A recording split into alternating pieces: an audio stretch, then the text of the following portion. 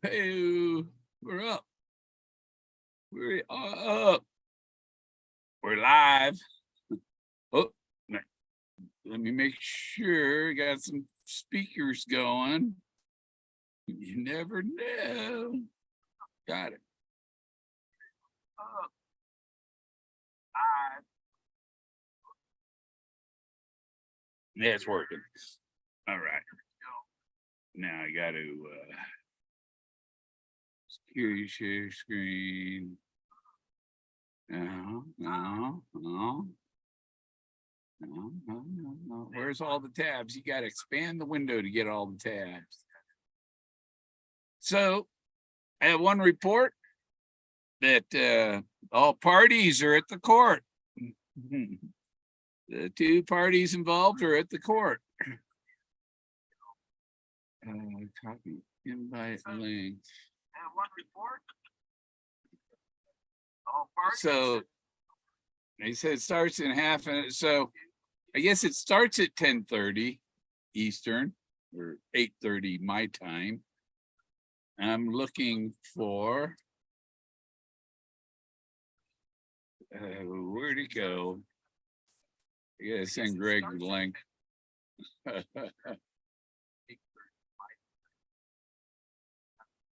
Oh, mute there.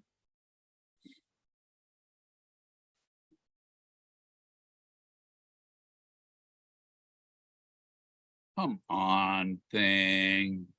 It's like, oh, we want to have the bar covering up where you need to post your stuff on the dang computer. Okay. There. So I've sent Greg's got the link.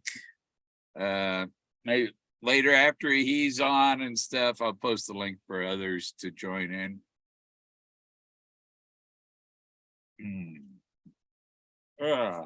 I just climbed out of bed. Now we go back to sleep. So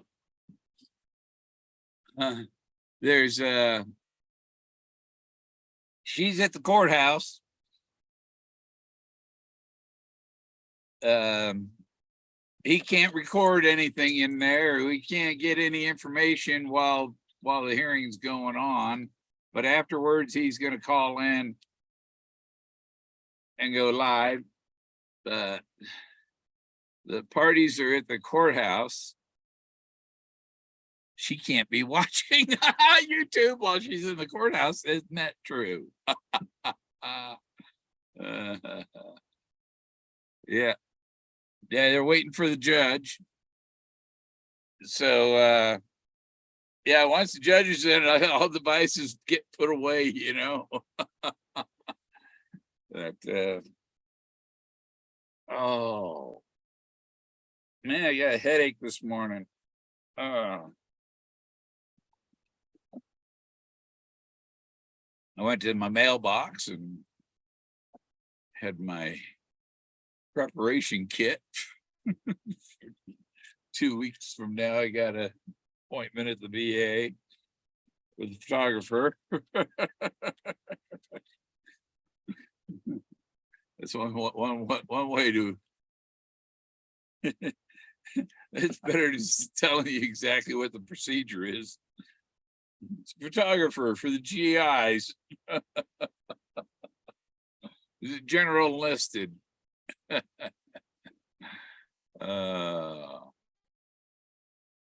who was it? Oh yes, one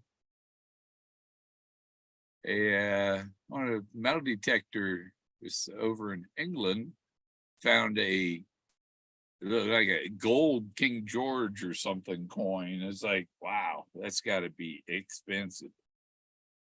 Where I need. I don't know what's going on. Let's see. Wayfarer of the Wilderness. Great. Yeah. So now does what's my YouTube show? Because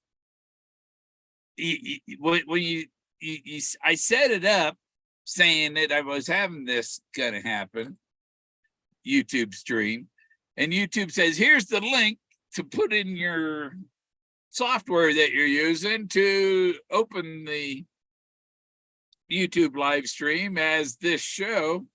But when you go to Zoom, there's no, where do I input? It says schedule a stream, and you're scheduling on Zoom, and there's nowhere to put the YouTube link on it. And how the, you know, so it's like, I got to go into YouTube and remove the one that isn't going to happen, sort of thing, you know? There. Okay. So we're going to go, boom. And we're going to go, well, we're going to remove that one.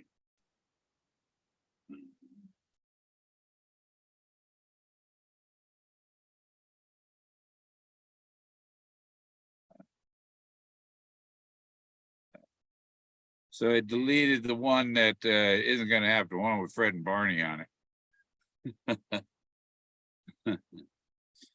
But I had the same title on both, so. Oh, we can turn that on.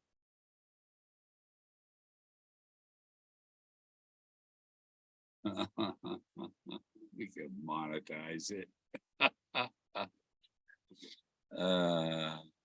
Not available on. Okay.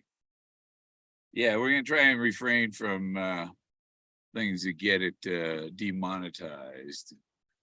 Are you gonna put up a link? Yeah, after I have Greg in.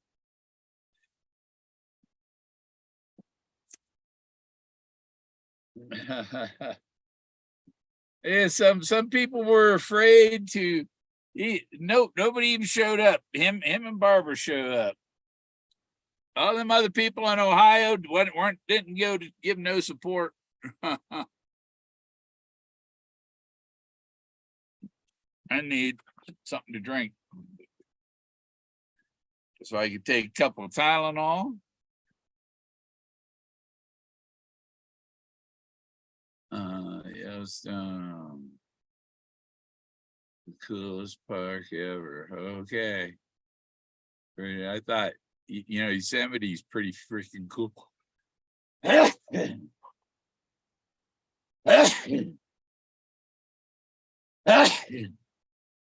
Yosemite's got, I mean, El Capitan's over 4,000 feet from the bottom to the top, and the top sticks out further than the bottom. Straight up, single rock. Davio knows that. Yeah, I'm awake too. I don't want to be. I want to be sleeping. At the water warming, I ain't put a bag of coffee grounds in it yet.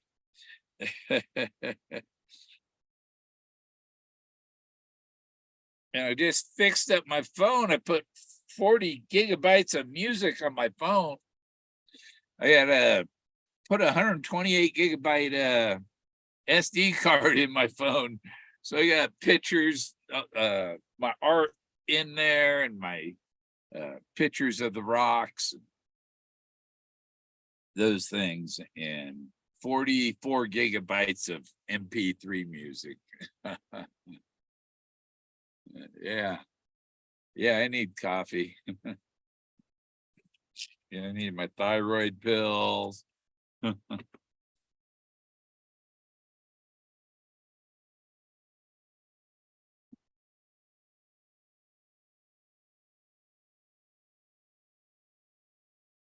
Thyroid pills don't taste bad. Just pop them in my mouth and dissolve them. But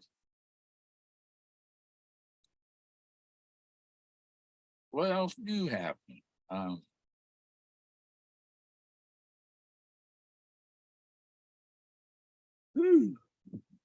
Let's see. Yeah. Yeah, I take maximum thyroid medication. 225 micrograms a day.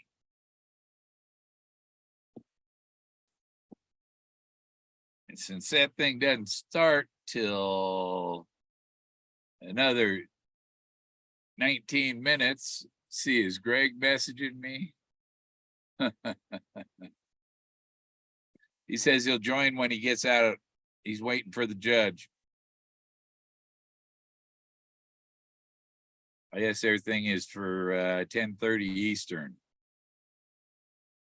I thought he said he would be out at 10:30, but no, if it starts at 10:30, they're going to be there for a little while, but I don't think the judge is going to let it carry on longer than the judge had planned to do whatever he was going to do.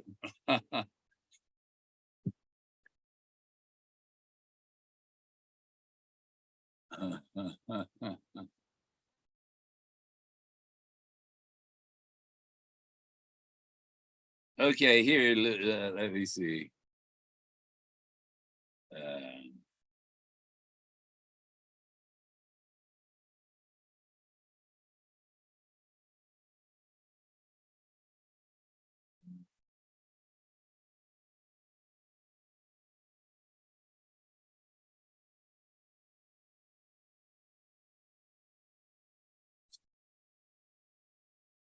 Let me see here.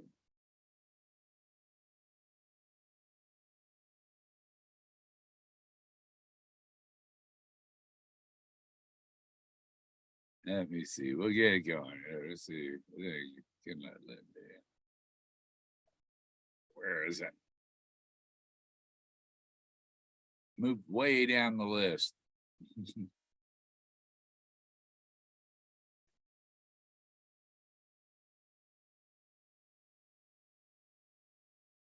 There.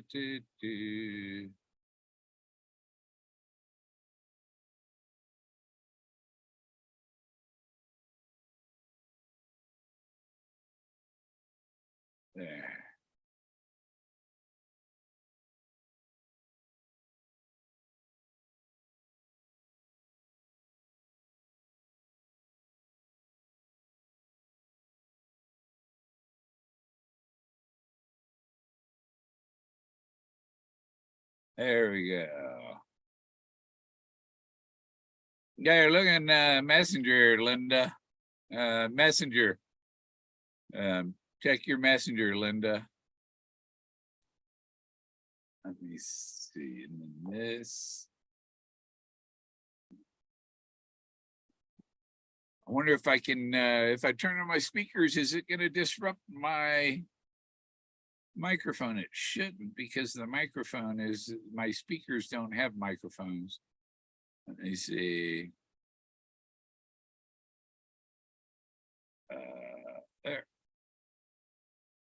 Oh, neck is so stiff. Need some fluid. There. Now I can see if somebody's joining.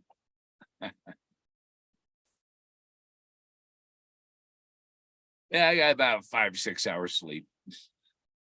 Got this shirt for the art show. The art show is tonight, my first art show. So I'm prepared for the art show at Blowback Gallery. That's why I couldn't. Oh, great! Yeah, it's your court date same day as my art debut.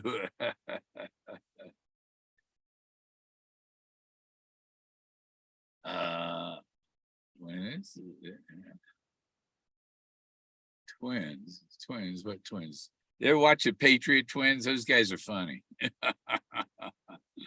They can say whatever they want, you know.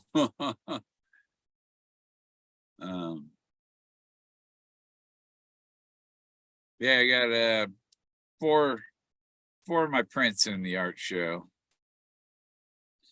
There's 7 artists.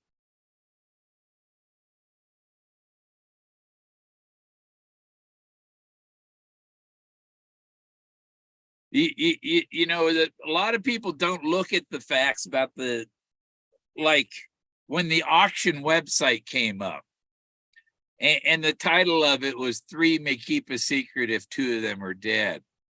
That's what I told Forrest Fenn at 2019 February. That's when he poked me in the chest. Are you threatening me? Are you threatening me?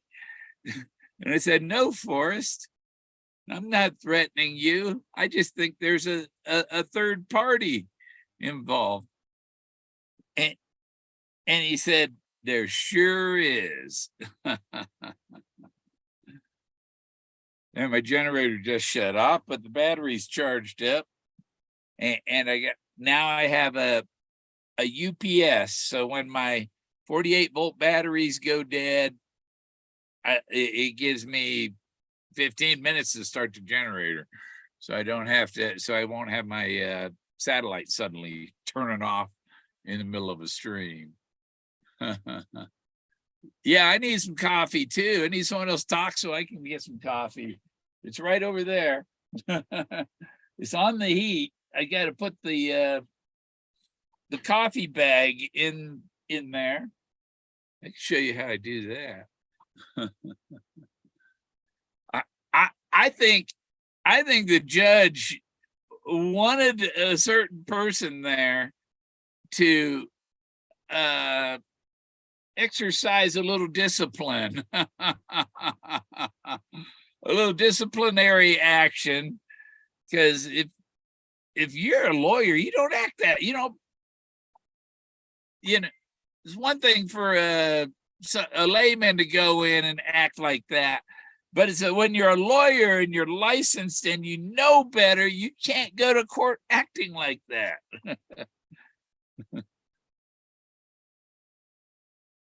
Yeah, I got to trim this off a little shorter, maybe like that. Yeah. Take off these little fuzzballs on the ends. Woke up in the middle of the night. It's not gonna have Cheeto Puffs. I just read this. This meme. It was this baby sitting up, just born, giving this face like, and it says, so you're the one that's been feeding me ice cream and hot Cheetos.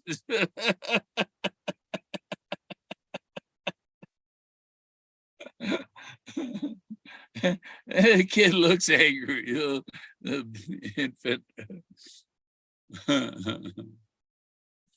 2 blunts and coffee, yeah. I didn't even vape pens in the bedroom still. I take you to bed, a couple of hits, and go to sleep. Yeah. Man from the east, New Hampshire. There's my plates I had on my bus when I moved from New Hampshire. Went from New Hampshire to Montana, Billings, Montana. But I was in New York City for 9/11 back in 2006. And that's when I met the guy that wrote the Dr. Pepper jingle. What are you looking at me for like that for that? What are you looking at me like that for, Jack? I got the words straight. I want to go outside now. Check your messenger, Linda. She's getting coffee. I want to get on the stream. It was a good one. I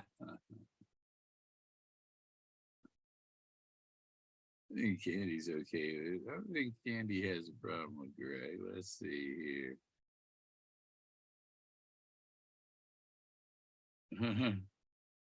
Yeah, I did. Greg.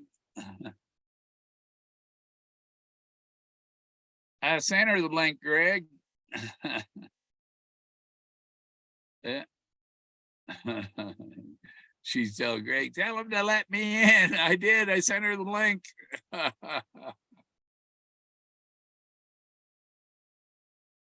Let me see.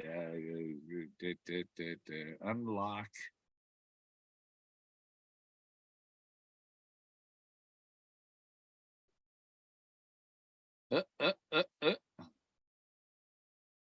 Oh, Frank's there. Frank is showing up at the court.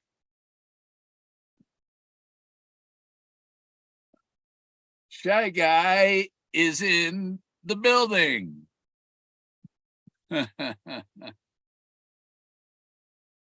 Oh, neck. And the arthritis, oh, we're referring you back to your doctor, and you go to your whatever. They'll give you some pills. It's like, I don't know, your pills are making my stomach bleed, you dickweeds. Give me the pills that make my stomach bleed. Something's bleeding inside me. That's why they gotta take a look.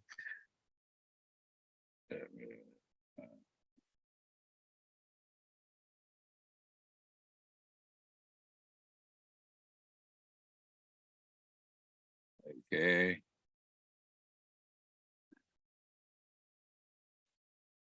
Hey, Candy, check messenger, Candy, Linda.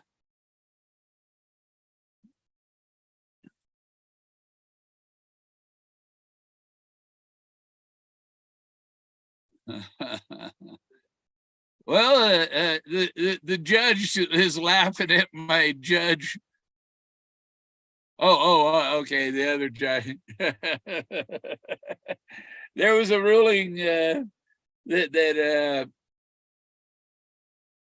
Ed Sheeran, the musician, had a copyright claim from the people that had Marvin Gaye's music, saying that Ed Sheeran had copied Marvin Gaye's music, and Ed Sheeran was found not to be not gay. Okay. There we go. Boom. Oh, other one. Zoom there. And admit there. Pudding. I can get some liquid to drink my pain pills. Okay, Bill, go get your coffee. I'm being the same. Yeah, okay. Too early for this. There's Luli. Well, he said he'd be coming out at 10:30. I thought he was telling me he'd be out at 10:30 and be ready to go streaming, but it starts at 10:30. It might not. I don't think it's going to take too long. I think the judge has a plan. The judge is probably like, y'all are freaking crazy. Good morning. Can you hear me? Yeah, we hear you. Okay. Good morning, Bill, Candy, Good morning, Lily. everyone in chat. Morning, Lily. Frank is in the courthouse. Who? Shy Guy. Oh, yeah. I just put that in chat. Yeah, Greg just texted me and said Shy Guy showed up. I mean, is he a friend or a foe on that aspect? Because you never know where he stands. Yeah, I know. Yeah, I'm not real fond of Shy Guy these days myself, but never really have been. But he doxed me too, you know. Tell him how you really feel. Yeah, somebody has to replace Jerry Springer.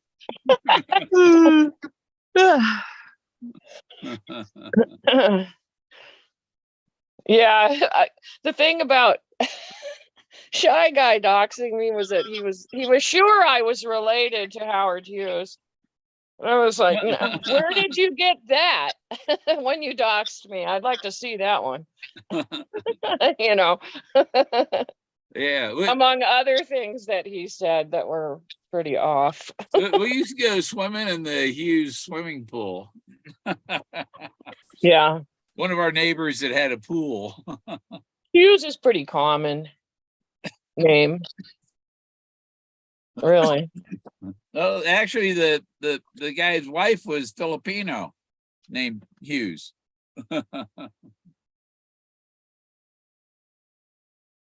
My eyes hurt. I've been reading that darn Perry Stone treasure hunt book for the past couple of hours. And then I saw you posted you're gonna go live, Bill. So I swear I'm like seeing double right now.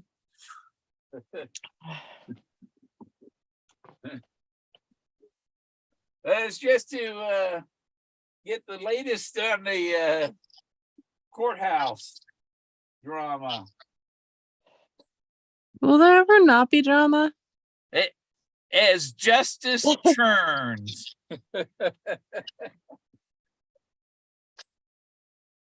Oh. Yeah, I just hope this thing gets over so you know, so that we can all move forward. It'd be nice if the judge threw the thing out of court or something.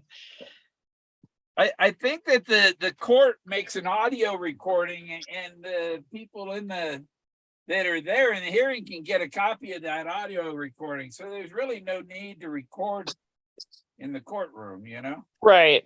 Yeah, no, you can. I don't know if you can get an audio or you just get a transcript. Who would want to torture themselves with even more of that?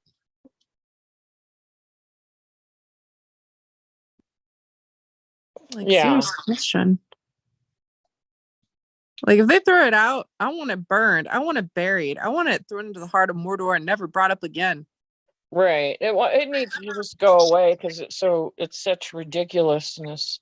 I don't think that they can just throw it out. I think he has to make some other rulings on it that it can't be brought up again and stuff too. Like, dismiss with prejudice? There about has to be some sanctions happening. Oh, dear Lord. That somebody won't be able to practice law or represent themselves as an attorney anymore, or not allowed to bring up any other suits related to Forrest Fenn. Yeah, we'll see what happens. It's going to be interesting. I did send in my affidavit, and I talked to the court clerk, and they assured me it was no problem getting that to the judge. So I'm hoping for the best. We had the affidavits that were from earlier from California too that are admissible there. It never came up though, you know. Apparently there are some ex parte communications that are allowed, but we'll see what happens with this. This is a different type of affidavit that involves real problems. It's not just, what's that? It's a little coffee pouch I make to throw in the teapot. That's funny. It's You rubber make your band. own. It's a coffee filter and with some couple spoons of coffee and a rubber band. The only problem is I can't read the chat to say hi to people. Let me see if I can see chat while I'm doing this. I don't think I can. I have to go get my laptop up and going if I want to read chat because I'm on my phone. I'm still half asleep. I'm trying to drink coffee and wake up. Yeah, I'm not awake. I feel well. I'm awake. I just still feel stoned from getting stoned before I went to sleep. Well, I usually get up around 8:30, which is mountain time right now, but I don't know. I just feel pretty groggy. I was up pretty late last night. I was excited thinking about this whole thing. And, you know, I'm just hoping for the best because we all need to move forward, you know, and I know we don't all agree and we all have our personal problems with each other and things like that. But, you know, when it comes down to this, I think we're pretty all united about it. And we need to, you know, for the community, for the family, for everyone, we just need to move forward and away from it all. So I hope the judge does the right thing today. And Well, like right. that's the thing though. The lawsuit or whatever this is isn't even about the family or Fenn. It's just a tiff between a scorned ex that can't get over being dumped. Yeah. Well, I thought she claimed that she dumped him.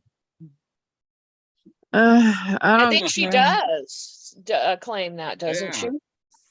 Yeah, I Yeah. think so because of the pink panties. Oh, oops! I should. Wait, We won't go what? there. We won't go there. What? No, you brought it up. You brought it up. We need some entertainment. Oh, didn't you? I don't know if you heard the one stream where she was talking about how Greg wore pink panties, and that wasn't quite her cup of sequenced pink panties, and it wasn't her cup of tea. I don't know if we should be bringing this up right now, Was he but role playing? Sequin pink panties? Like, is he trying to channel his inner Elle Woods? And this is why he's now in the courthouse? Like, what's happening? but we don't even know if that's true. I never asked Greg about the sequenced pink panties. Those were supposed to stay in Vegas. Yeah, I'm sure. So anyways, let's not elaborate. We have to be, he wants us to be professional here. But I thought Lily, I'm that's never okay. gonna get that out of my brain now. Like, I'm sorry. We'll get the scoop next time we go live with Greg. I'll get the scoop on it. Find out if it was true. Hey, you know what? I like a man in a nice pink shirt. I think, I don't have a problem with that. I just thought it was funny that she brought that up one time. It was, Lily, I just got myself a hot pink sparkly bathing suit for the summer, and now it's never gonna be the same again. I'm sorry. So sorry. Yeah, that's funny. I was getting used to the statues in Greasy. They didn't wear panties. Yeah, they do. They wear G-strings, right? Which they call it dental floss over there. Oh That's no. haven't you? That's what they literally call it dental floss. Their No, I underwear. believe it. It sure as heck feels like it. So yeah, I can see. Yeah, that's the nickname for a G-string. It's true. The Greek statues are naked. The Roman statues have skirts. Okay, well, let's not go any deeper with this subject. Okay. This is what happens when you don't consume coffee early enough. I'm actually gulping down my second cup right now, guys. And I just want to say hi to everybody in chat because I can't read chat. I'll have to read chat later. But I just want to say hi to everybody, and we're all praying here for the right outcome here. We'll see. It'll be interesting. I know there was some affidavits sent, so that's good. For the judge to kind of see the whole big picture more. Pouring on. Welcome to Alltech Lansing. What the hellfire? Let's turn on my Bluetooth speaker. So they should be starting now, right? What time is it? 8:30 yet? Officially? Yeah.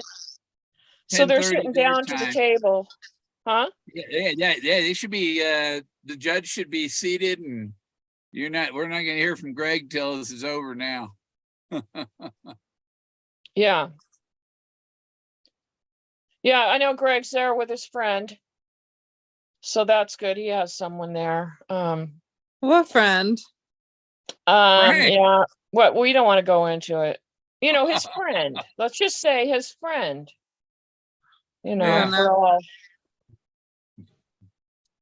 Yeah. Well, I thought that Fenn Phantom thing. I mean, that's Oscar stuff. We need an award ceremony for the best video of the year and stuff. The Fennies. The Fenny Awards. The Fenny Awards. Oh yeah, that's something. Speaking of Fenny, he's changed his phone number. You can't get a hold of him no more. Who was that? Do you know? Chuck? Chuck? Fenny Jones? Oh, Fenny. I thought you Yeah. Fenn. I thought you were talking about Fenn Phantom. I haven't seen his. Did he just do a good video or something? I didn't see it. I don't know if Shy Guy can make a video like that. If you watch the rest of the Fenn Phantom things, they're pretty good. The one with the prospector and all, and the guy shoots him, but it's like it went clean through, didn't hit anything important. Yeah, those were good. Where that's from a movie, isn't it? Isn't that just all clips from a movie? I don't know. I just don't believe that. Yeah, well, But he added different audio and stuff to it. yeah, I think that's a movie. I would like to find out what movie that is. I love those old prospector westerny type movies. I love that kind of stuff. I used to not, but I do now. Maybe it's really Quentin Tarantino. And maybe that wasn't from a movie. That might be original material. Yeah. I maybe it is. I have no idea, but it was really done in a really beautiful area. I've seen other, or Frank reach out to other searchers to help him with something. May the fourth be with you versus Revenge of the Fifth. My art show's tonight. So I got to go to that this afternoon. Had to fix the coolant leak in my car. It was just squirting all the antifreeze right on out. Good luck at the show. They decided that the throttle body for the carburetor, like the throttle body where the air comes in, needed a cooling line run to it so that could leak too, you know.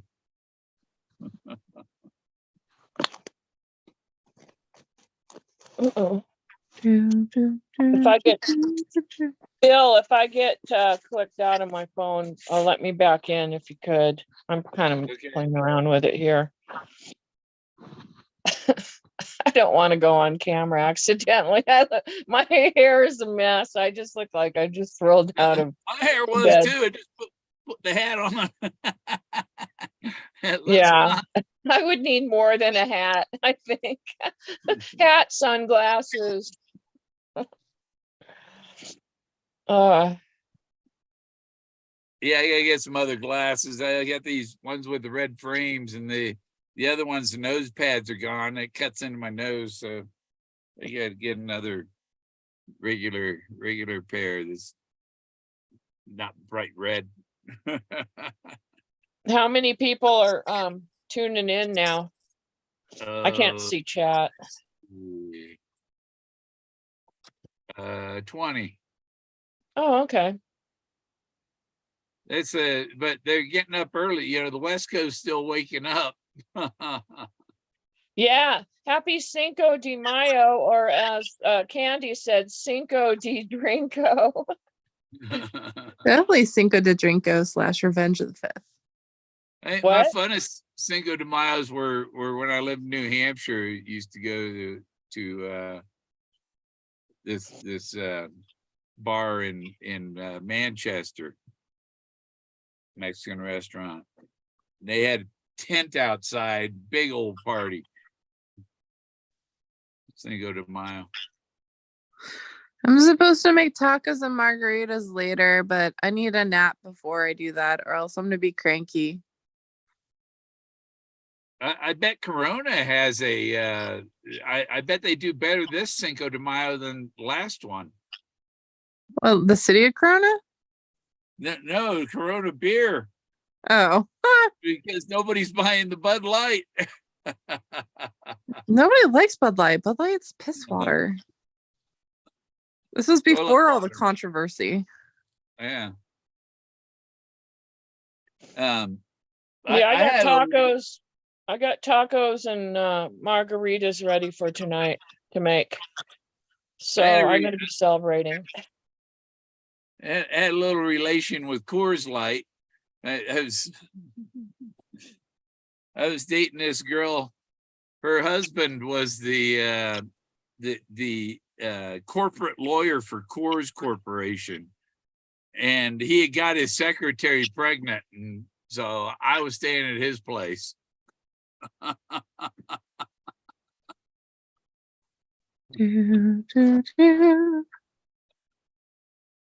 was just reading last night that Kevin Costner's wife filed for divorce. And I love Yellowstone. I love watching that show. And they never finished the last season. And then they started saying that they were going to quit the show because Kevin wants to move on. He doesn't want to do Yellowstone anymore, which is really a bummer because it's such a great show. But then I started reading that the reason that his wife filed for divorce was because he ended up getting someone pregnant on the set of Yellowstone. That's the rumor. And that's why he wants out. He wants to get away from it. Screwed up there. Well, he didn't shoot anybody, did he? Yeah, well, that was such an awful tragedy, wasn't it? But I yeah, watched the no, prequel. and that may not be true, but that's kind of the rumor because he was like completely blindsided by the divorce filing. So Yeah. Well, him and when I was up in Missoula, or it's near Corvallis is where they were shooting me in the dairy barn. yeah. That's where they shoot stars, in the dairy barn. But Costner, they told me that Costner and Harrison Ford were 5 miles down the road at another set. And they were Yeah. filming with the same studio, Warm Springs Productions. And they're the ones that they did did a lot of the stuff for Yellowstone. You see the when the film comes out, you don't know what companies were involved with shooting it. Is production company here and there. But when I tried to tell them, I could go to they had I think in Cincinnati was where the alternate place where they could have done my thing was, but no, they had the producer. No, that has to be in Montana. It had to be in the Red Dairy Barn. And then what's in the jar? A letter about a wedding in a barn. Well, where they filmed me was a place where they have weddings in a barn. Oh yeah, that sounds like Montana style. Yeah, it was a dairy barn on the corner of Creamery and Quast. The Quast deceased, Quast. Well, I know all summer, they film up there,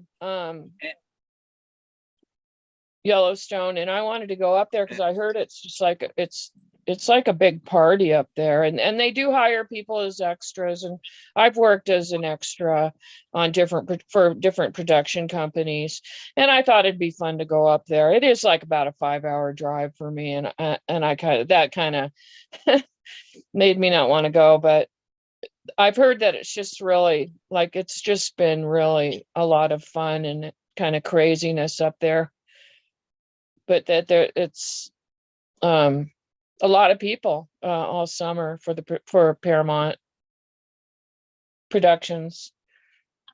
Yeah. They film most of it. Actually, they film a lot of it in Utah. The show, a lot of it is filmed in Utah. There's this one it's south of Salt Lake. I heard. Yeah, this was they were shooting I think near Corvallis when I was there.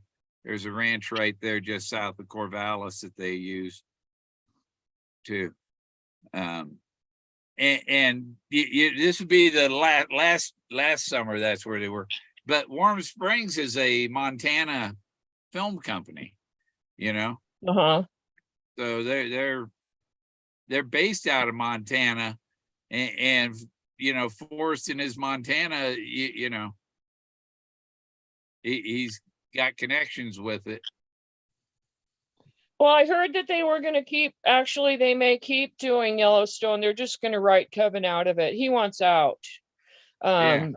And I heard that they were going to, that he was kind of, I don't know, him and the producer of it, that Sheridan guy, have been at odds with each other because he doesn't want him to quit. They want to keep going. It's very successful. It's become so successful now, #1 show, but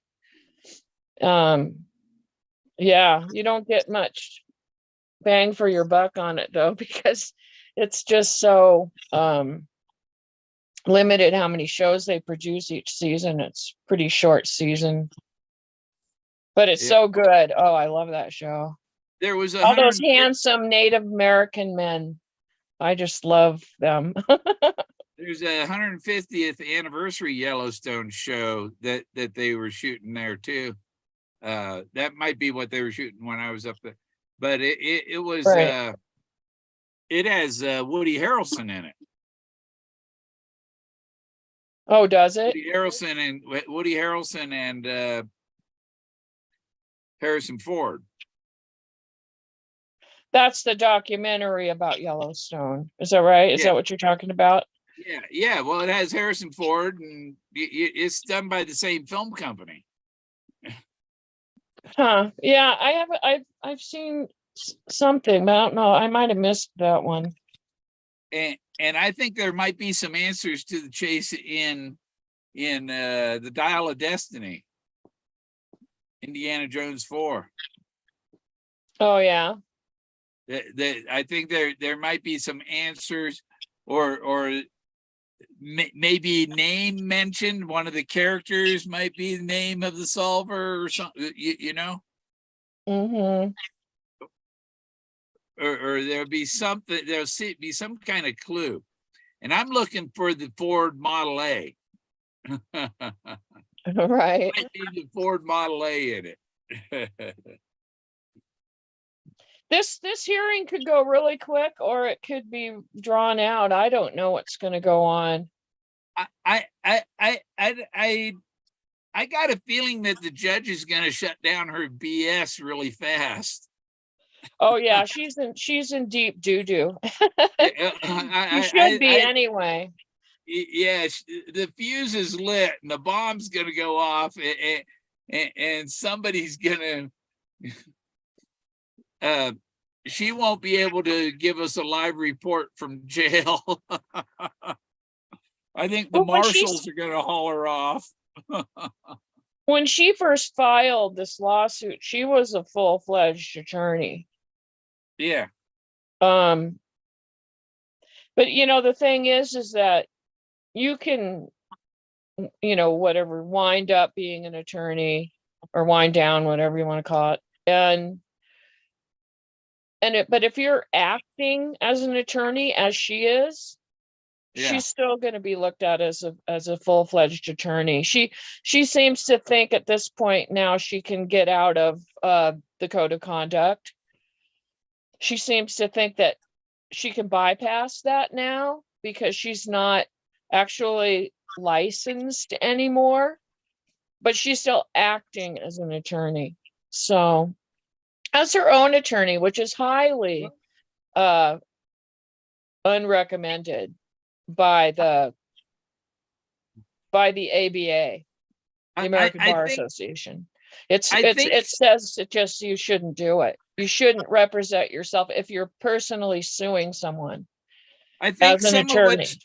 Some of the claims she's making to her privileges and all that stuff as an attorney are privileges for an attorney who is representing a client.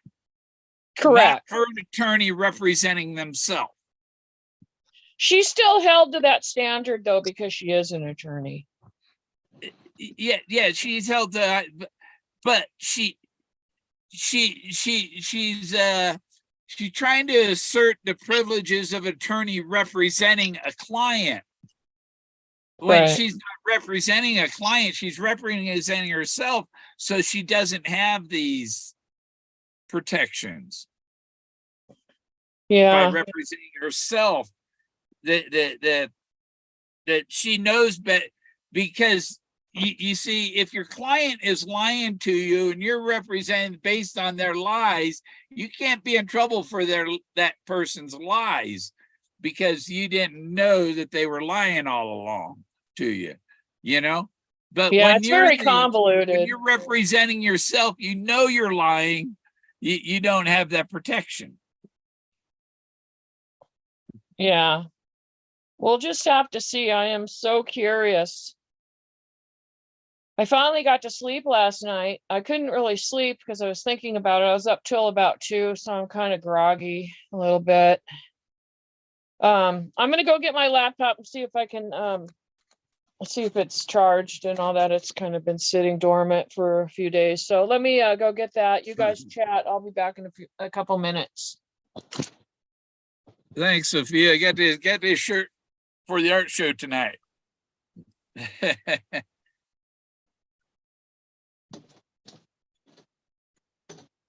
We gotta take off for that. Oh, it starts at 8 p.m. So I can leave at 5 o'clock and make it. Is Candy still in? Yeah, I'm still here.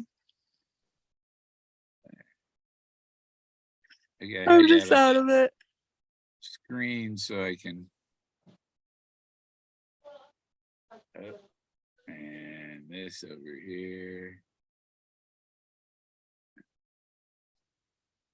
I have the zoom on the screen with the camera, and I have the messenger over here.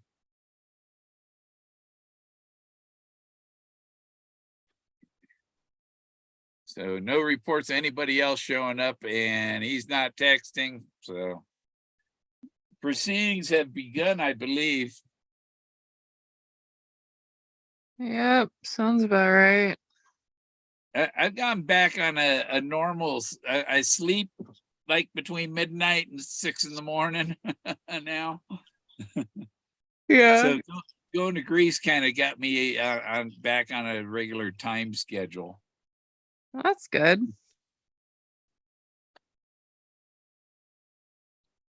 We got some buddies over there, met these German guys. I gotta pee first. These 8 Germans that have been there for they've been there 35 years. So 7 of them are engineers, one of them's a doctor from Germany. Oh, okay. It's Gestapo, right? Yeah. They're probably German intelligence people. Huh. You know, it seems like the German CIA or whatever they are, you know. Yeah. Sounds like a fun trip though. Yeah. And I think the one of the guys in the group was upset with the other guy in the group for even having a conversation with me. It's kind of okay. It's those people that snap to judgment about somebody before they know them. Sounds like the community. Yeah. Yeah. What label did you wear? You hear my coffee whistling? Yeah.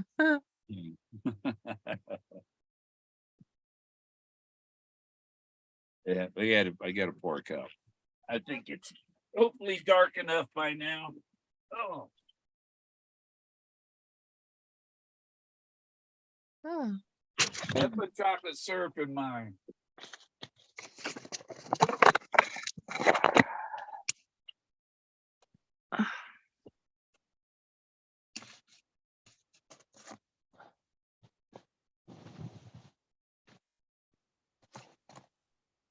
Are you guys there? Can you hear me? Uh-huh. Oh, I don't know if I'm gonna be able to get on my laptop. You charge it up. I seen Brian Gates had a live stream, but it didn't show up till like a day after they done it.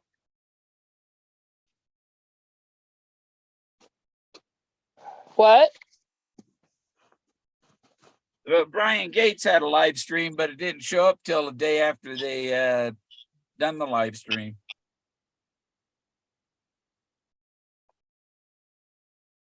Coffee. What the hell is that?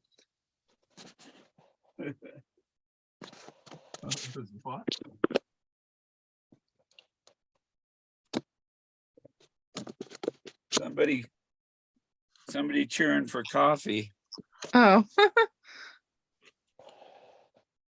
No, no, and then just spill it all over the table. No, just a little bit over the top. Dang it.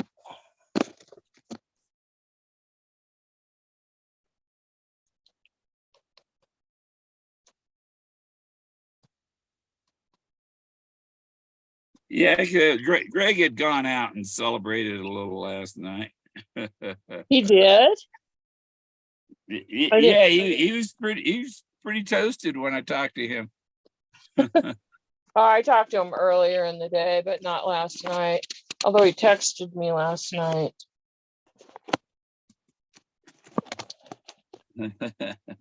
I can't do anything on my phone because it said I accidentally did accidental touching, and it just won't let me out now of this to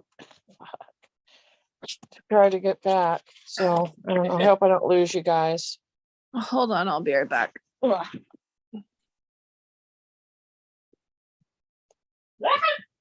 Shit. Yeah. I need coffee. I almost fell out of my bed, which is really high up, so that would have hurt.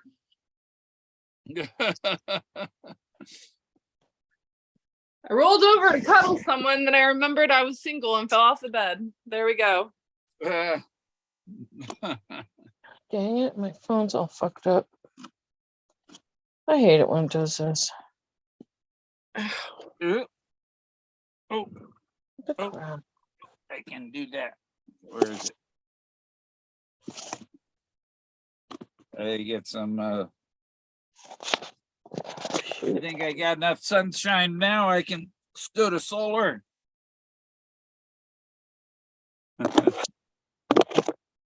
Yeah, turn on my inverter.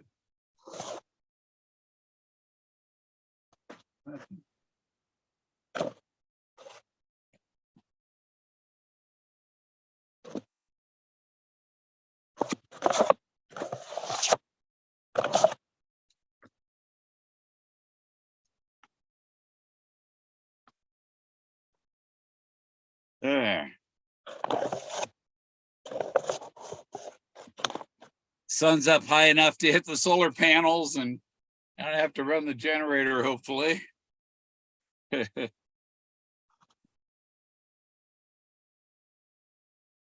got it set up now. I put a UPS on top of my other bat, so when those batteries go dead, my UPS will keep the satellite from turning off.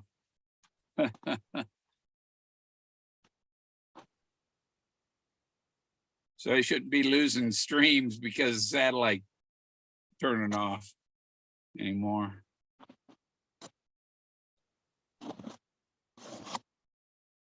Oh, I gotta turn off the whistle on the coffee pot.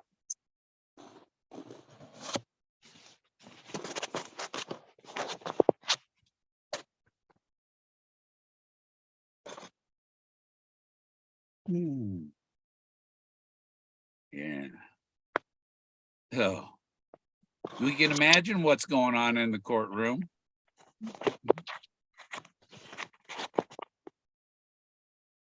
I can imagine Greg in the courtroom with his stinger mask. Yeah, that probably wouldn't go over real well. The judge is the Grim Reaper for Barbara. Yeah, I think I know other people in the legal profession, and they say she's dangerous, nuts, all kinds of stuff.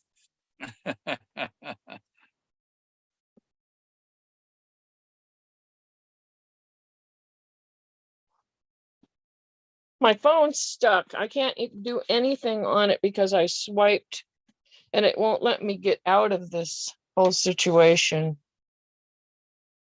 Yeah, mine did that to me last week, and I hit the thing to the certain buttons to reset it, and then when it came back on, all my music was gone. No. Yeah, I'm kind of stuck on here. I can't It get wiped out out- of it. It wiped out my SD card.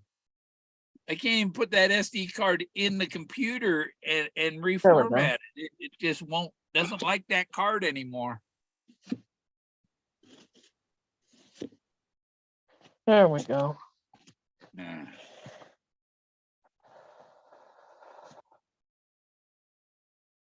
Yeah, you used to be able to pull the battery out of phone to get it to reset when it wouldn't do anything.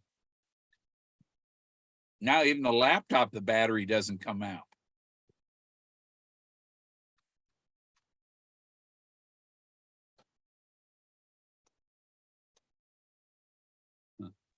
I don't know. Where'd that phone go?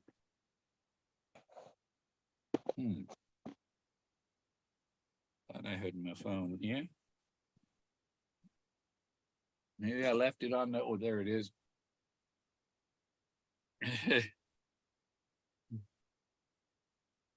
You didn't see the I sent a picture to Greg of the dropout. The what? Oh, I'll send it to you so you see what I sent, Greg. Okay. It's funny.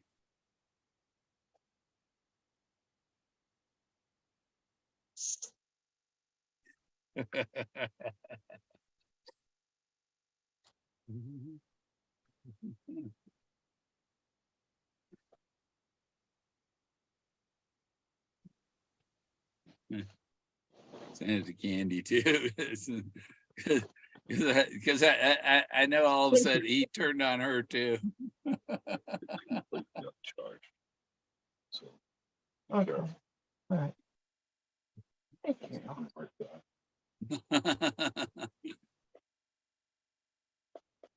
Yes. We do too. Get the volume off of this there. Over 85 nutrients and better absorption. Yeah, I wish there was a way to animate those faces as another participant in the stream, you know?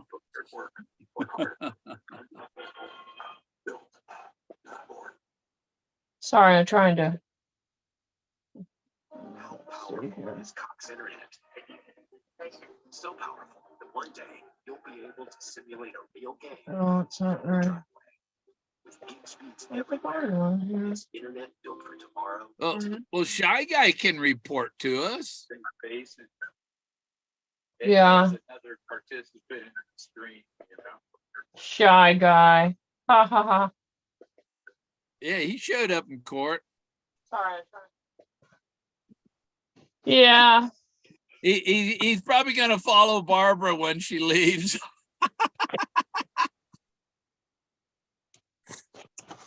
Yeah, that's the thing I don't like about, Shy Guy, whatever. I mean, I don't know what all he's really done. I mean, I heard that he was, stalking people, and if that's true, yeah, I don't want anything to do with people that do that kind of thing, Well, So- Street had when I went down to Santa Fe, I had talked to Street when I was on my way down there, right, on the phone. And then when I get down there, he had grabbed a picture from Barbara's apartment complex website of the pool and posted it online and tried to make her think that I was there taking pictures of her pool. Oh, geez. Yeah, is that what happened? That's what happened. Yeah. Mm-hmm. He got the picture from their website. And because I was down there for the day, she assumed that I was there taking the picture, stalking her. And I didn't even know where her apartments were until after and all this shit was brought up. Then I learned where it was. And it's like, I didn't even go that side of the highway. You go down the highway and you turn off where you turn off to go east into Santa Fe off of 285. Her apartments were off to the right. But I never went off the highway and off that side of the highway. The closest I got was passing by on the freeway. And everybody does that going into Santa Fe.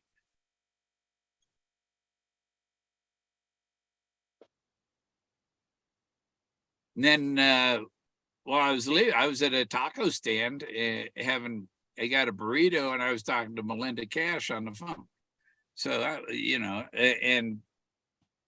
but the funny thing was when I was there, after I seen Carl and I'm walking into the plaza, well, the Return to Taos book, Eric Sloan, we open it up and there's a hoop dancer, Indian hoop dancer in there.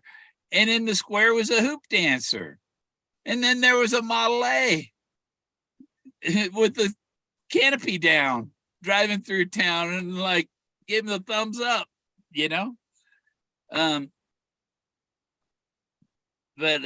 yeah, I wish I could have was closer to that model and could have talked to the guy driving it because he probably knew Forrest Fenn.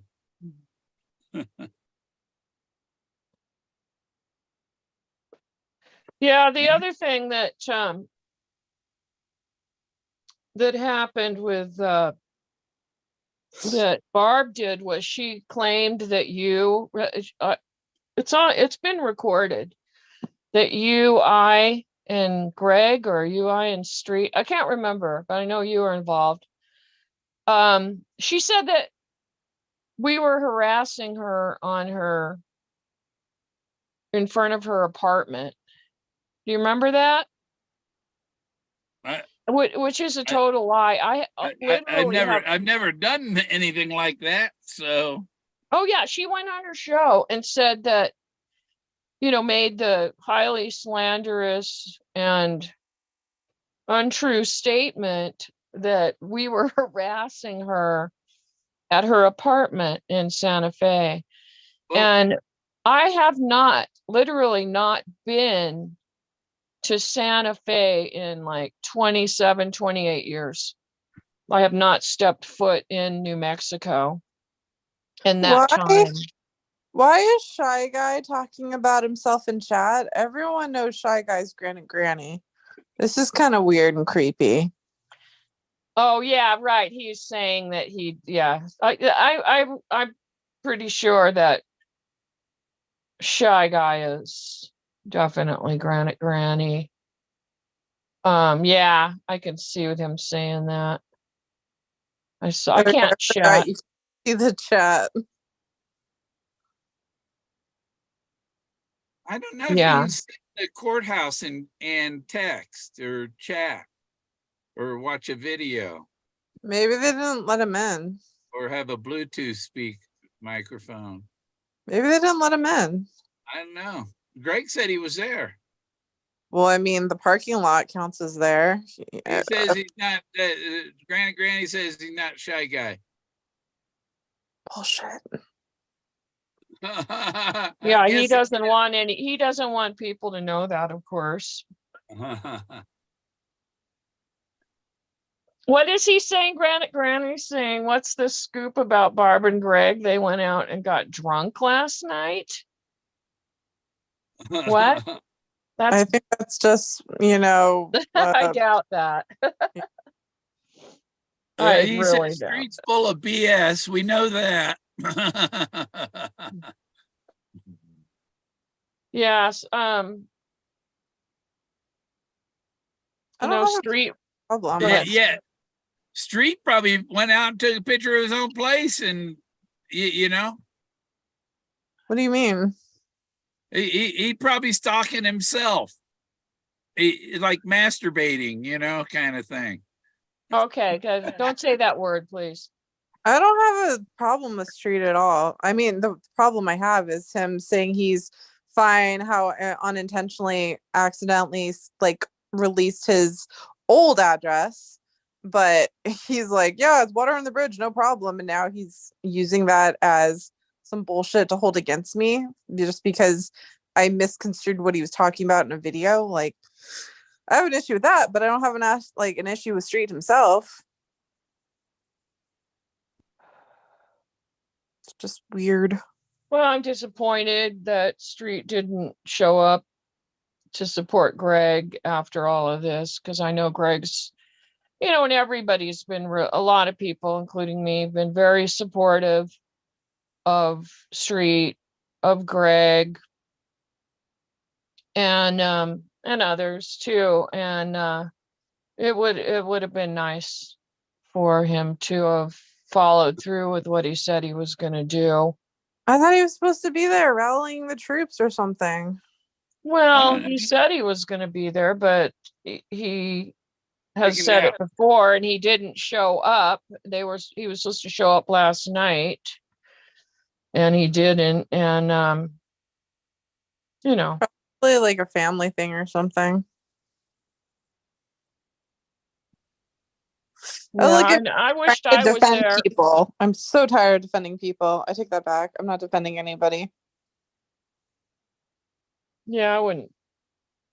But yeah, I wished I could have been there. But you know what? I checked into airfares and everything. It was just going to be too expensive for me to go over there. I'd rather, and you just don't know which way that this is going to go. Honestly, No. I think it would be really weird and creepy if people randomly showed up to something that's not even pertaining to the chase. It's literally just her and having a tiff with an ex. Copyright infringement, right? That's what the lawsuit's about. Yeah, but Yeah. she's turned it into everything else. Yeah, but still, Well- like, legally speaking, it's not about the chase at all. But she was So told it's not just to not to bring up Forrest Fenn. If she does, it's contempt, and she'll get what is that? She can get 40 days or something, right? She just recently filed like in her latest things that she filed, she's still trying to prove that and telling the judge that she is the solver. And the judge has told her umpteen times, this is not about that. She's using her lawsuit with Greg to still try to prove that she's the solver, because and Yeah. so many, that's all she talks about. It all comes back down to that. But the judge let her know if she brings up Forrest Fenn, it's contempt. She's not to talk about Forrest Fenn, not to even bring him up. So, But that's not going to happen because she Oh, can't well, if she move. brings him up, then she's charged with contempt of court. Mhm. See, as the judge was warning her, if you bring that up, we're going to charge you with contempt. Yeah, well, the judge, if you read between the lines in the last letter, or what do you call that, summary from the court or whatever, he totally, the judge really lets her know that, the things that she's trying to get Greg in contempt of court, but because it goes back to her not doing the right thing, she's really the one that most likely will get in contempt of court today. Right. For her address stuff and trying to claim she still lives in Santa Fe. She ain't been there for a year. She doesn't have an apartment lease there anymore. Well, she's trying to get him in contempt for a couple of different things, and it's just not going to fly, because it goes right back, like I said, to her. She didn't do update the court with things, and he's really calling her out in that last letter, really pretty hard.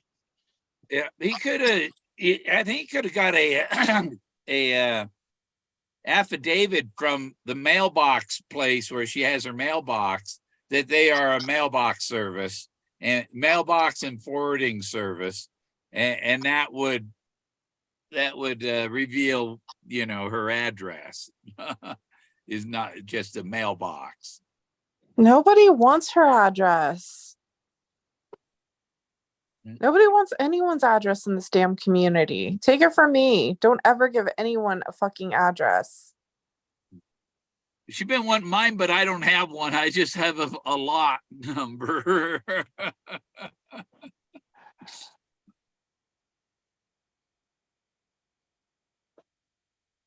Yeah, I know. Davi is saying it, is Barbara for homeless? Well, she doesn't have her own home, but she's living with her family, apparently. And she accused somebody else of living in their parents' basement, didn't she?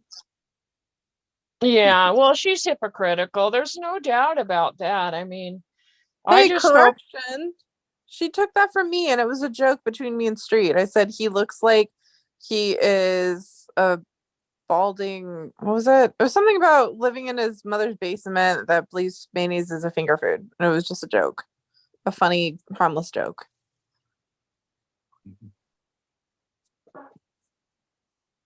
She takes everything. It's annoying.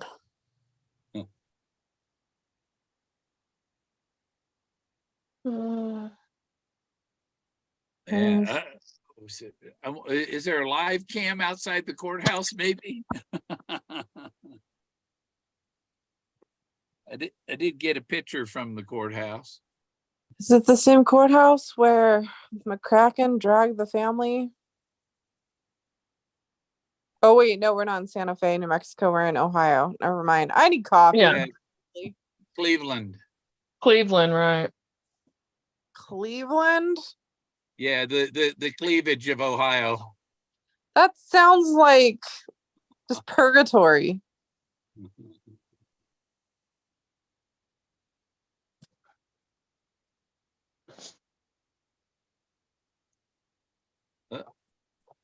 We can show you There's just too many annoying troll accounts in the Chase community, and I'm like, sus of them all.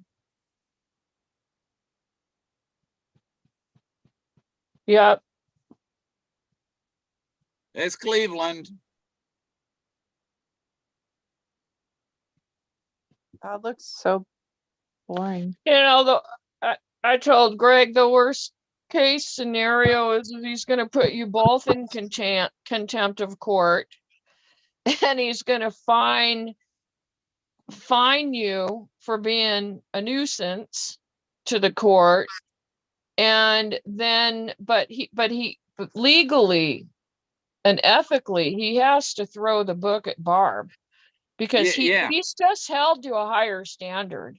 I mean, there's no way around that. It's still gonna, she's gonna get the brunt of whatever could happen. So they may both get in contempt, I think, because he apparently didn't follow through. The judge gave him an extended amount of time. The judge was very generous and lenient to Greg, and he gave him an extended amount of time to get the rest of the interrogatories to Barb in the court. And I don't think he did it. I think what he needed to do was contest the number of interrogatories that were, because there's a limit to how many she can have on there. Yeah, the judge even commented on that it was a lot. Yeah, I don't know, I told him to just go ahead and, just do it, get it done. You don't have to elaborate greatly, but just get it done. But, I just don't know if he did. I don't think he did. And that could be held against him because the judge has been very nice to Greg, really, he has. I think he's really leaning towards Greg. I mean, it's obvious. Well, Greg is just a layman, like as Barbara puts it. He's a layman. He doesn't know the law. So Right. he's gonna. The judge understands that, and the judge knows that she's got all that. She went to got a degree as in a legal, as a lawyer, and got licensed as a lawyer. She knows the law and knows better, and that's why she's in trouble, because she knows better.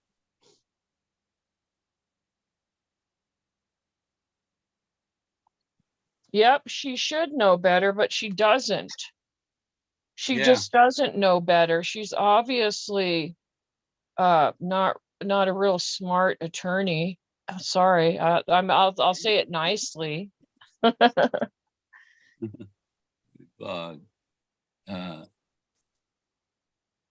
it's all going to fall back to the big picture. The big picture, you mean the 10 Commandments? Yes, the law. Lily, Obscure Oddments called you Dillard, so I called them a dipshit. The chest was a Just a lure. troll. Yeah, Granite's got it. The chest was the lure. It was the lure that it wasn't us looking for the treasure. They were looking for the person that could figure it out.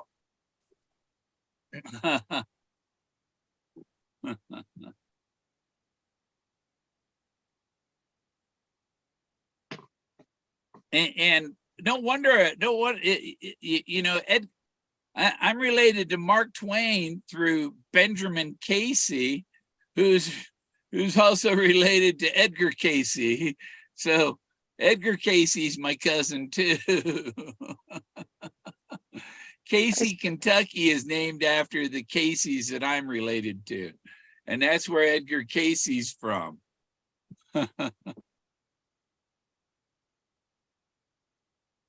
Granny says, you know a few things, but the one about me being Frank is correct only in one sense. Whatever, saw that. whatever sense that is. In being frank with you, that he's not Frank.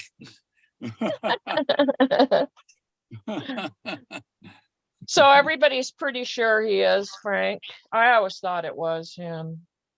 Yeah, the videos talk about the same damn thing. Mm-hmm. Yep. Amy's rolling her eyes.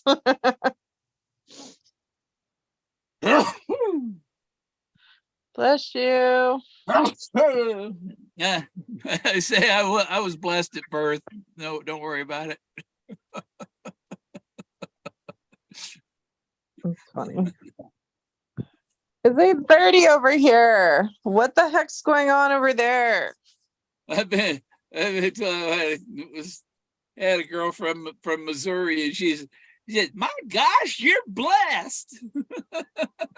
Oh God, no, thank you. No, stop it. Hey, Ben.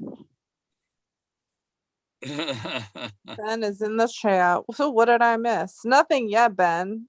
You know what I missed? Coffee. I missed coffee and breakfast, and we're waiting for a recess or something. Yeah. I don't think the judge is going to have that much time for her. It should be over. I don't see it. It ain't going to last. The judge is going to want to go lunch.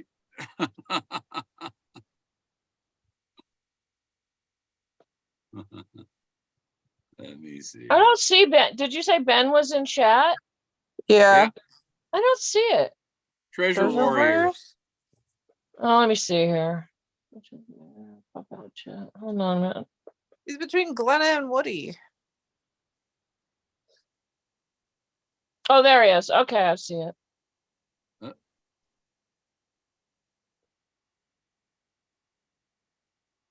Okay, there's the Go back to that. Needed my other screen back. I've been looking up and reading all the freaking Bible verses all morning, and my brain is fried. I don't want to talk about a book of days. Yeah. You know, when I was in Greece, the Parthenon is the temple of the Virgin, right? Yeah. Okay, but the Greek stuff is considered pagan. So the temple of the Virgin is pagan. Well, what about the Virgin Mary? Wouldn't that be pagan also then? Well, everything based on the other religions, especially Christianity, is borrowed from paganism and the ancient Druids, which Yeah, the freaking cross and everything. yeah, the Christmas tree, the mistletoe, all that stuff, all pagan, all ancient Druids. And who was it?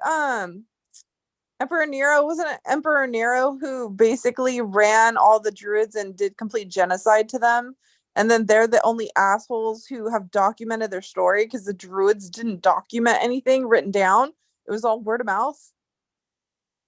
Yeah.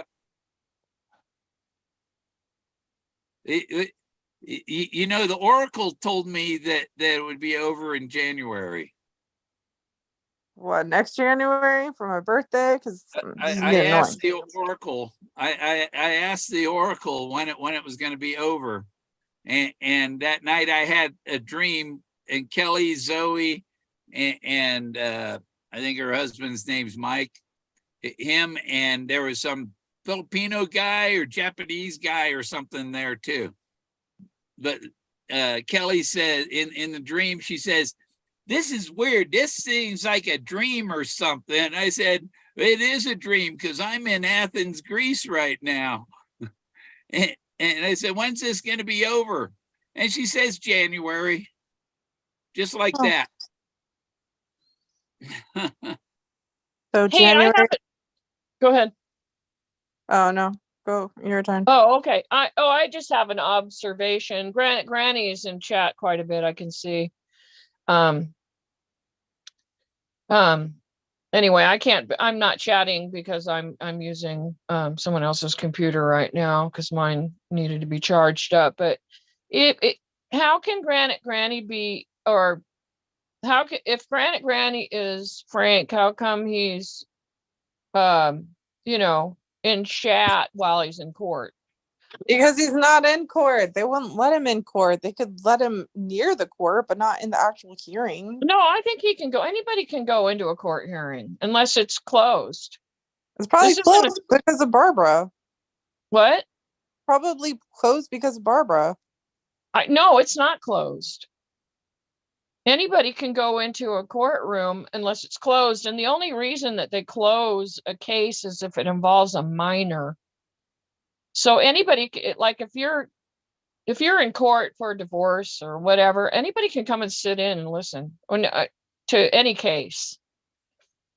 They don't close. They can't legally not allow people to come into court and listen. So I'm sure he's in court, in the courtroom, but Frank, but Granny's in chat quite a bit here. So I don't know. That's kind of, something to think about. I Just said wait till Greg's randomly. done and ask. What? Just wait till Greg's done and ask him. Was Shy Guy in the court the entire time? Yeah, I bet he is. There's anybody can go. I think Greg Listen was to in him. the courtroom when Frank came in because he knew, Yeah. you know, who was in there, and he was waiting for the judge. Yeah, Granny just posted, Frank is in the court being in two places at one time. Well, he could be I mean, I don't know. And I don't know. two You Shy can't. Guys is my own personal hell. Yeah. Yeah, it's not cool what he's done.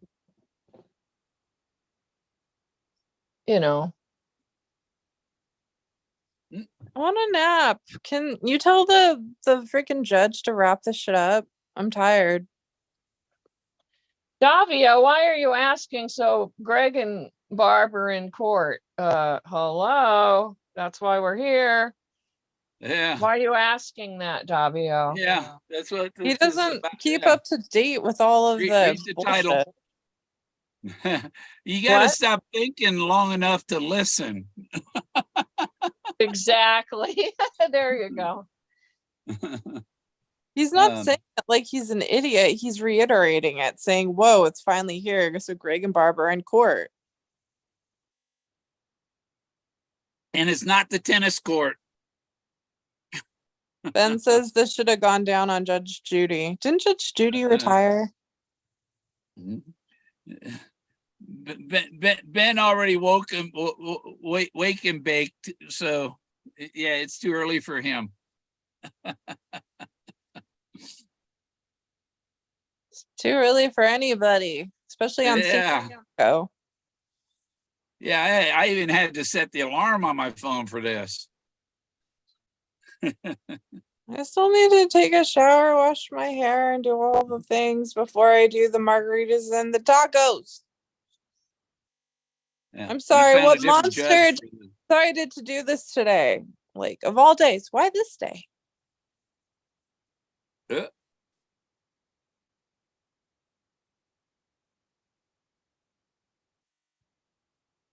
Ben, tell Ashley to make me a cup of coffee and send it over. He's out of court. Good God. He told me some things here, but we'll wait and see. Let him tell you himself. I guess the gods heard my plea. I want to know what the judge did to her, though. Probably He like didn't y'all make need her to drive there and not the community. discipline her, did he? Probably just over it. Well, apparently the judge gave Greg a small fine. What was the fine? He has to pay her $250. $250? Yeah. Well, you know, she did sleep with him. $250. We've been tortured for this many months over $250. I'm gonna go back to bed. Yeah. A good whore is $1,000. Oh no, I'm not. I'm not commenting on that. So you're gonna join the Zoom stream. The judge figured she was only worth $250. What did he do that cost her $250? Probably like the what you call it, summoning or subpoena or some crap. Yeah. But when he comes on, maybe he'll tell us what she had been ordered to do something too. So probably the $250. If the judge ordered him to pay her $250, the judge probably ordered her to pay the court like twice that. So this was like the biggest waste of taxpayer dollars for 2023. It's copyright infringement only, and they got pre-trials set, going to pre-trial now. But Greg should be here in a minute because he's done It's with going to pre-trial. Yeah. What the fuck? I am so tired of this community. Y'all are fucking crazy. Pre-trial for copyright infringement. Yeah. But well, she hadn't proven that she has any copyright, and she's claiming copyright on us reading from the court document. She doesn't have a copyright on that. You know, it's like being in a plane crash and claiming you have right to the documentary on the plane crash. Oh, well, that's copyright. You can't talk about me.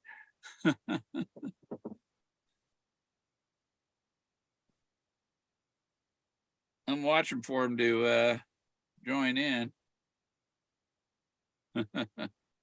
Tell us in his own words.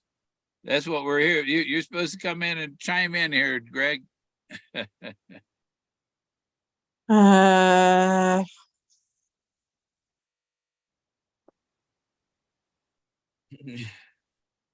he talked to me for a little bit and told me, "Oh, I got to get some sleep." And it's like, yeah, I don't think you're going to be sleeping much, Greg.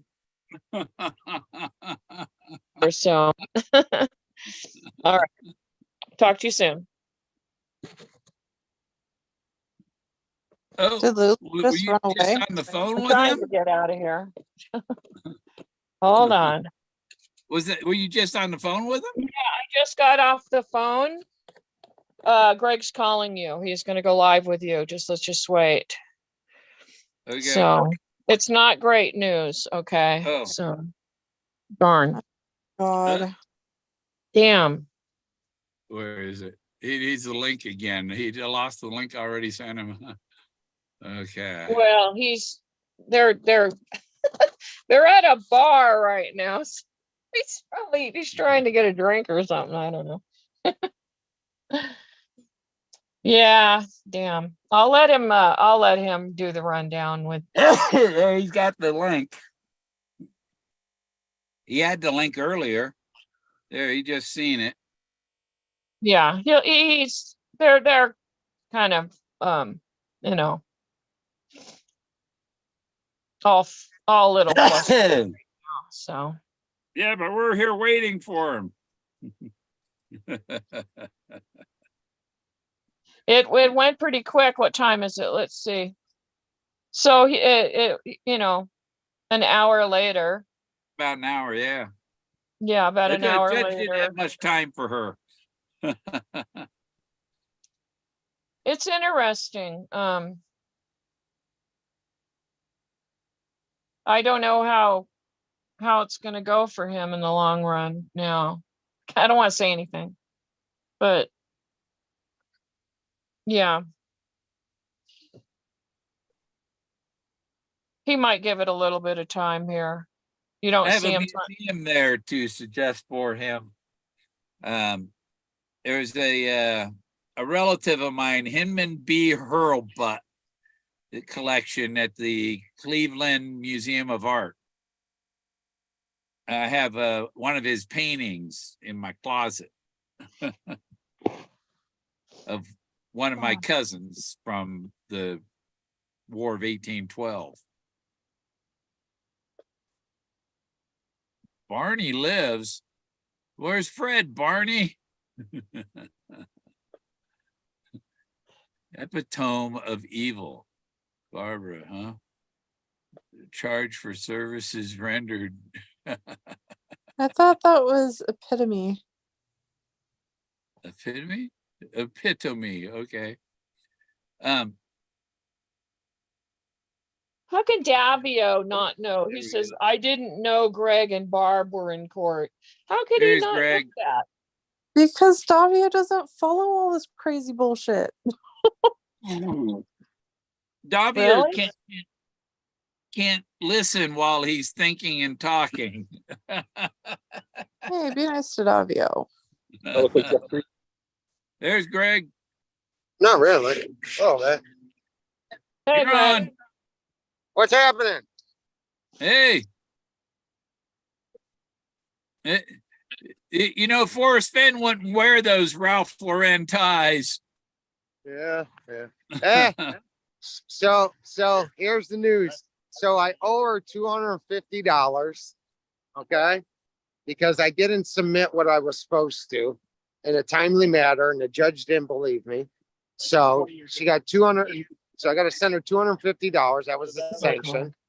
And then on top of it, the judge told her this is a copyright infringement lawsuit. Nothing more, nothing less. Her adding all her torts don't mean anything.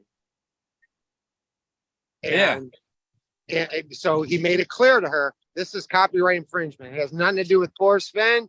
So she has to now prove that I infringed on her copyrights, which she does not own copyright number or anything. But let Frank. So hello, let Frank explain. Say hi to Frank. Hey. How's everybody doing today? Hey, are you being frank today? I'm Frank every day. Here, hold that, I got it. Hey, Bill, how you doing? Yeah, still alive. Well, that's good. VA always hasn't good to killed wake me up. yet. Was that? I didn't catch it. Yeah, I can't hear that good. VA hasn't killed me yet. Well, they'll try. Yeah. You let them. You can switch it out if you don't want them to see you. That's fine. That's all right. You can explain it better than I can. Basically, Greg got a verbal lashing from the judge, and Greg was having a hard time expressing the facts, his facts to the judge. So the judge was calling him out on his story and his excuses, and basically after he gave Greg a $250 fine, he told Barbara, it's like, how do you know that you're the solver? And she, of course, expressed her opinion that she thinks Doug Preston's in charge of all this and that he'll be telling everybody soon. So he's like, well, until then, this case is about copyright. It is not about what's going on between you two on YouTube. So all this stuff that's going on YouTube, you can't keep adding on charge after charge after charge after charge. So the defamation stuff is out because the original complaint was copyright. So she's going to have to argue this based strictly on copyright. Yeah. Which he hasn't done any of that. Right, exactly. Well, no, as have you seen, everybody's been focused on all the harassment. And reading a court record off the Supreme Court website, reading that court record is no copyright infringement. Correct. Well, yeah, she's gonna have a Hell of a time. yeah. It's a lot harder to prove copyright violations in federal court. Is she trying to claim that video of Greg's, that live stream of Greg's, was the copyright infringement? That's Greg's content, what not was the hers. original complaint about? There's 3 videos she put in the original complaint. Three videos? That's what it is. 3 videos? Yeah, 3 or 4 videos. Okay. And they're not even up anymore, I don't think. But she did the same thing back. She took videos that weren't hers from other creators and put them on hers. She does it all the time. Yeah, she's not going to be able to prove copyright infringement. We're all guilty of it. It's fair use, and what do they call it? The Millennium Act, just like Google said. Well, it can be a variety of things. Yes. It's commentary, Yeah. it's opinion piece, it's satire, it's parody, it's Everything. if you're gonna state something on YouTube, you better be prepared to accept What the did slings he and arrows. say about, like, is Greg the solver or something? How did he put it though when he I was didn't- asking her? He was saying, Would you have anything to do with you being? would I have anything to Oh, do no, with yeah. being the solver? Yeah, you have nothing to do with him. That's all I Right. want to know. Yeah, and then he's jotted it down right away on her. Like pretty much what do you care what you have to say? If you're the solver, you're the solver. You can't say that you're not the solver. Yeah, like it doesn't matter if I discredit her. Yeah, like it doesn't matter if I discredit her if she thinks she's the solver. She can't do Right. nothing about it. No. That's what he was trying to say in a roundabout way. Like it don't matter how much we discredit her. It has no bearing, right? Isn't that how he said it? Or Yeah, pretty much. there's pretty no much. merit. There's no merit. Okay. There's no merit in So the you guys case. can sit tech all you want on fucking YouTube. I don't care. That's not what we're here. Right. So you can still go and be like, why are you bitch? Yep. Now she's got to prove copyright infringement. Yeah. All stuff is gone. So now I want to know what 3 videos are we actually talking about? That's what I want to be able to review. Oh, I got the original document. All right, we're Yeah. going to eat real quick. I'll come back live in a little bit. Let me eat. I'm starving. I think I'm gonna do a All shot. right. Coffee for this? Huh? I sacrificed sleep and coffee just for this. Yeah, was, because I hear, you know what I thought sanctions were? I was going to jail. I was like sitting there, what the fuck? And these two are laughing in the fucking sitting in the crowd. These two are laughing. I could hear them like laughing behind me. We're fucking giggling.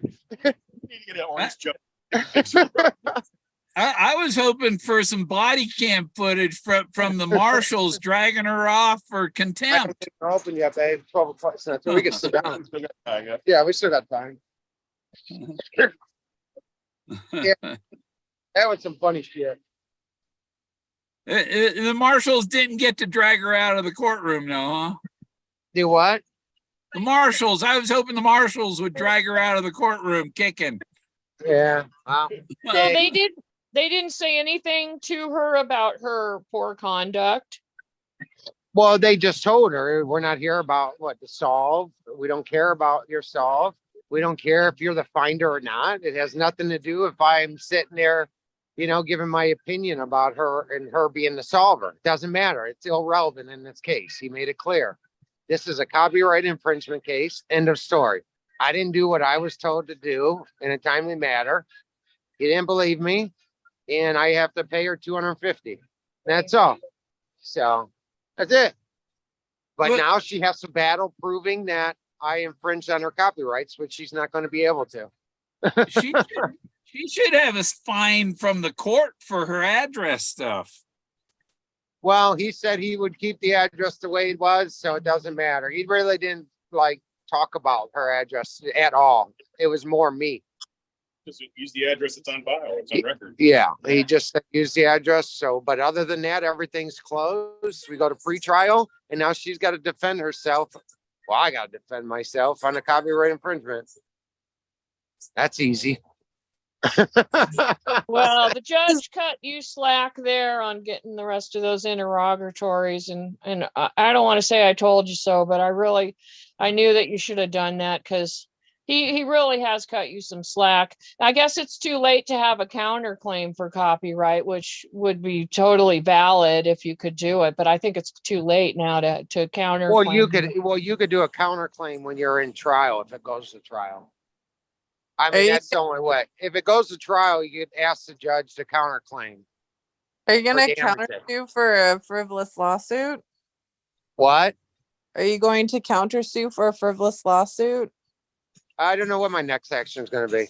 I'm going to wait. I'm going to wait and see what the date is for the pretrial first. I'm Because huh? I'm just gonna throw a bunch of salt at all you demons and hope you stay far away. Far away from me. Stay All right, away. I'm gonna eat real quick. I'm starving. That was nerve-wracking. Yeah, I bet. All right, Well, we're all thank- nerve wracked by it. Thank you for all you guys' support. I'll talk to you guys soon. Yeah, Enjoy take the care, Greg. coffee. All right, thank you, everybody. Enjoy the coffee I'm not having.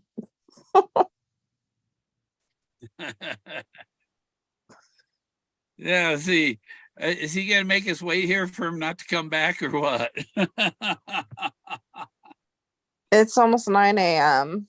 and we sat around for how many hours, Bill? Just to be Yeah, told yeah, that we, people are fine. we didn't get out dragging and kicking video.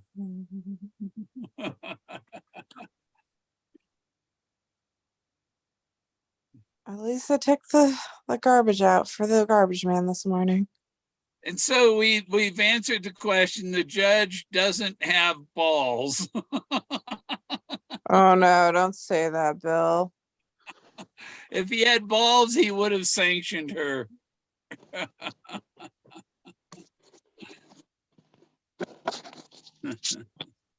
Yeah, I just wish he would have done those interrogatories. That would have solved that problem. I knew that was going to be trouble because, the judge has been very nice, really.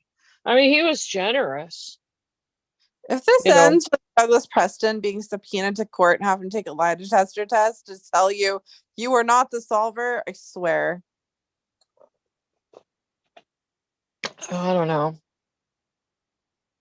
That's what it seems like. Like, what the heck? Why are they dragging Preston into this? Yeah, well, she did. All the shit that she does, all the shit that people do, when it comes down to it, I guess it doesn't really matter. The only thing Well- that matters was, did he violate, you know, Copyright infringement. copyright protection? You know, I don't know. I don't think so. But when Not you from make everything that she's done back. I mean, you can, you know, I don't know if that's what, you know, if you would think her doing that would back at everybody, all the recordings and all that she does, that it would just cancel it out, but it's not apparently. So when you make accusations against somebody and go to court, you better have evidence that you're right. If it's just, well, in my opinion, I think, no, you have to have positive evidence of what you're claiming to be true. yep. You can't just make an accusation and not have something to back it up. And I think the judges maybe he had some things he wanted, but he's gonna stack. She's gonna get it all in the end, in the final ruling. So Granny was texting heavily right when sorry, I'm groggy. Shy Guy was on. And so, you know, maybe Granny is just like possibly isn't Frank, and maybe it's just a really good friend of his or something. Maybe it's I his don't know. evil twin. Yeah, I think Yes. maybe it's his friend, because I was watching this and it just right exactly while he was up talking, Granny was texting. So People tried to tell me Granny was Greg before. it's not Greg, I don't think. Yeah, I doubt it. He wouldn't be going on in different. He's using his phone, so I don't think he's switching accounts.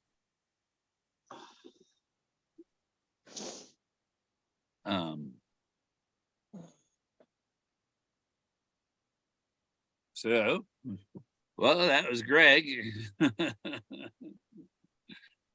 Yep, it wasn't what we all wanted to hear, was it? But Yeah. Well, you know, well, I wanted some more. I wanted justice to be laid across. Well, on the other side. You know, that's kind of weak of the judge to go after the person who doesn't know the law, while the person who knows the law is violating the law skates free. You know, right? Yeah, I don't judge, know. I'm not sure where the judge is going with this. Well, the it goes down to Greg. He didn't articulate what's actually happening. Yeah. Well, you know, you just would think that this judge would throw the book at her because she's just so stupid. I mean, she's just being I mean, where did she get her law degree, in a Cracker Jack box? I mean, the things that she's You know what's doing. fun? You know what's fun? Posting her videos on her college's law page on Facebook. Oh my God. I did not hear that. It's funny. Yeah, your finest. Oh wait, I found I think. Go ahead. So the term freebooting has been used to describe the unauthorized copying of online media, particularly videos, onto websites such as Facebook, YouTube, or Twitter. The word itself had already been used since the 16th century. So let's see, bootlegging. I'm looking at the copyright infringement where Greg may have fucked up. Or not. Hopefully not. Well, she hasn't even presented anything that is supposedly the copyright infringement. The video that is what she's complaining it infringed on her copyright.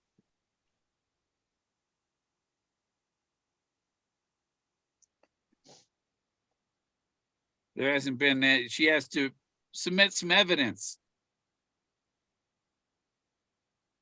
And I think the judge has something up his sleeve. If she doesn't show something legitimate, then I think she's in trouble. Well, wasn't the copyright infringement thing based off of her divorce or something being read online? Yeah, that's what I thought. And she complained about my South Park video that was audio from Greg's show with her and Jason arguing, where I put Jason in a dress.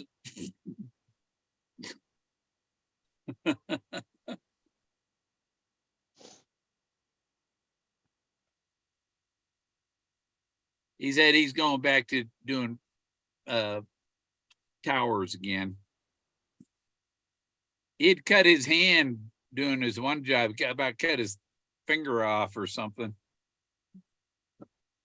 Lost some nerves. Well, copyright infringement is based on intellectual property, and basically the best way to describe it is like Pirate Bay and shit. You know, when you go on the IPNs and you illegally download movies in theaters, like, Yeah. how is she gonna take her divorce case and apply that? Right. It's just like somebody, going to court, like all these, famous people. They're going to court, whatever, they're getting a divorce, they're whatever they're doing. And people are covering it on the media.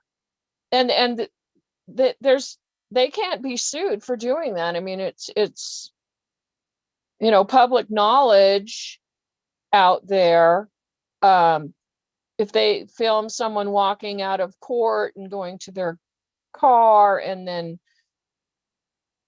publicizing what went on in court, they can't be sued for that. I mean, that's not really what a copyright infringement is. Like you said, Candy, it's more when someone takes something and uses it and says it's theirs, or that they were the creator or something like that. All these people that sue, it's a very fine line of what really is valid to sue in copyright.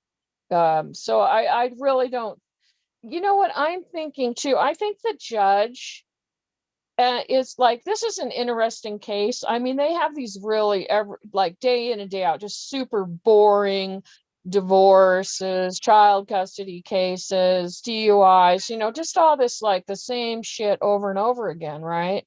And I think this case is interesting, and maybe they'll just keep it going just for amusement. That's my opinion about that. Federal court doesn't see divorces and things like that unless they're a divorce from a Chicago lawyer.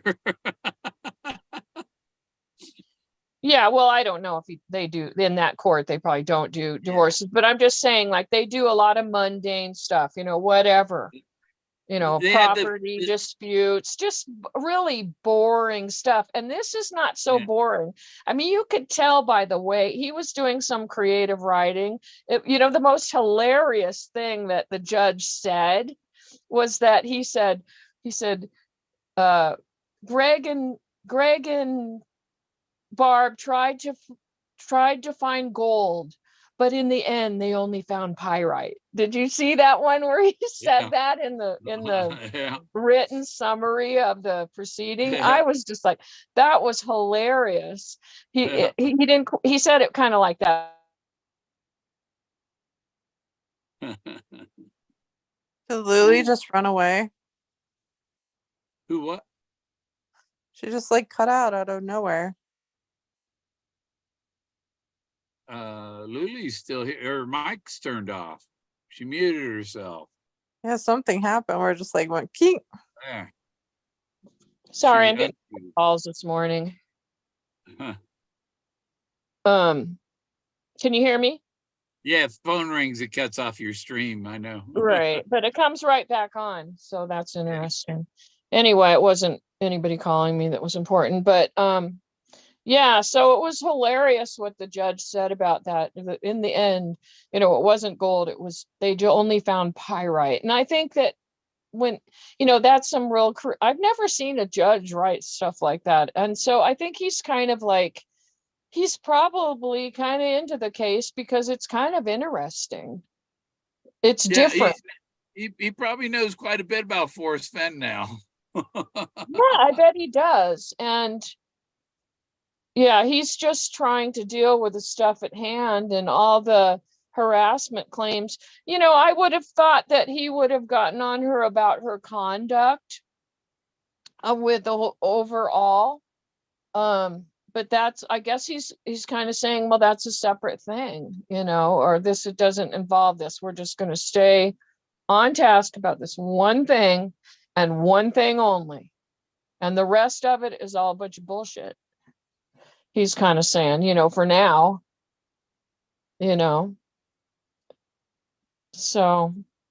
Basically, it says copyright infringement is defined as using documents protected by copyright law without permission for usage where such permission is required. So if it's all based on the foundation of that stupid freaking divorce file, There's no copyright. That's we'll look public it up record. though. That's a public record. There's tonight's first Friday art show at the Blowback Gallery, and you see I'm on there. Cool, Bill. They moved me down near the bottom of the list. It's all right. That doesn't mean anything. They're doing it. No, I guess it isn't. I was thinking it was, they usually do it alphabetically, but it's not. Yeah. Yeah. But that's How'd nice, but Zachariah still. get in front of me? That's cool. If I Yeah. lived closer, I would go to more things, Yeah, see, But, I didn't put too high a price on them, so see what happens. I think they'll do well, because people like to have little items that they don't have to spend a lot of money on. Like if they could spend, like your little cards that you sell, I don't know, you sell them for $20 or so, $25 each. Is that right? That's a good price point. Well, no, these are 13 by 19 with a frame. Oh, okay. That's what you're selling. How much you selling those for? Yes. So I looked at some others he had there, and they were like 300-400, and I'm like, let's just go for 200, and that way maybe they'll sell them all. Don't you should put up a bunch of postcard sized ones that you can sell for, $20 or something. Oh no, yeah, I have the 8.5 by 11s.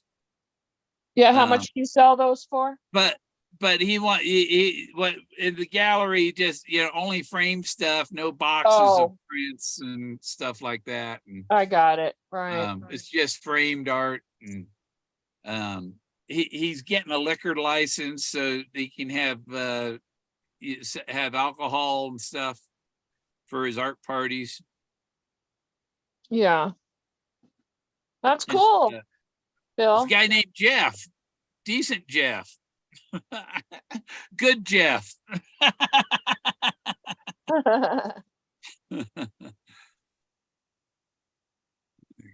Yeah, I wish things weren't the way with all of us, and it hurts my heart that all these wonderful people that I met are fighting among themselves.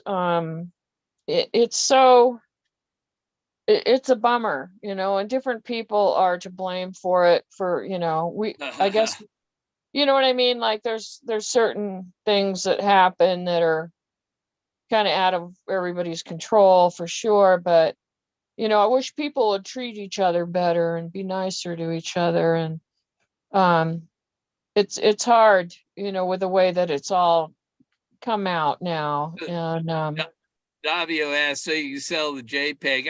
I was thinking about selling background packs, like like 10, 20, how many backgrounds you want. Like my computer, it shuffles through all of my art, and I have 2 screens, so each one will have a different picture. And after 5 minutes, it changes the pictures on both of them, and it's cool desktop backgrounds.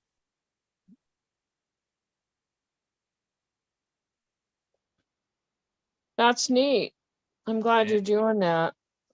And then I make the art with the fractals moving in the background. Do the chroma key with the black, and then have fractals in the back dancing around.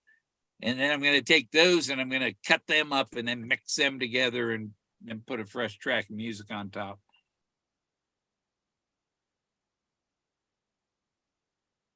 They make great backgrounds.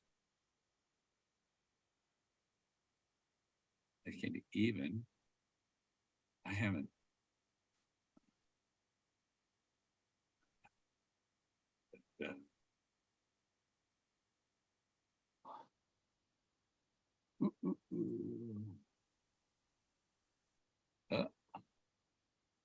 Oh,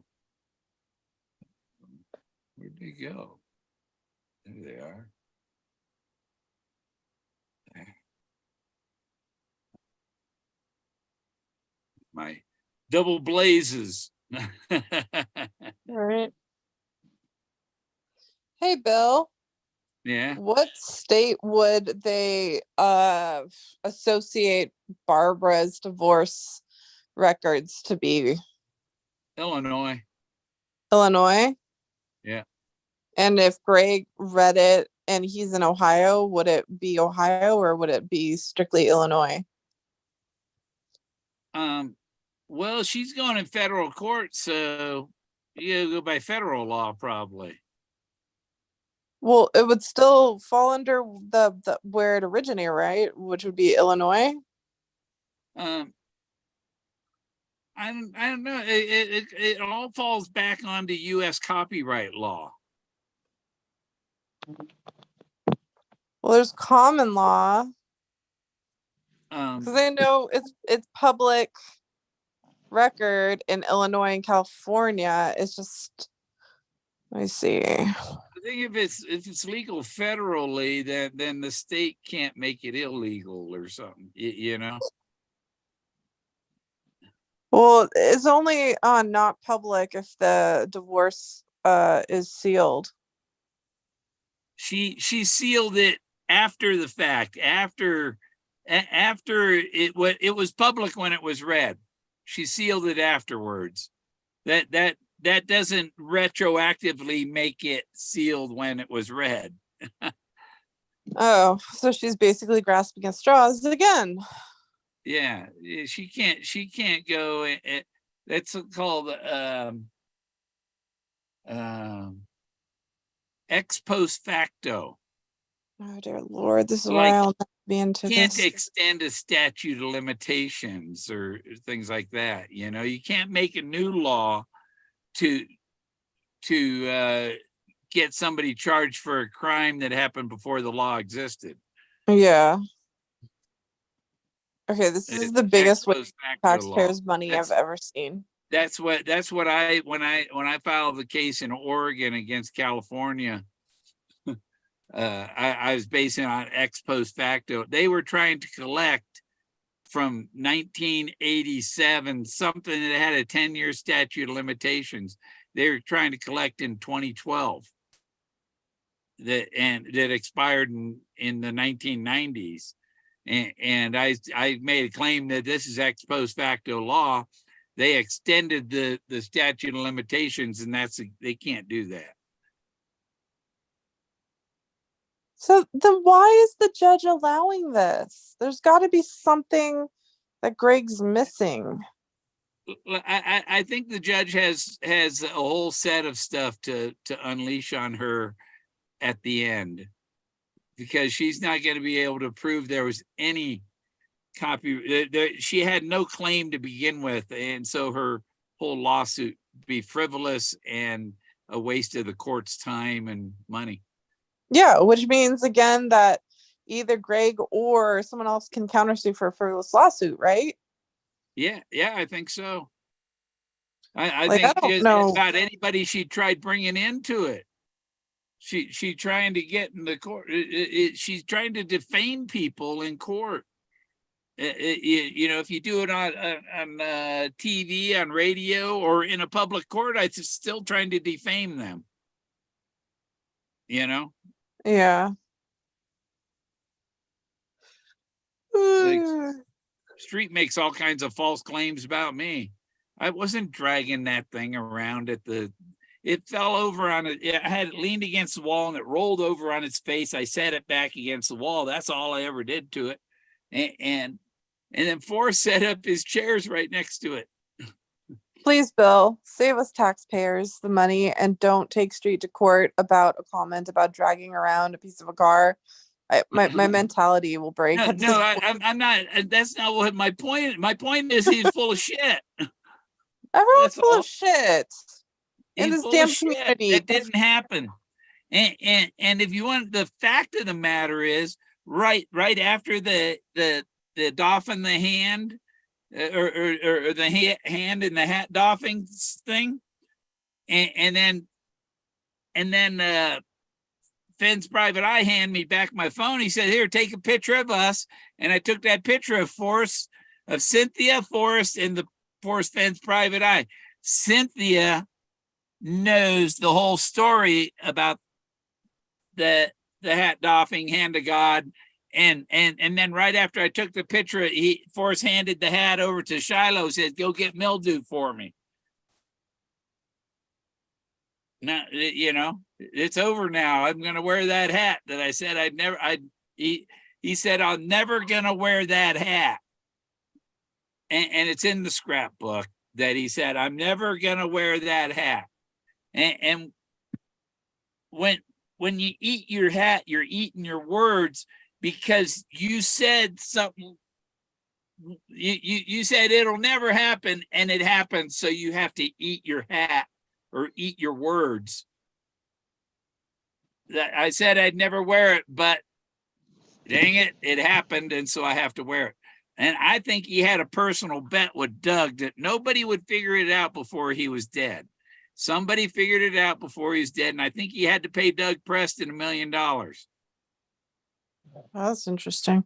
I think he had a bet with Doug, and he lost his bet. That's why he was upset. I still think this was just smoke and mirrors for a bigger purpose. He was figured out.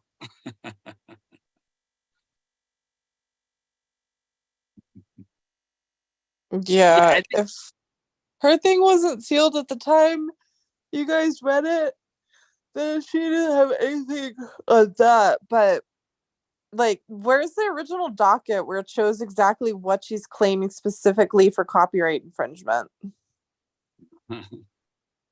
Yeah, she doesn't have it. Well, it's sealed now, right? No, not her divorce file. I don't care about her damn divorce file. I'm talking about the original docket between her and Greg that specifically states the details in which she's claiming he enacted copyright infringement via the divorce file. It's in the California court file. Oh, the God. California federal court. Which is the original filing, right? It was funny is that court in Oakland is like 3 blocks from where I was born.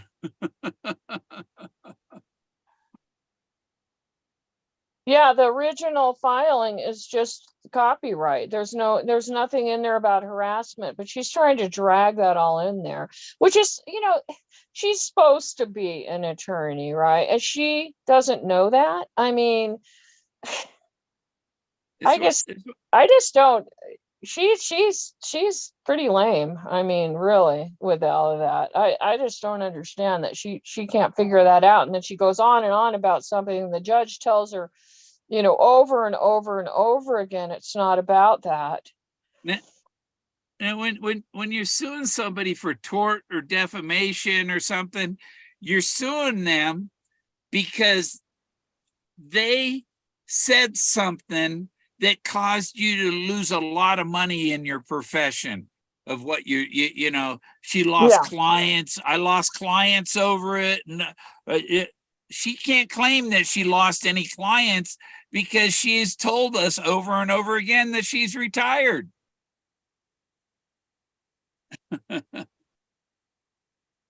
So she can't claim to have lost any clients or lost any money over it. She just had her feelings hurt.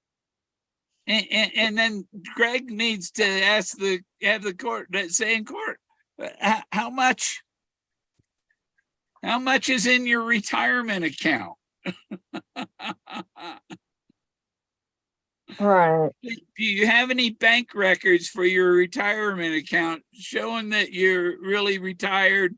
Or are you just hoping that you're going to retire off of this treasure hunt?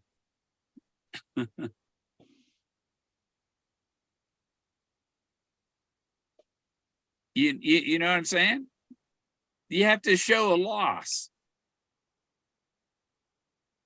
Well, unfortunately, the drama is going to continue about this. We were hoping that it would be over, but I think Well, they're just. Go ahead. That's why the judge needs to do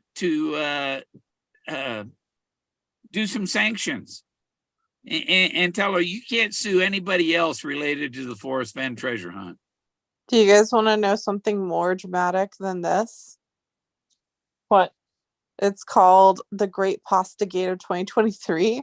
And someone literally dropped hundreds of pounds of pasta, 15 wheelbarrow loads, were dumped in mounds along a creek in New Jersey, and no one knows why. That's weird, but cool. That's really weird. Why is there like a bunch of pasta? I'm sure it's something to do with the Boston Tea Party.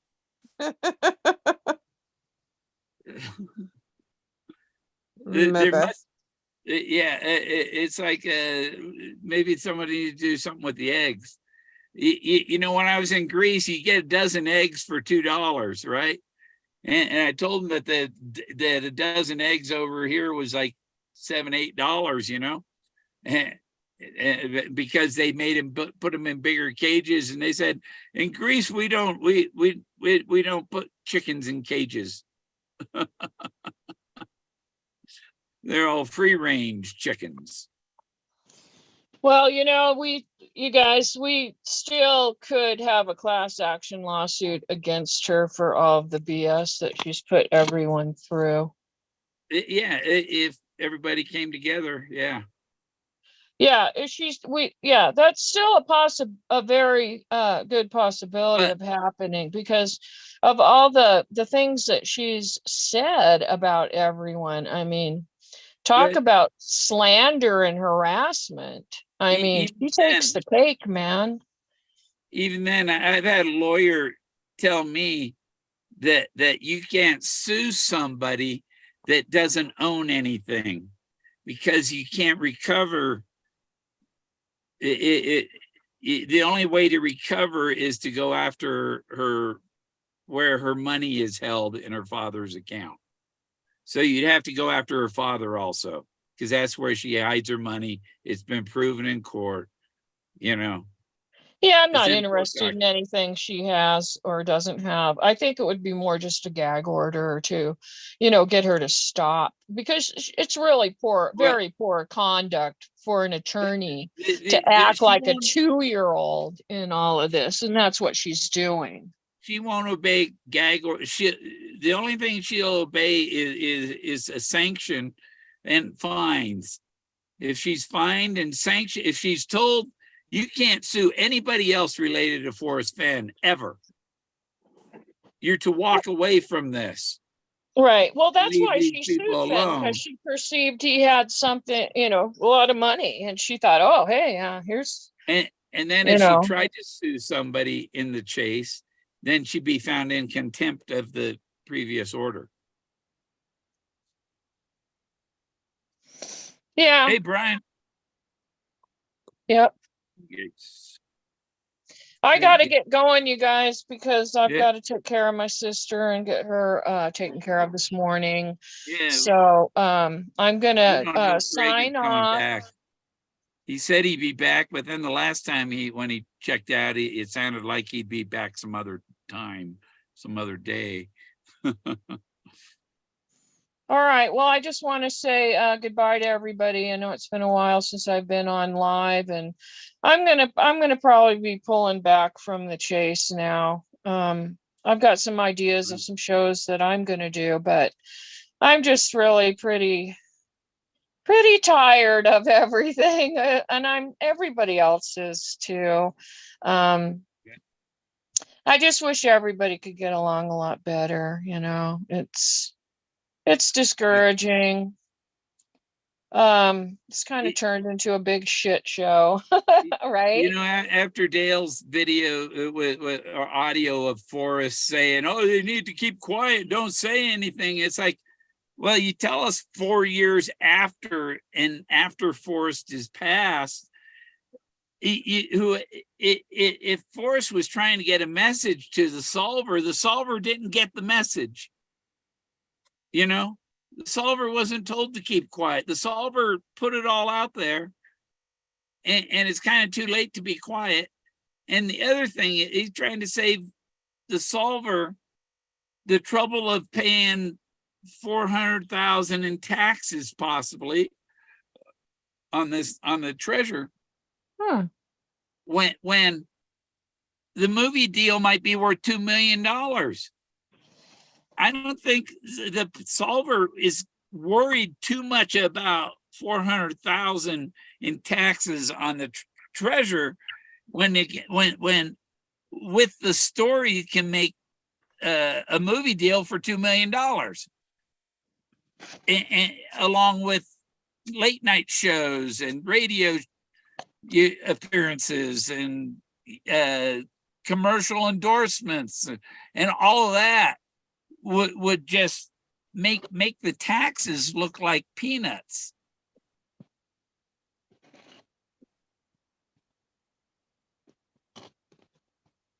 So the recognition for figuring it out, the rewards of being the solver is a lot more money than the treasure was worth.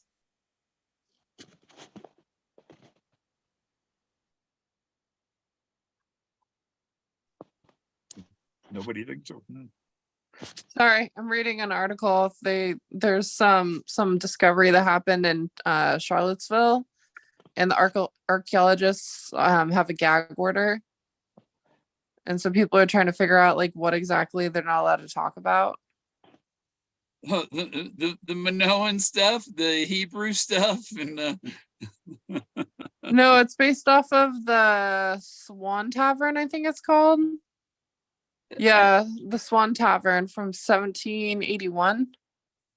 I just watched a thing last night. This guy in America's Atlantis, and he had a map from 1600s that it said Atlantis on America. Really? Yes. And the book about the America is Atlantis and blah blah. That was the whole. After Columbus found it, that we found Atlantis, and they turned it into, oh, this continent appeared out of nowhere. Well, what happened to the one that disappeared and went to nowhere? It's the same place. Well, they're also talking about, Antarctica and how there's like evidence that it existed long before we ever knew it existed. Yeah. And like it shows the exact outline of Antarctica from like the old maps from like, I don't even remember how far back it goes. It's pretty crazy. So Antarctica and Atlantis. Very intriguing. They have a shovel that's like 200 million years old, a hammer in rock. Huh. And the iron in it doesn't rust. That's interesting. Yeah. They have the feet print alongside the dinosaurs in Texas. Yeah. That's older than Lucy.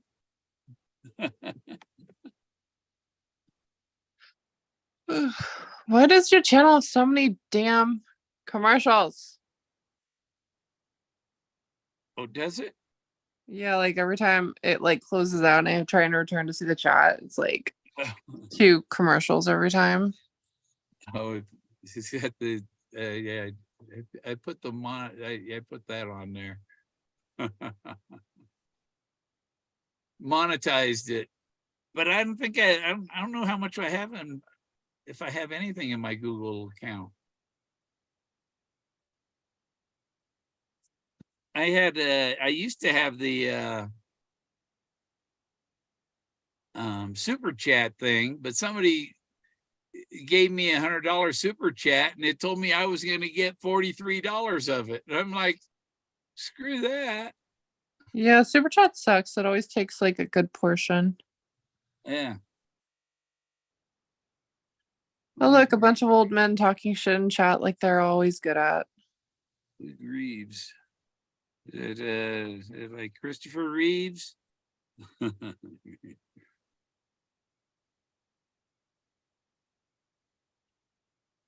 swear the grammatical errors and punctuational errors just make me freaking my eye twitch.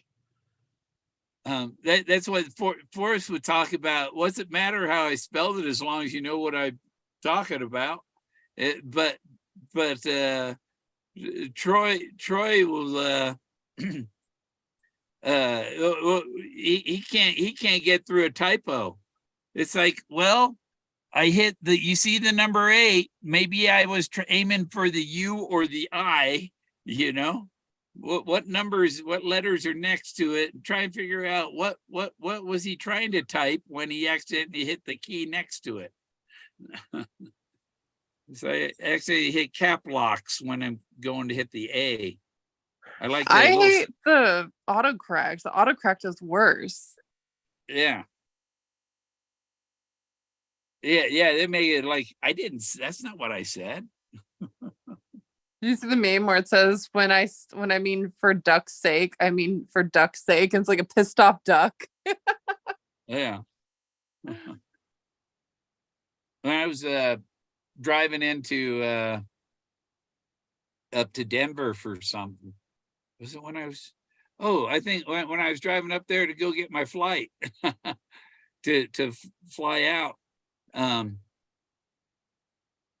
The Sandhill Cranes were up on the north side of the highway between Blanca and Fort Garland, and I walked up. They have these ramps so that the elk and stuff can get off the highway, and they jump down and they can't get back. You know, they got fences and stuff, but they have it so they can get back into the meadow. And so I stood up on that thing, and the Sandhill Cranes were all out there in the meadow, and I got pictures of them dancing and flying, and it was pretty neat. They come through here in the fall and in the spring. That's pretty cool. And you hear them honking up overhead like geese, but they're a different, totally different sound. Oh. Yeah, I need to eat some breakfast. I got my art show, but I'm not leaving till like 5 o'clock.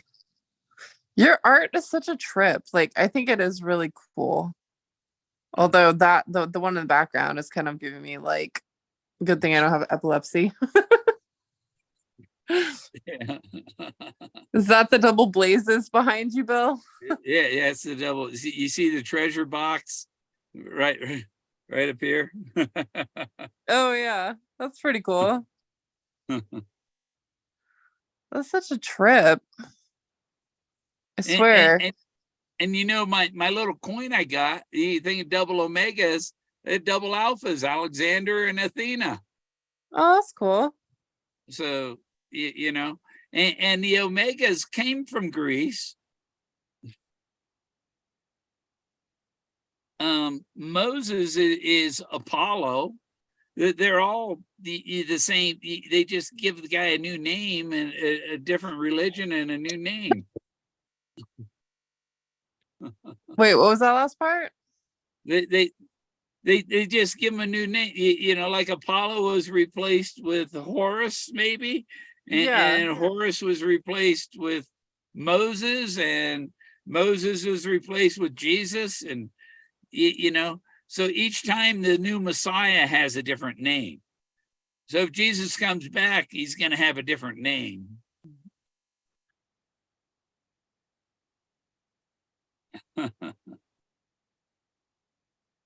Like Jack, or Fascinating. they all they just give the new savior a new name. And like I said, the Greeks had their virgin, the Christians have a virgin. The Son of God is our sun, is the God of our solar system. But it's part of the whole bigger thing.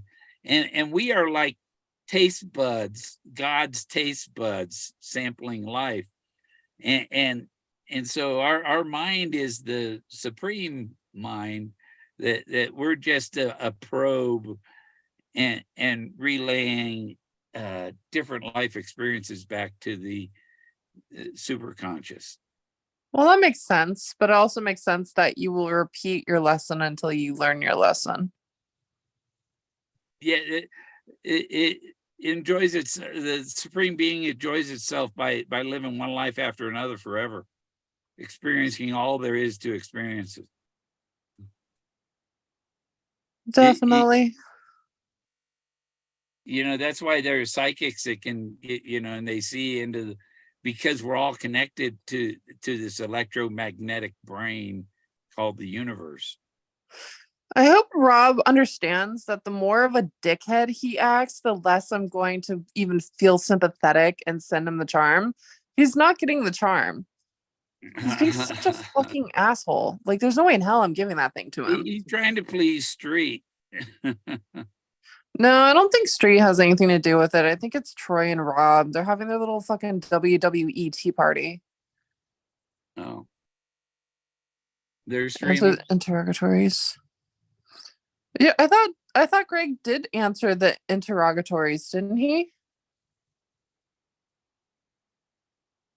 I think he answered more than enough of them. Isn't there a limit like 25 and she had 100 or something?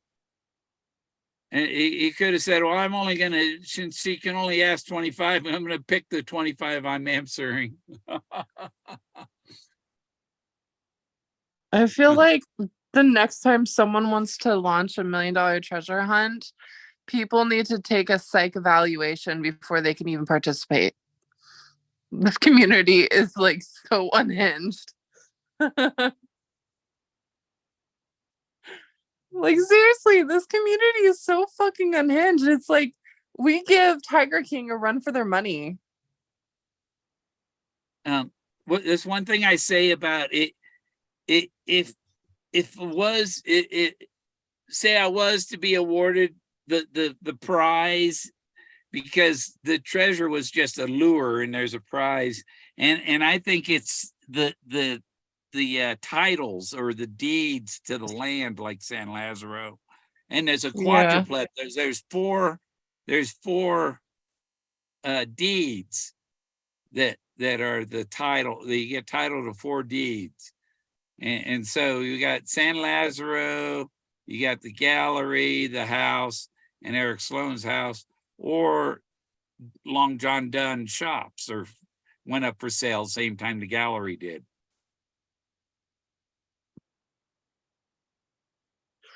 That's kind of interesting. Like, okay, so I know you go down like a lot of rabbit holes like I do. Have you ever come across the cult of the relics or the cult of the saints? No, but I follow a group as my Mexican friends, that their little organization, Secrets de la Coronas, the secrets of the crown. Huh, that's interesting. Yeah, or Testoros, Secrets de la Corona, but they have Testoros de la Corona too, treasures of the crown.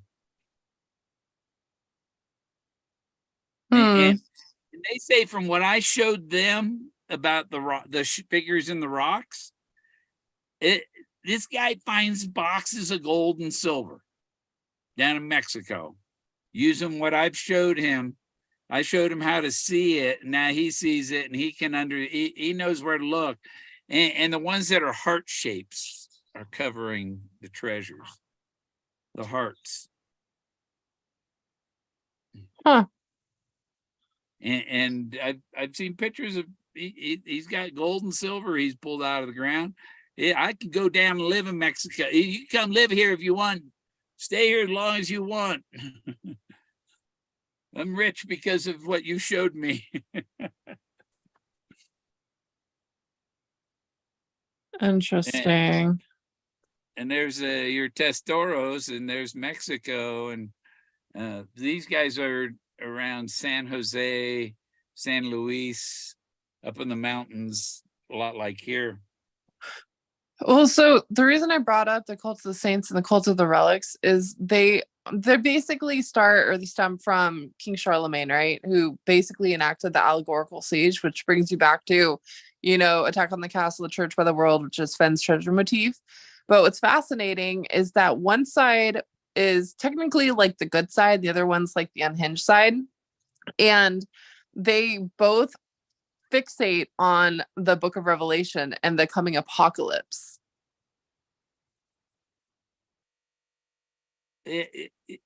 Yeah, but it has I think the apocalypse has happened in 2020 election. Wait, what? The apocalypse. Oh, with freaking Then the devil took the throne.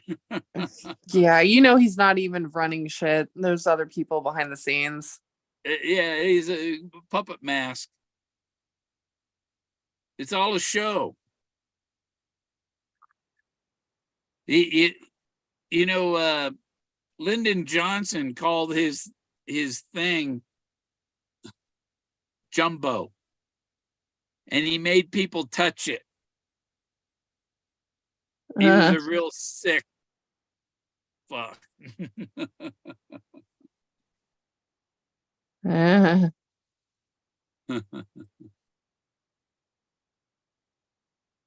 God. So let me get this right. People who talk shit on other YouTubers in the chase begged the people that they took shit about in the chase to come on their channel. They did, and now that they've done that, they're back to talking shit on people in the YouTube world. Correct? That's what I've missed. Yeah, come over here so we can call you a dickhead. It's like, no, I'm not falling for that. I'm just trying to catch up because I've been MIA for a while, outside in the real world. So just chat itself is like, oh, we're gonna be friendly, and then the moment we get what we want, we're gonna be dickheads again. Cool. Yeah, the reason Greg came on here was Street betrayed him too. Wait, what does Street do? He betrayed Greg. What did he do though? That's why Greg came on my channel and not theirs. Because Street pulled their stuff on Greg. And then Street didn't show up to support him either. I'm so confused right now because last time I checked, I thought Greg and you were like on the outs.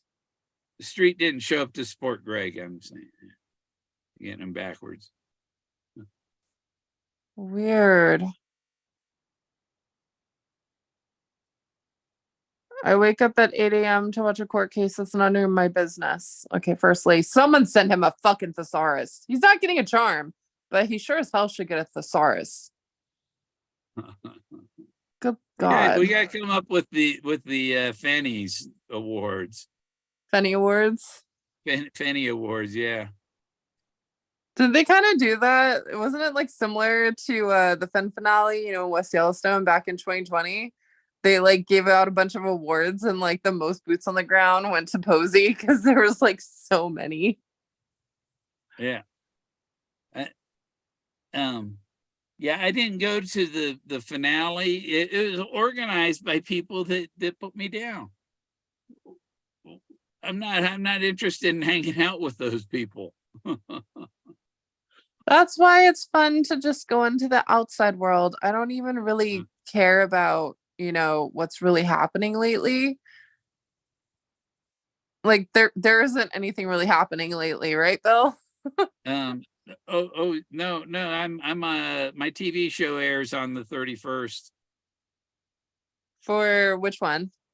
Into the Wild Frontier, and I heard Fly on the Wall was saying this is about the frontier, the Western frontier, and frontiersmen and trappers and loggers, people that explored the West.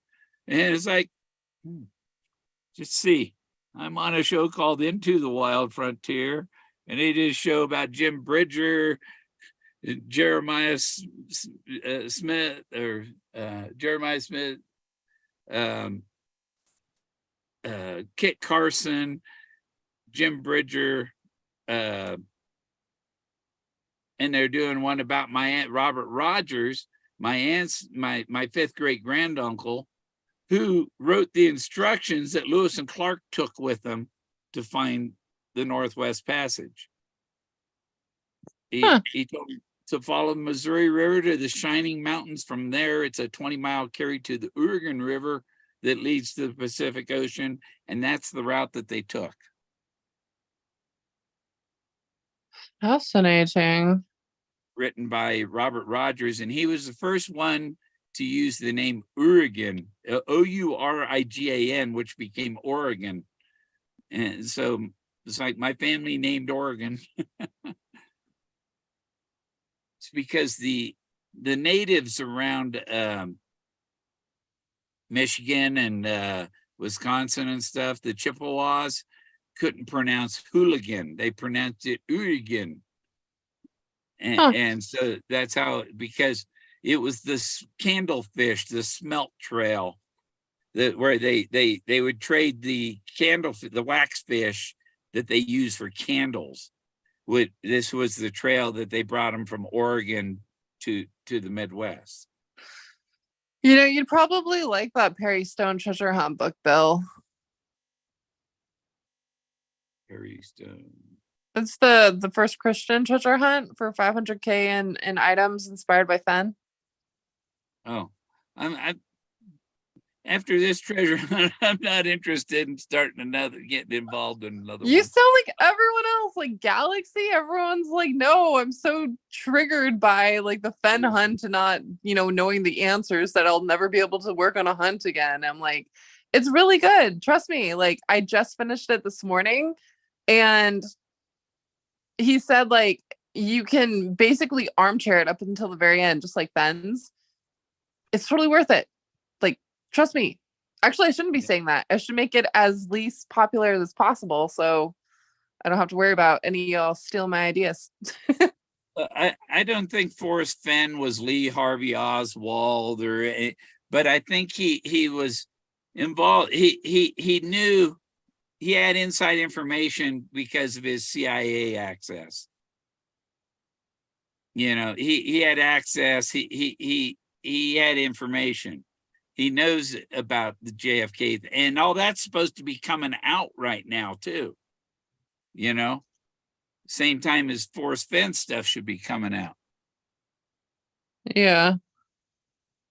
Well, didn't Christy just like last night say that there was someone who was linked to writing the Ha Ha Ha book, and they shared like the property with Fenn or something? I don't know if she was joking or if it was real, because I don't follow the DB Cooper stuff, but well, the funny thing, I think Ha Ha Ha is CIA. Ha Ha Ha, CIA. Because who else said ha ha ha? Lee Harvey Oswald said ha ha ha. And that was long before DB Cooper. And it's their ha ha ha. They're playing a game. They're manipulating the world, and they do things. They control Hollywood. They control all the magazines and newsprint and all. and like you can't get a story out unless you're involved with them. Oh, Ben says she's talking about Bill LeMay candy. It was in the copyright records we showed in Discord. Talked about all that stuff a month or two ago. See, my eyes start to glaze over when anyone starts talking about Fenn and DB Cooper. I'm just like, nah. Yeah, and what was his name? Gary Cooper drove the tour bus in Yellowstone. He was born in Helena, Montana. And he also has art that he drew. He was an artist. Wait, But Ben? he was in The Catcher in the Rye. And he was in or that was the Broadway play Catcher in the Rye. Gary Cooper was in.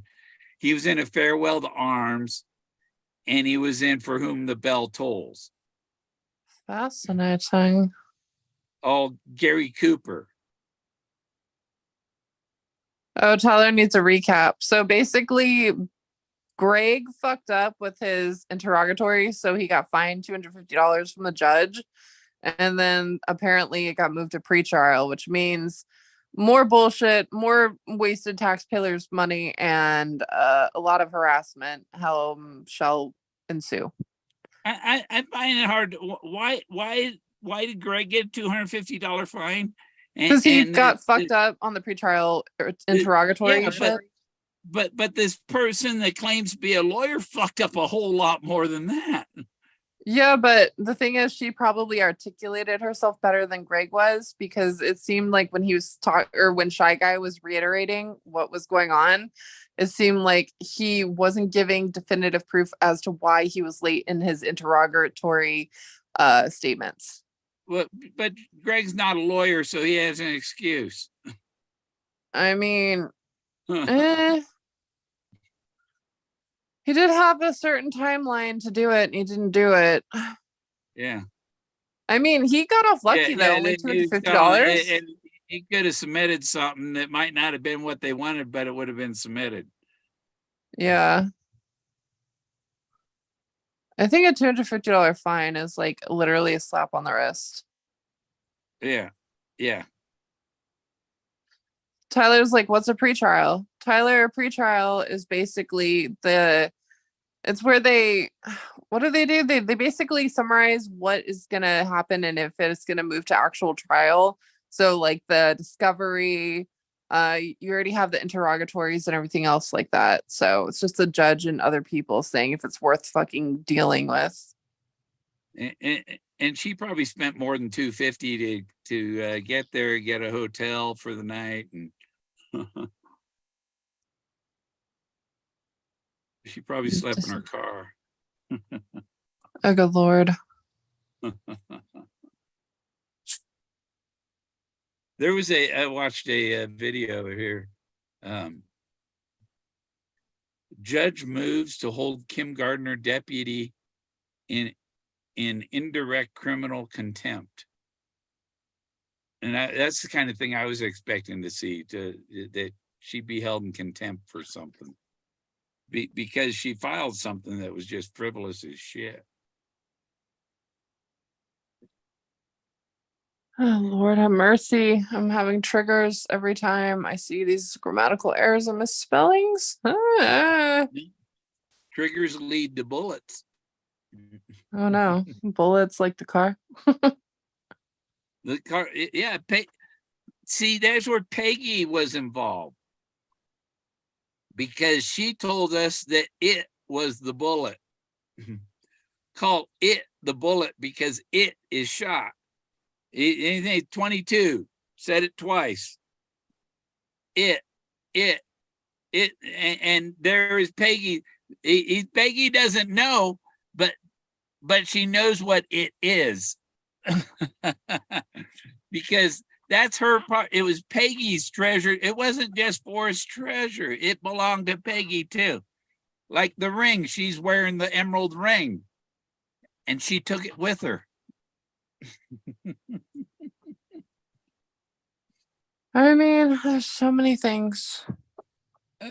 You know, is Ralph Lauren going to take his $350 million in cars with him? And Ralph got started selling ties. Forrest won't wear the ties. The rope was tied to the car. There's a bunch of kids with a rope, tie it to the car. Wait, Troy's saying plus the video Frank made, Street was mad that Greg didn't tell him about it. And then he's saying that Street may have been mad because when the night when I was trying to help Greg and then everyone else was trying to help him, he didn't take it seriously. So that might be why Street got upset too. I don't know what's happening. And see, that's what's annoying. I don't like Shy Guy because of his creepy videos. And Troy's basically saying, I think Frank's video is what was the last straw with Street. I don't know because he doesn't talk about it other than to say he's really pissed. And I wasn't even paying attention to what was happening because, like, you know, when they first went live, they were talking about like the audio with Cynthia and Christy and stuff. So I like left the stream and I went over into Discord because they were doing the speakeasy that night. And they were talking about like some scrapbooks with secret messages or something. So then I got bored with that and I left and I went back to Street's stream. And like literally I heard the same thing they were talking about when it first started. It was talking about an audio clip. So I was like, why is everyone getting so pissed off about an audio clip? And then that was allegedly what pissed off Street and had him block me because I didn't even know they were talking about whatever creepy ass video Frank made. Like Frank's always making creepy ass videos. How am I supposed to keep up with that shit? Well, you know, if somebody makes a creepy ass video about somebody who's being creepy ass to you, then I don't have a problem with it.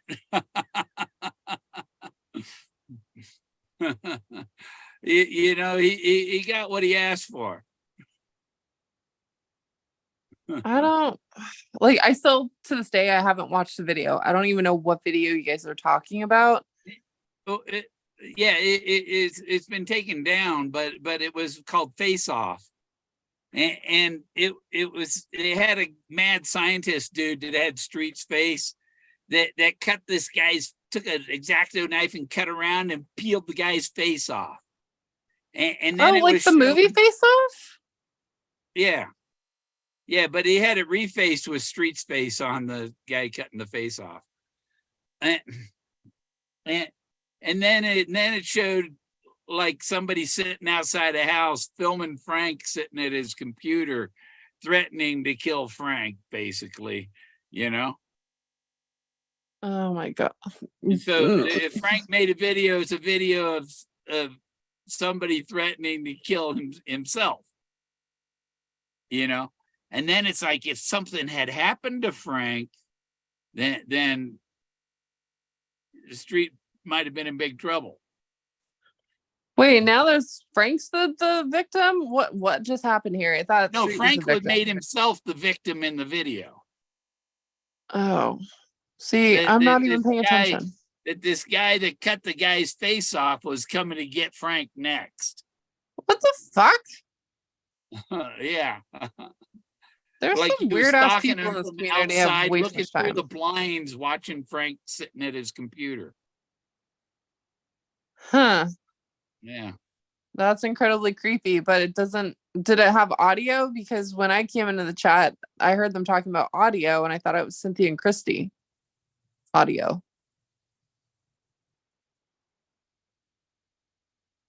So there's no audio. Cynthia and Christy. I guess not. Yeah, that's some creepy shit. Yeah, that face-off video is gone. But the other one, the one with the prospect, those are good videos. I'm the prospector.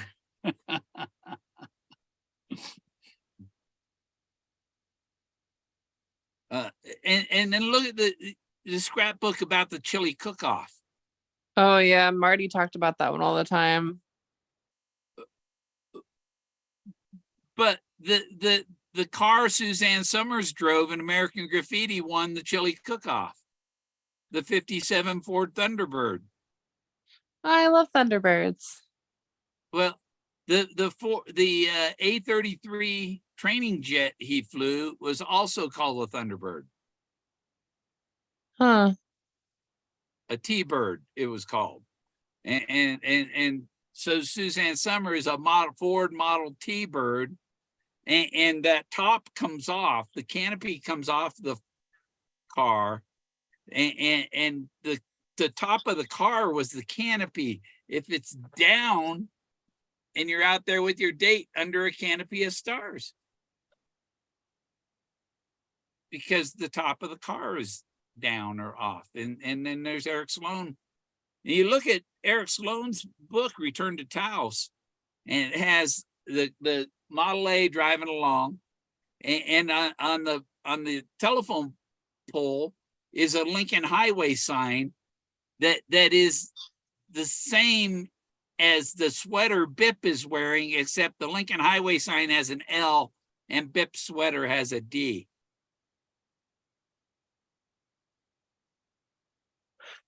I can't even keep up with this crazy ass community anymore.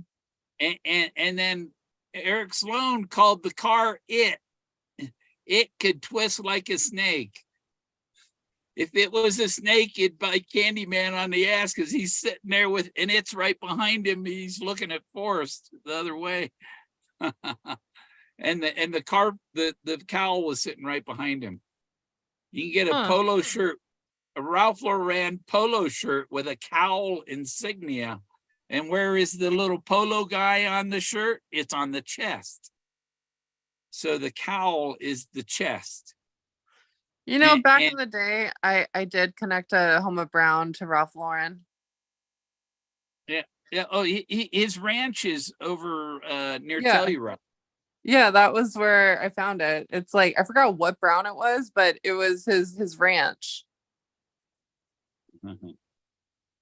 But the thing is, I mean, I don't have proof of it, but there's a book that Fenn's mother gave to him, and then his father was like obsessed with it too. And in the beginning of the book, it talks about how you can't take what you love with you. You have to find someone to earn inheriting it and stuff. And it's funny how he's like, oh, Ralph Lauren basically said you can't take it with you when you die, when in actuality it started in that book. So did Ralph Lauren actually say that? Yeah.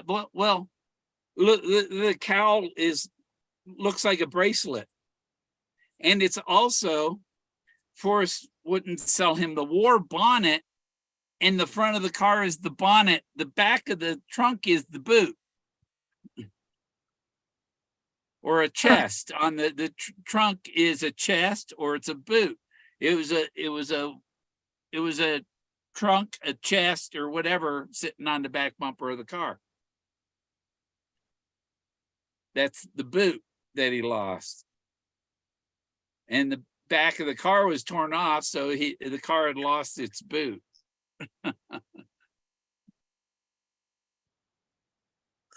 Hold on. I'm tired of people still saying that Ben got Street's address. He didn't. That was all dark. Oh, the address that was in the court that was supposedly his address, I looked it up, and it was a Zillow house that was completely empty, remodeled, looks nothing like, none of the rooms look like the room that Street's doing his videos from in the house he lives in. It was an empty, remodeled house. And she was happy with that. That was good enough. That was his address to her. A fake address would only be good if the whole thing is fake. Well,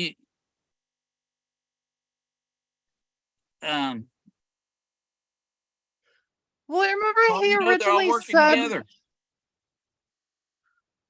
like, see, that's what's annoying and what makes me pissy right now. Like, I don't care about the Rob thing, whatever. And Troy and I butt heads all the time. He annoys me, but he's fine. See, Rob's just pissing me off. But the thing that's really annoying me is that when Street continuously would joke and talked about the address and stuff, And I would say, dude, I did not mean to have that happen. I never intentionally meant to, quote unquote, dox you, which I never did.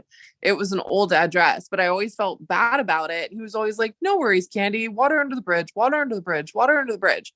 But then the moment he misconstrues what I was commenting in chat and decides to make me, quote unquote, the enemy, he brings it up and says I doxed him and I'm the issue. And if anything happens to him, I'm to blame. Like, how can you go from, oh, don't worry about it, Candy, it's water under the bridge, you didn't mean anything, to now I'm gonna hold you accountable for something I wasn't even fucking part of. Yeah.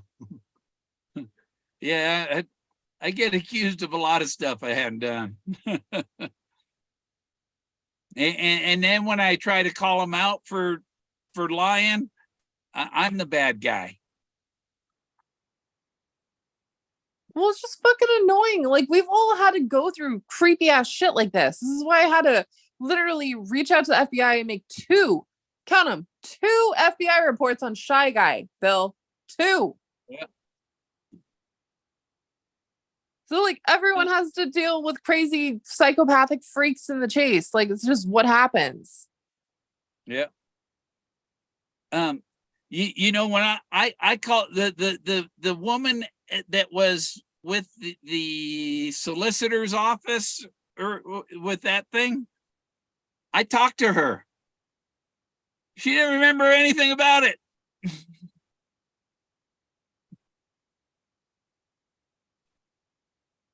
Hold on.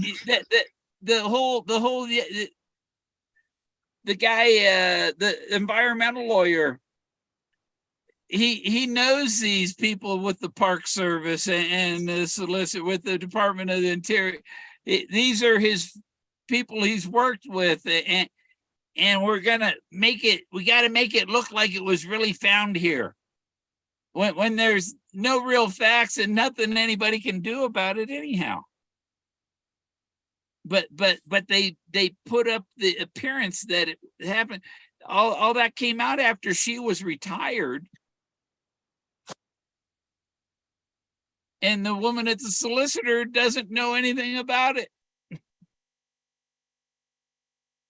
But even the environmental lawyer and Carl, they're not the lawyers that manage San Lazaro Holdings company or San Lazaro Holdings Corporation in the Philippines. Waco can't even at this point. Look it up. San Lazaro's Holdings Corporation, Philippines. It's a registered corporation in the Philippines. But the lawyer on the one in New Mexico, the representative of that corporation in New Mexico, it is not Carl. It's not the environmental lawyer. It's another lawyer.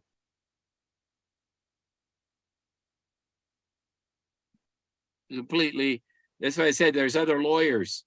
He had a whole if you got the alphabet agency behind you, there's all kinds of companies involved, and everything is done with Masonic symbology, like Creighton. He's 3 days older than me, but he was married. So his wedding was in a barn, right? Where they filmed me for the TV show was in a barn that's used for weddings. And the Dancing with the Stars and Bessie the cow, the ark of milk going to the cats, the sacred cow, the milk from the sacred cow created the Milky Way galaxy, the Milky Way across the sky. And so stars come from sacred cows. And stars are born in dairy barns. And I was recorded in a red dairy barn near the corner of Creamery and Quast in Corvallis. But but also look at the stoof. Go look at the remembrance thing, and you notice up at the beginning he talks about Forrest Fenn's quotes keep coming in my head. Oh, and now that Forrest Fenn is dead, I can talk about his quotes. And so look through that thing and read everything that is in quotes. I dare you to go through and read what's in quotes. Too tired. Can't do that. Don't make me.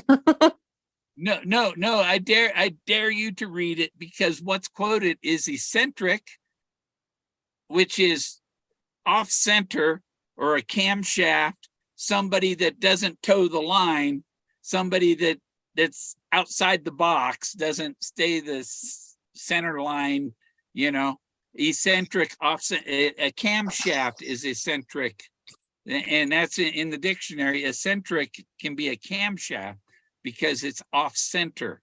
It's a lobe that bloop, every time it comes around, it bumps the thing, opens the valve. But that's a part of a car.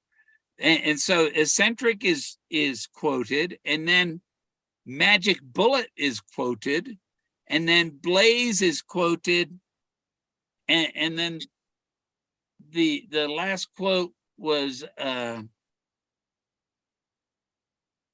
can't remember. But look at the quotes that are in the remembrance, and that's why I say Forrest wrote that. Jack Stoof is a pseudonym of Forrest Fenn's. It's like Benjamin Franklin being writing as a woman, and when they say the name was androgynous, it can be a man or a woman's name. Mhm. Bill is one of those. Billie Jean King, Billie Holiday, Billie Eilish. Bill is an androgynous name. And when the family was around, Forrest called Jack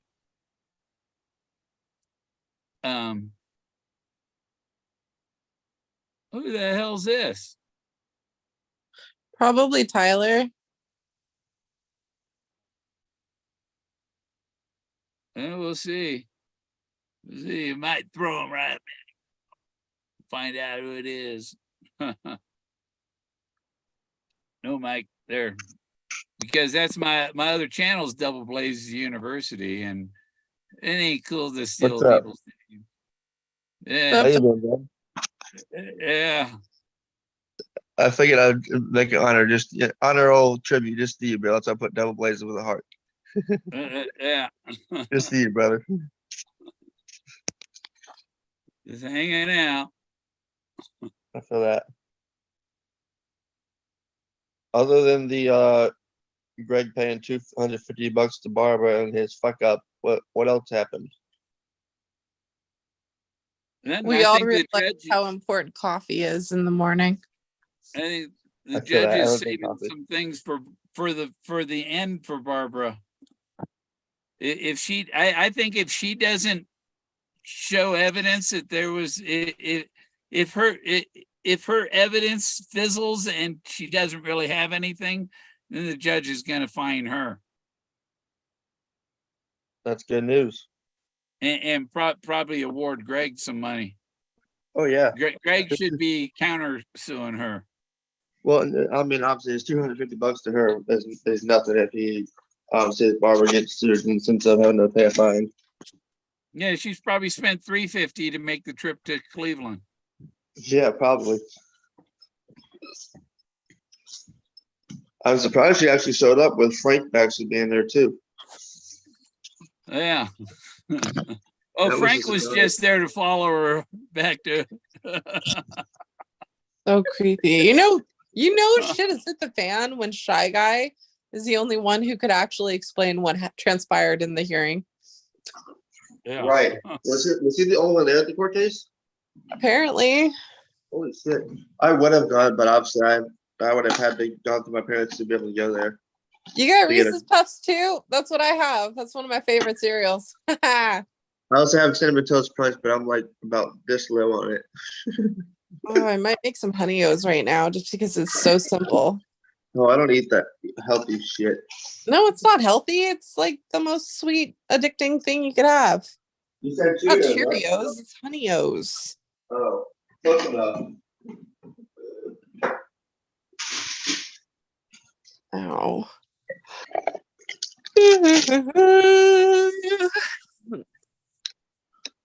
Oh, the saltine mushrooms that I made last night, like, because I went live for a little bit just to like. Yeah, I saw that. I saw you were making them, but obviously I just want to text you real quick because I saw you were live not once or twice. I was like, damn, missed it both times. Yeah, like I did saltine mushrooms, and the last second I was like, I was gonna make I was gonna make a spaghetti, my grandpa's spaghetti, but then I was like, I'm gonna add shrimp to it. Like I just really wanted to add shrimp to the saltine mushrooms, and then I made a lemon cream garlic pepper sauce, and then I put it over rice. It was so freaking good. I bet. I had 2 bowls of it last night, and I still have leftovers today, which I still have to make my chicken Caesar salad, but I might make that and then have some more of the leftovers. When I got my American Express card, I went and I went and spent its virginity at Outback on a they you can't get the sirloin with lobster tail, so I had to get the filet mignon with the lobster tail. How was it? I love How was your Outback. trip to Greece, Bill? That How was was your trip to Greece? great. Great. awesome, It's like going to another planet. Dude, yes. Did you see the Acropolis? Yeah. Oh shit, I'm low key jealous. That's been on my fucking like goal list for like a while now, ever since high I school. walked all the way around it, and Fucking jealous, my guy. what's real neat, you go through that one temple, the one thing there, you go through a temple to get in up there on the Acropolis. What, the Oracle of Delphi? No, that's a 2-hour or 3-hour bus ride. Did you get to go there though? Yeah, I went there the last Friday I was there. That's And awesome. it's up in the mountains, and yeah, I did a video with pictures from there with the egg thing that Kronos threw up, and I think Kronos and That's some the of these world egg. were just figures on the rock on the mountainside. Well, like you heard that Nostradamus claims that he comes from the bloodline of the Oracle of Delphi, which is Pythia, right? The very first oracle was Pythia. Yeah. Well, I'm descended from Helenus. I'm descended from Hercules and Helenus and a bunch of them. If you trace your ancestry into the royal families, it goes to Clodius, who to be a king, he had to prove divinity, and he showed all his family tree roots that go back to Adam and Eve. So if you tie into the royal families, you can get your family tree all the way to Adam and Eve. It's like I'd had my 140 family. generation. I'd had my royal family all the way to Queen Nefertiti. Yeah. Because Well, my ancestor was Scotia, the one that named Scotland and Ireland. And she Yeah. was the daughter of Nefertiti. And what was the other name of that pharaoh who was married to Ramses? Nefertiti? No, Ramses? no, it was another name. I don't know. I can't remember. Ramses It's like a weird was a one. redhead, and he came up in my DNA report. That's pretty cool. Because you see, he was exiled, and they took their boats and they went up to Ireland, and that's why all the redheads are up there. They're all descended from Osiris, Irish and Scottish redheads, and Spanish. Because you got to go past Spain to get up there. It was really neat when I flew back from Greece. It's a 13-hour flight. And fly up the east coast of Italy flew over Amsterdam, over the top of Scotland, just cruised off the coast of Iceland, over the southern tip of Greenland and down the Appalachians to Atlanta. It's 13 hours. Yeah, when I had to go to Scotland, it was a 16-hour flight both ways, and I will never freaking want to do that again. It was traumatic. Oh, direct from Los Angeles, huh? Yeah. Well, no, it was actually, I believe I went to Long Beach Airport. Fuck, I can't remember. It wasn't LA. LA's a pain in the ass. It's still Los Angeles. It ain't that far away. No, LAX Airport versus like, I think it was Long Beach or Huntington Beach. And then we also have, wait, no, I was at Ontario Airport. What the fuck is wrong with me? Clearly I need coffee. Ontario is definitely not LAX or Los Angeles. As a kid, my uncle lived Venice Beach, and I remember his apartment was sand on the floor. Sand? Oh, because he was so close to the beach? Yeah, he was right next to Muscle Beach. Nice. Yeah. Candy, you ever been to Belgium? No. Oh, you need to go. Holy shit. They have probably the world's best chocolate, if not, oh my God, there's nothing like it. Yeah, I've heard about that. Oh my God.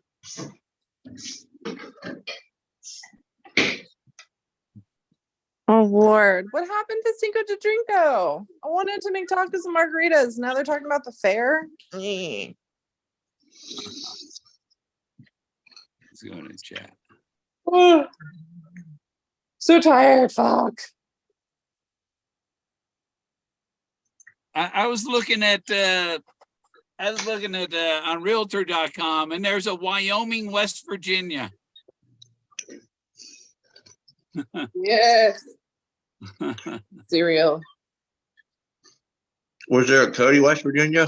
I'm actually looking at a house that ain't far from where the Beale, the original, not this Beale whatever thing, but the Beale treasure with the cipher and all that. Yeah. Are you talking about the Beale ciphers?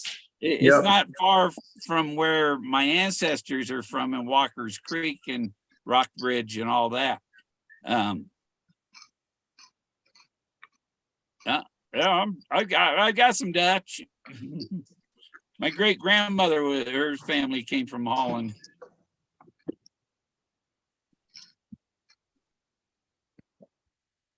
A state of bliss. Yeah. Hold on, I'm going on mute real fast so I could stuff my face with cereal. Street was a state of bliss. I was thinking of the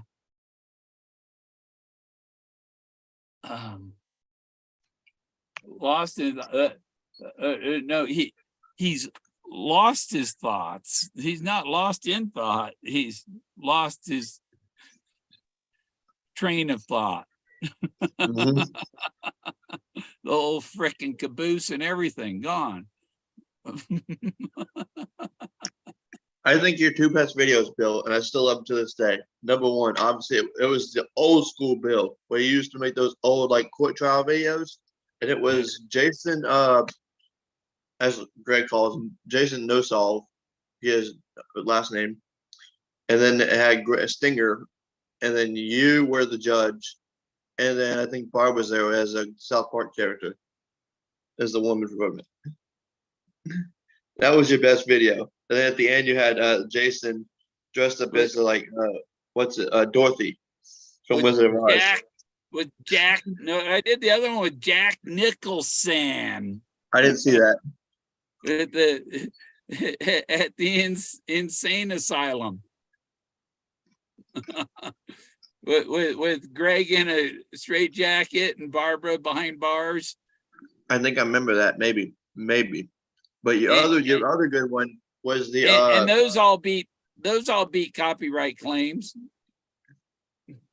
Your one that really makes me chuckle every time I watch it was about street, and you had like an icon. It was like a 3D image of a turd or a piece of shit.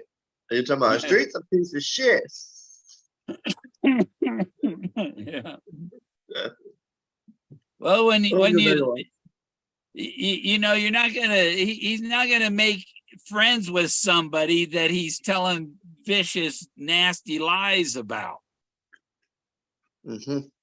You know, it may have a few people that follow along, and Rob's afraid to say anything bad about Street because Rob's got his nose right up Street's bunghole.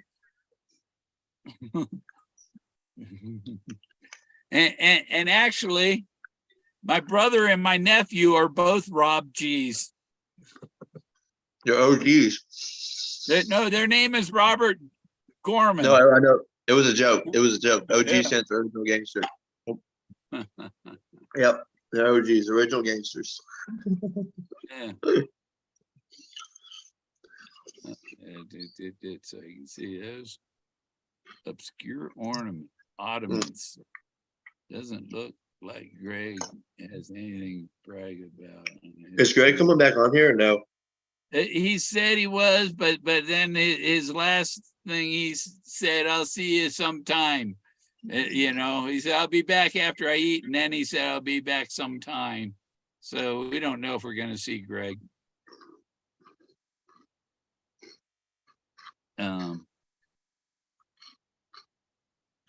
Had my I probably won't. in August, I got a single RVers group. My single RVers group, I started it in 2014, has almost 6,000 people in it. And, Oh, wow. and we had a gathering in Padre Island in February or March. And there was 150 RVs showed up. Holy shit. And we got one so far, the one in August 25th, we have one in Del Norte, and we got at least 50 coming to that so far. Damn. But that's more people than showed up Fenbury, Mm-hmm. you know?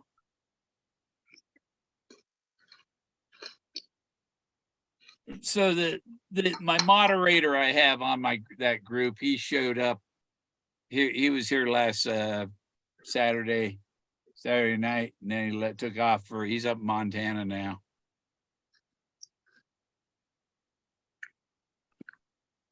Is that supposed to be a black hole behind you?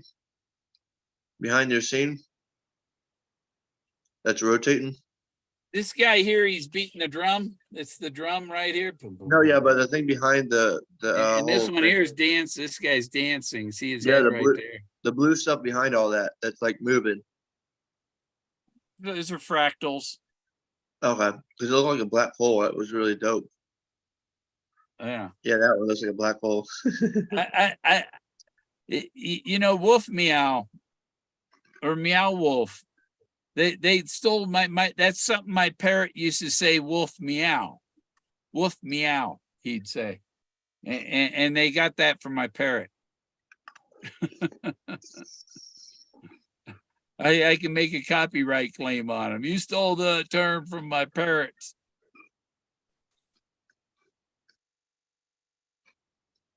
He's a good bird. Yeah, you got to watch Into the Wild Frontier on the 31st.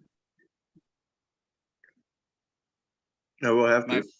My first TV appearance. And I swear it is part of the treasure hunt. Like the poem says, if you're braving in the wood, I give you title to the gold, right? Well, what is given a title is granting something, right? You granted a title, you're granted titles. Well, the producer for the show I'm on he's James Grant Golden. Jimmy Grant Gold.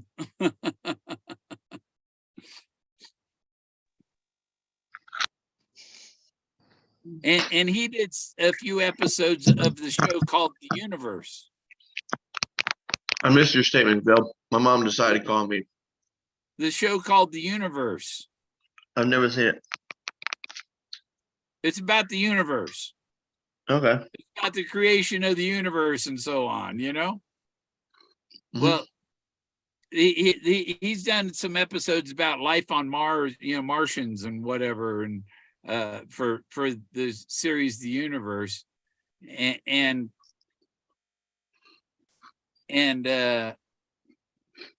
that's kind of tied to the treasure hunt, because the universe is, you know, like God, the all-powerful universe.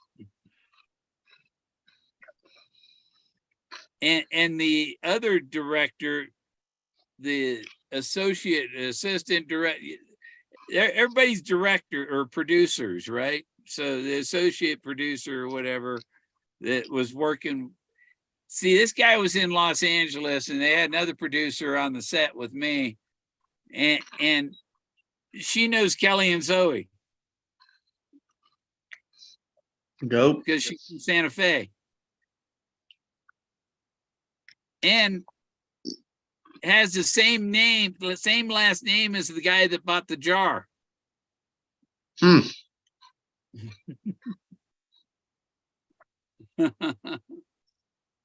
Black. which is an acronym of my last name. If you switch the G and the M.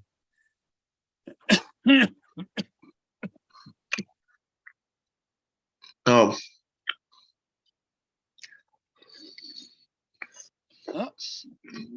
Oh, the birds are out. I can hear the skylarks. Skylarks are, meadowlark is partly a hint to a skylark. They're larks, you know. They sing. They look a lot alike. And so a the scissor tail, or was it the what was? They're similar too, but is another type of lark.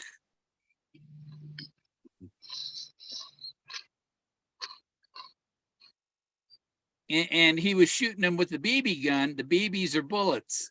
Arrowheads are bullets. They're all projectiles, bullets and projectiles. And so where Warm Waters Halt was when he shot them meadowlarks with the BB gun, but the Red Ryder BB gun. The Red Ryder dude lived in Pagosa Springs and has a gypsy wagon in front of his house. And that's the world's deepest hot spring, where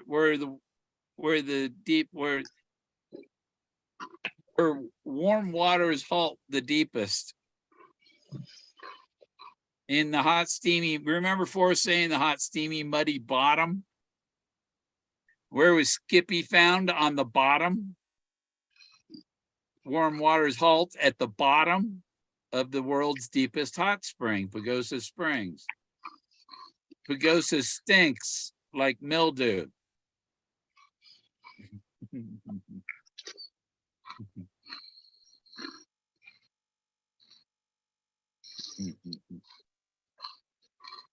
Yeah. I think Tyler's really Rick Nowak. Cowboy hat.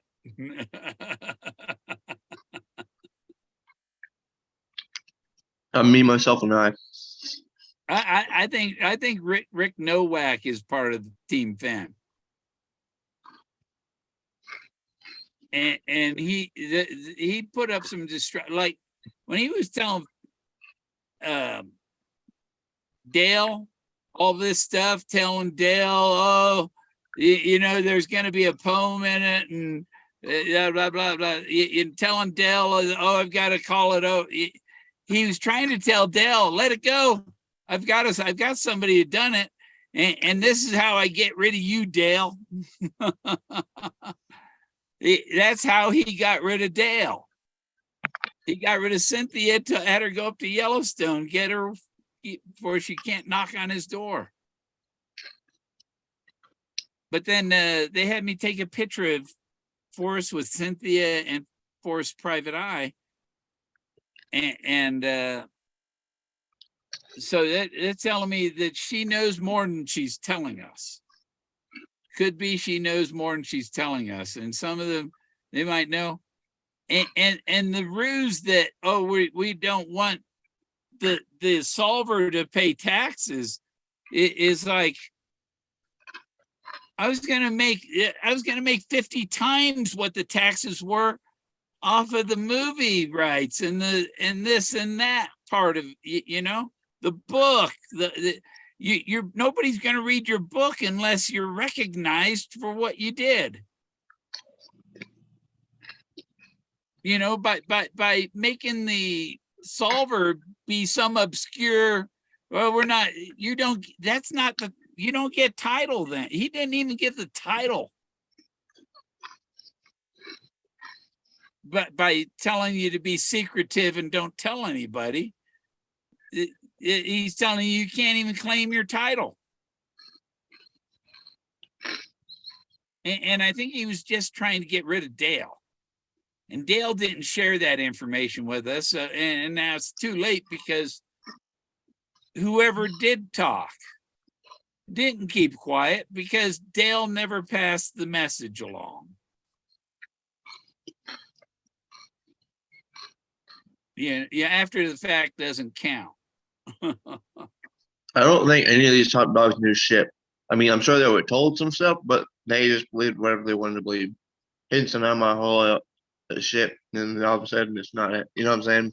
Well, I look at Nook. It was wasn't it Stoof that said it was in a Nook originally? So anybody believes Stoof is a Nooker? No, he said he put it in a Nook a couple of feet from the actual area. Yeah, but he initiated the Nook concept, and they ran with it. And actually, Moses is in a Nook. He's the sun hits it, and there's a shadow, and it's like he's parting the Rocky Mountains instead of the sea. You know, because he's in a nook, in a crevice in the cliff face.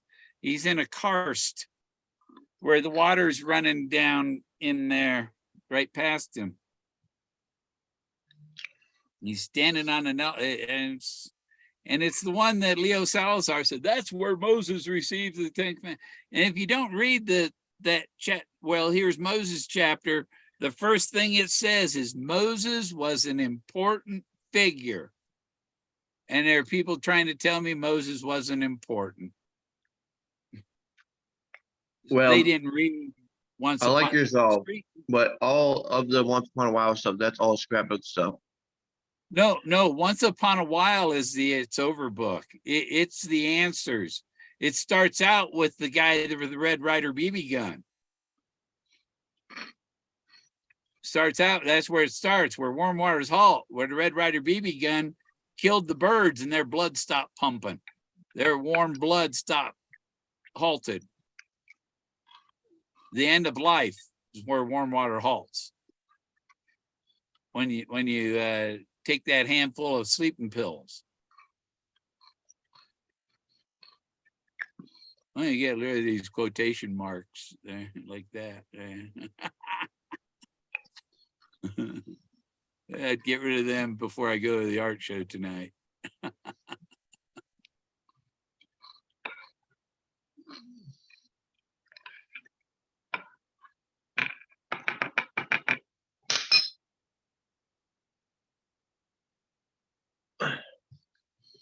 Yeah,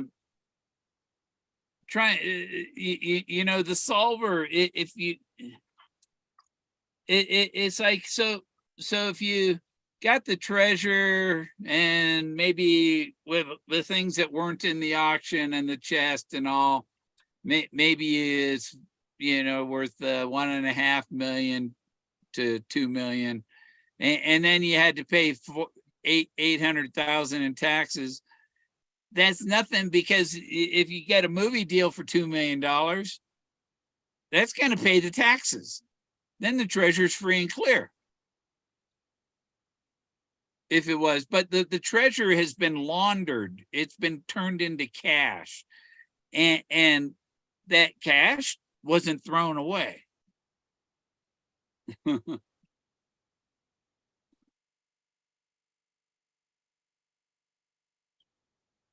Where is the It's chest nowadays? it's Isn't it just last? and the chest wasn't sold. The I think coins it was. were, some of the contents. Was the dragon even bracelet even part of the auction? No, it was not. The Dragon Bracelet Right, was right. given to the Nooker group. No, we don't know what happened. Who? What? No, yeah, That's it was. that It was stayed with the confirmed. chest. It was Those might confirmed. be things that the solver actually gets. It was confirmed in the Discord server that it was given to the Justin Posey in the Nooker group. Because supposedly the LLC was. They're the ruse. Justin Posey, the Nooker, Justin Posey, when they started that auction website and they put on there 3 may keep a secret if 2 of them are dead. That is the line that I told Forrest Fenn at 2019 February when he poked me in the chest. Are you threatening me? Are you threatening me? Because if you know his secret, you're a threat. If you don't know his secret, you're not a threat. You're not a danger to him because he doesn't have to kill you. If somebody knows your secret, if 2 know the secret, one of them has to go. If 3 know the secret, 2 have to die. So there's only 1 person left. Can people please stop associating everyone under the sun as a nooker? For people who followed, they know that the nookers are originally Cynthia, Amy, Justin, and Matt, because they're the ones off looking for the nook. Well, it's because the Nook is associated Jack Stoof, and so he's the original one that came up with, and he's fiction. He's Forrest Fenn's pseudonym.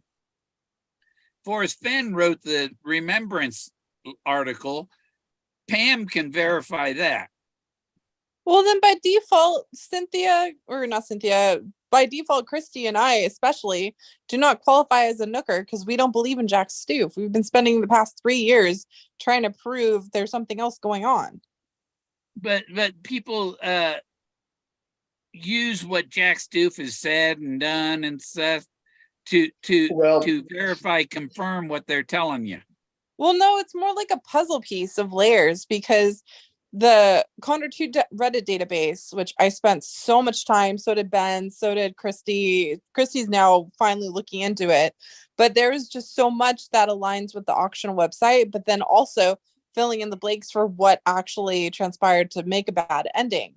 So the thing is, we're under the impression, or at least I, myself, and a few others are under the impression that there was a bad ending and it was covered up.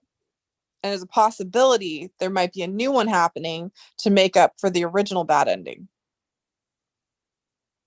I was like, no, I can't handle it. Some cryptic answers coming in Indiana Jones. The Dial of Destiny. I called Forrest Fenn May 27, 2020. And I told him, I found your car, I found your Moses. And I told him I rang Jack Dempsey's bell. Well, because Jack Dempsey had a mixed sport boxing wrestling match with Cowboy Luttrell.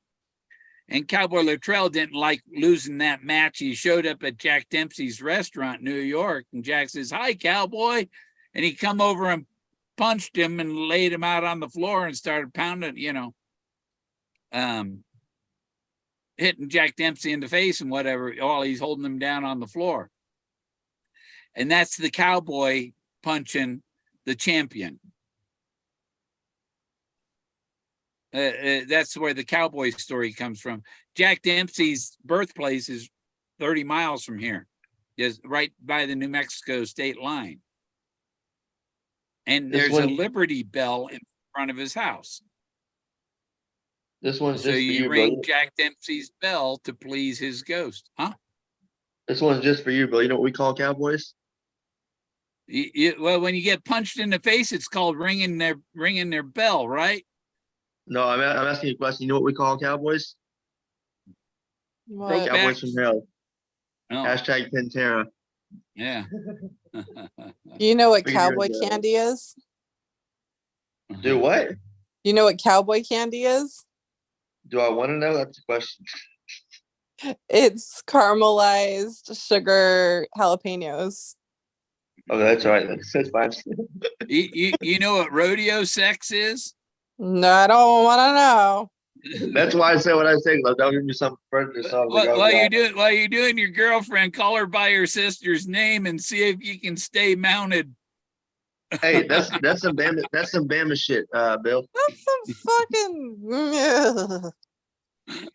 What's wrong? What the? It's a joke. I know a lot of searchers don't have a lot of sense of humor. No, we got humor. We just don't go beyond. I don't even know how to respond to that, Bill. I can't even respond to that. You know what Bill's pickup line should be? I can be your cowboy and you can ride me cowgirl. I want to be a cowboy, baby. You should change that punchline to call her by your ex-girlfriend's name or ex-wife's name, not your sister. That's what's creepy. That's why to get slapped really quickly.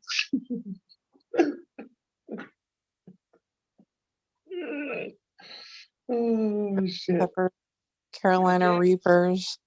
Friggin' Nick. You remember Nick Spera from the cheese community? He's always eating Carolina Ghost Reaper pepper thingies like candy for no reason. Like, he's crazy. He grows them and he eats them, and I'm just like, stop it. Give me a second. I got so much wrong with shit. Where the hell is one down again? He's got some fucking weird shit. Where's the old I think it was Oh, here it is. I knew I'd find one. What is that? Carolina Ghost Black Garlic?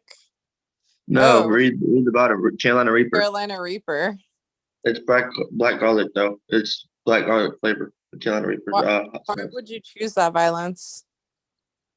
It's still sealed in case you don't realize it. It looks good, but yeah, that looks like painful. I remember when we were supposed to do the hostage challenge with Hacker Jack and Treasure Warriors, and I hunted down the freaking Rick and Morty hot sauce. And I was like so terrified that I was gonna not be able to handle it and be too white on camera. And it turned out I was the only one that liked it. I was like, I want more of it. And I didn't even have a challenge. I'm sitting there eating it. And they're like, you're supposed to wait until you get something wrong. I'm like, no, it's too good. The flavor's too good. I'm just sitting there putting it right on my tongue. I'm like, what the hell is happening? So I got a story that I don't think I've ever told in the chase community ever, but it is fucking hilarious. I'll never forget. I was in the shower one day, and obviously it was back when I was still hanging out with Elizabeth after we broke up, and when I had my old caretaker, Brother Bill, and Brother Bill had a buddy of his that makes his own hot sauce, and Brother Bill was giving the hot sauce to his buddy, and his buddy called this hot sauce he gave my Brother Bill, what was it?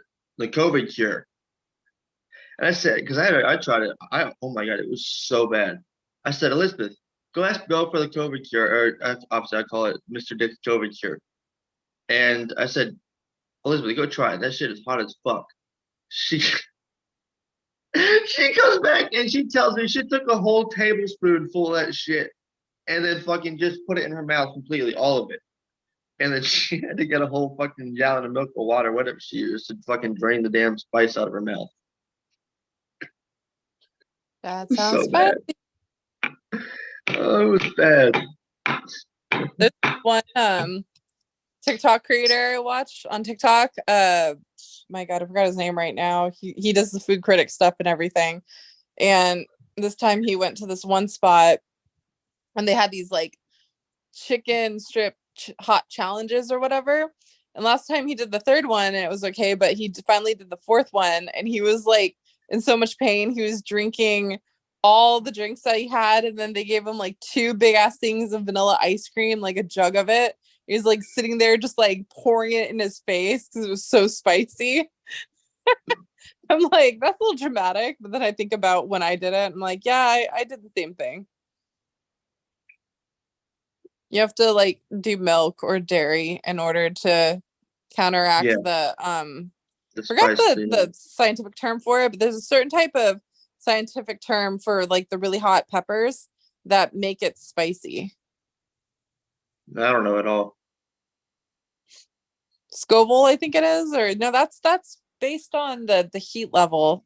Was Yeah, it it's not basically Scoville? it's a Scoville unit because I know that because I used to watch I think was it BF versus GF? I think it was maybe.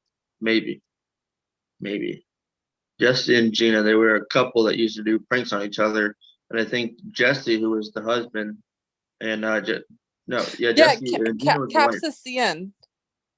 I never heard of it. I have to look into it, but I remember. I keep that in mind. But Jesse ended up getting like this fucking holy shit, like oh god, it was like the world's hottest like sauce or something, like or hot sauce or something like that, and you had to like use gloves to like be able to like mess with it because it was Yeah. so hot, you would burn your fingers and shit. And he put it inside his wife's what was it like sushi, his wife's sushi, to prank her back. And she was yelling the whole time. "Woo, woo," she was so fucking hot. She was eating a whole fucking tub of ice cream. I'll never forget. I have to send it to you later. You'll love it. You'll enjoy it. But obviously they split like not like they've been split for like a while now. I think they split like 2017, maybe 2016, maybe I could be wrong. I'll have to go back and look at the videos to find What out. happened to Bill? I don't. Bill went somewhere. I don't know where he went. He went somewhere. I know it's not the smoke. I'm getting coffee. I had to start my generator. I knew he was doing something. I didn't know what he was doing. If he said it or not, because my mind is everywhere. I know it's coffee. I don't drink coffee. Okay, come on, buddy. No, it's called what's it called? The capsaicin, which is what gives chili peppers their heat. So that's the scientific term for the heat levels. But then when you're talking about measuring heat levels, it's Scoville units. Yeah. Or you could always do what Homer Simpson did and just coat his tongue in wax, and then you won't Oh even. my God! Did you know? I think it's I think she plays the voice of Homer Simpson. I think maybe. No. Bart Simpson. Bart Simpson. That's it. She's Oh the yeah, voice the of lady. Yeah. I never knew that. I never knew who it was, but obviously I'm not judgmental at all. And then I saw who it was, and I was like, "Holy fucking shit!" I would have never guessed that. Dude, the She's Simpsons. she's freak me hella out so talented. the Simpsons have predicted way too many things. It's just a mockery at this point. I do Absolutely. some of the voices of my animations. Some of them I use a natural reader.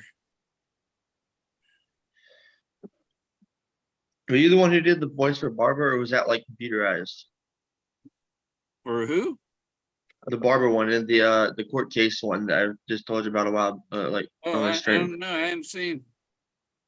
The one you made with Jason, or Stinger, you as the judge, and then there's Barbara, the South Park character. I thought that was just audio clip of them going over the same conversation. I have no It idea. was yeah, it was audio. It was the audio was from Greg's video. Okay, from see, the I thought live it was all stream. handmade from like you know what I'm saying? Like No, for voices I used that, but I recorded the whole thing with each of the characters, and then I edited, and so I could splice and switch from one to the other. Gotcha, that's sick. That's dope. So I could take a live stream and then you the part you're playing, you record each of the characters and then line them all up and then cut them all, and then you switch scenes between them and just have the audio from the original, right? Do it. Yeah. Because the thing in that same video, Jason was talking about, we all have to solve. Bill has to solve. Tyler, Greg has to solve, and other people forget what it was. Yeah, I Never seen did that. Street use the same try plagiarize on the same comment. Hmm. Yeah, as a matter of fact, He always had matter of fact, and then he ain't got no fact.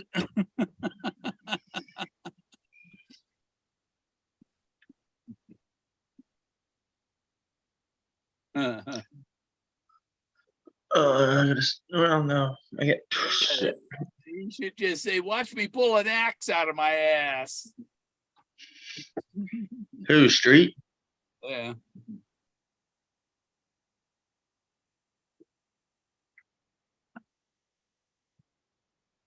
I'm so tired. Oh my God. Hey, when you go and it's it's plugged. you gotta smoking over there? undo the plug in it before you can get anything from it. Huh? What is it? I can't really see it because all the CGI computerized stuff. Oh. THC. Oh, it's a THC pin? Yeah, it's not showing up. A dab pin? Yeah, no, it's THC, 84%. Because I know they got a dab pin that's like made out of wax. Lasts about 2 weeks, 3 weeks. Okay. 1 gram. It costs Yeah, like $20. The dab Huh? pins are strong as fuck. They need to stay away from those. These are saying pretty much, but it's oil. It's not a dab. Okay. Yeah, the dabs are strong. Holy shit.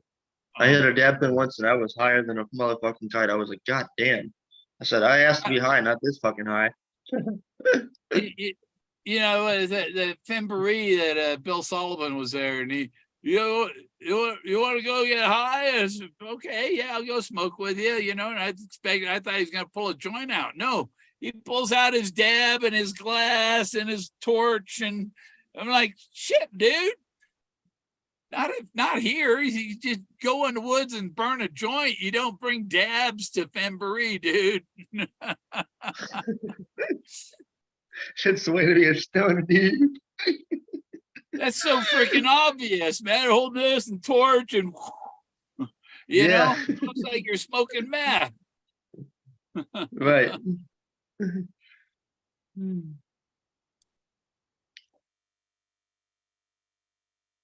Oh, gotta get another fix my had a radiator leak and I couldn't figure out where the fuck it was coming from.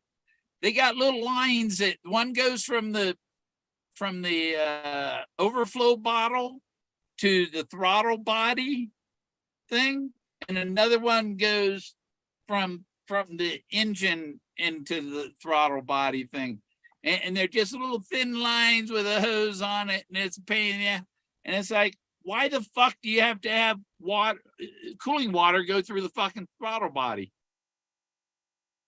Maybe I think to warm the air if it's freezing or something, but Probably. it's like I was ready to just plug the things and say fuck it. You know, who needs it?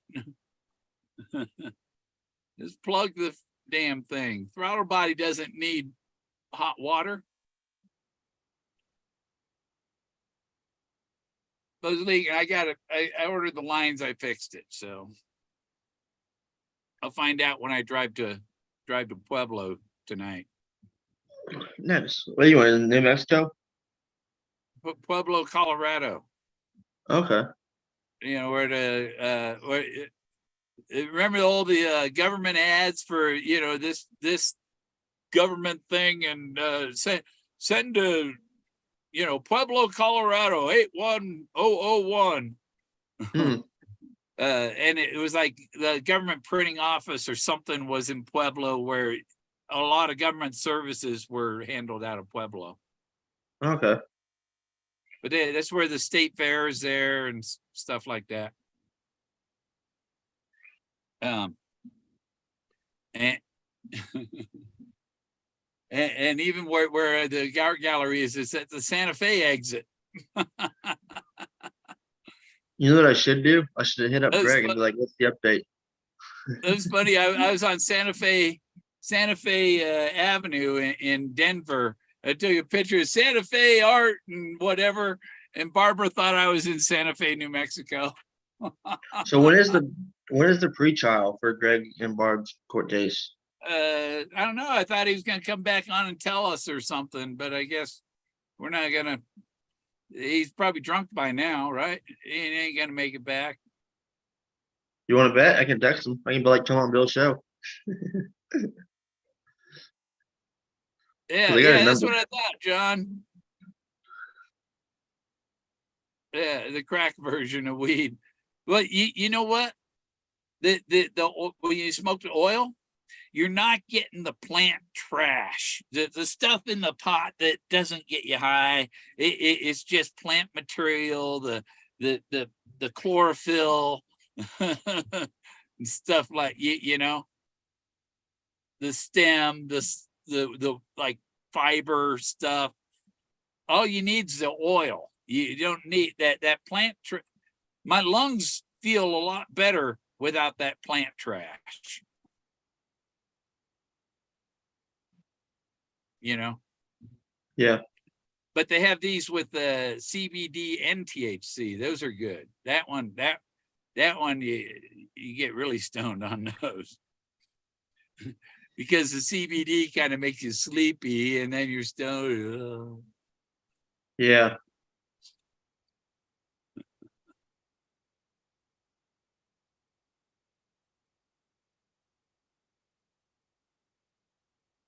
You ever seen the movie Trilogy of Terror?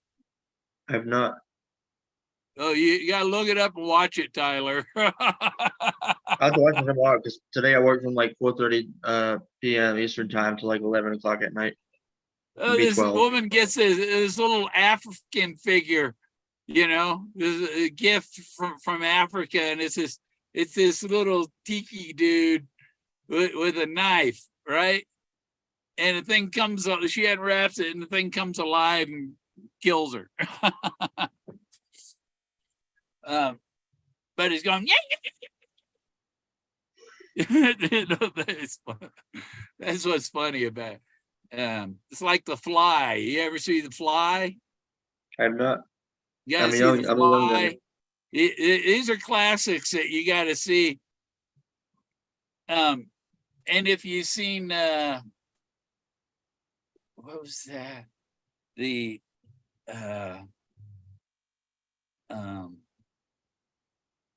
Eraserhead.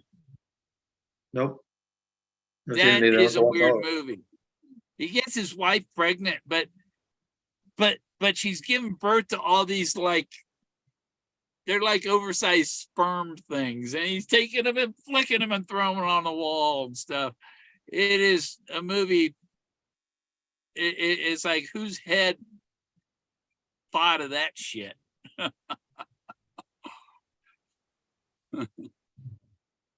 It's a disturbed mind that thought of that shit. Benja the Fifth. Yeah. Yeah, I've got party tonight. I figure I'd be eating dinner there in Pueblo before the art show. Do you know if Greg's going live tonight, or is he waiting until Sunday?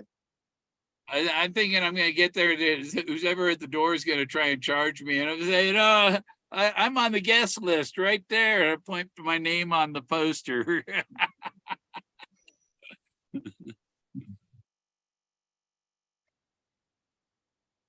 Love that name. Yeah, Jack's going to the party too. People don't realize, you know, he named that. He said that 3 may keep a secret if 2 of them are dead. And that's what I told him at 2019 February. And 3's, oh yeah, see, he didn't like you. You threatening me, you threat it like it was real. And Forrest was acting, he was playing a joke. After he did it, he turned around and looked at Tom Hardy and smiled like, wasn't that funny? You know, and then later on, if he was mad at me like that, he wouldn't come up to me and go, I need to know your dog's name. What did he need? 2019, he needed to know my dog's name. And I told him his name is Jack.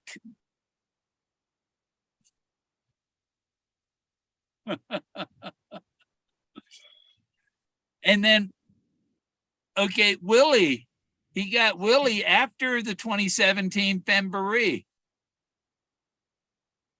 George Patton named his dog Willie after a guy who came to his barbecue. I'm gonna have to head on off of here, Bill, because I gotta get ready for work. Those Need to aren't get just showered and all that stuff. coincidences. Yep, Sure, I all gotta head right. off here. I gotta start getting ready for work, my guy. Because I All gotta right. leave probably around like early 3-ish. Later, Yeah, brother. 12 o'clock. Yeah, I gotta figure out what I gotta do before I don't have to leave for a few hours, so I'm okay still. Whatever I need to do, can do it quick. I'm here alone now. Greg, come back. Come back, Greg. Let's see, is he chat somewhere? Let me ask him.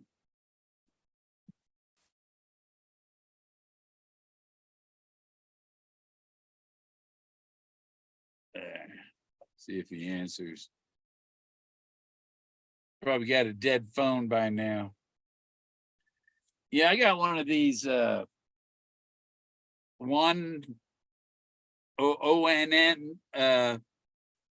battery charger things. And this thing I've had it charged up sitting here for a week or so. And see, it's still 100%. And if I plug my phone into it, when my phone's going dead, I plug it in, my phone will get fully charged and it'll still be on 84. So this thing will charge your phone up quite a few times. I got it.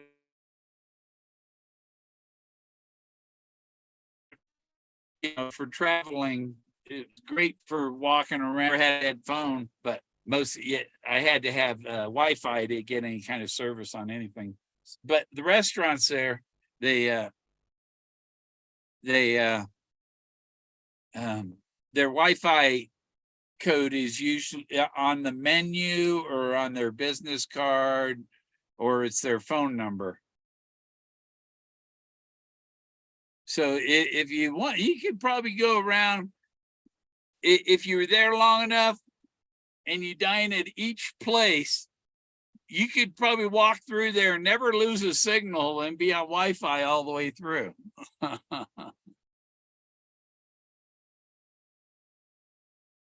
Been a cowboy. I've been a cowboy. You look like you might be a cowboy, Woody Bold. Who's that? Oh, what is the guy's name? I got the art. Where's my cowboy art? I got him. You've seen me use it with the cowboy with the beer, that artist, and he said, "You look like you might be a cowboy." Cowgirl. And built it. Built it, they will come. Revenge of the yeah. Here alone. I put the thing up there if anybody wants to get in. I'll stay on a little longer, but I've got to eventually eat and get ready to go to my art show. I have to finish shaving.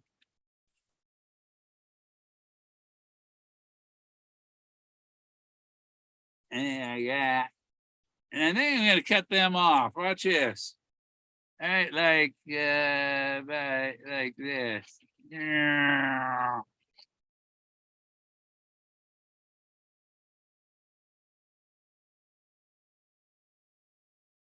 We'll do this one too.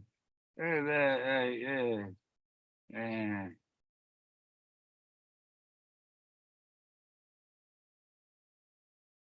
Yeah, I don't need the handlebars.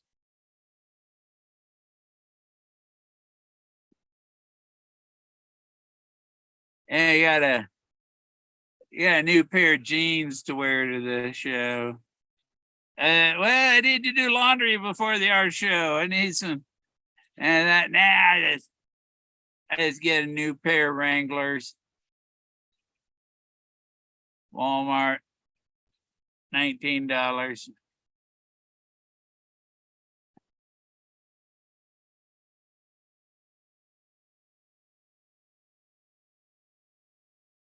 You know, and that was K-Pro talking about calling people trailer trash.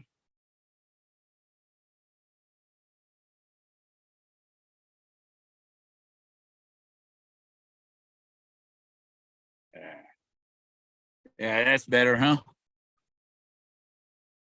Don't need it coming way down my chin. Okay.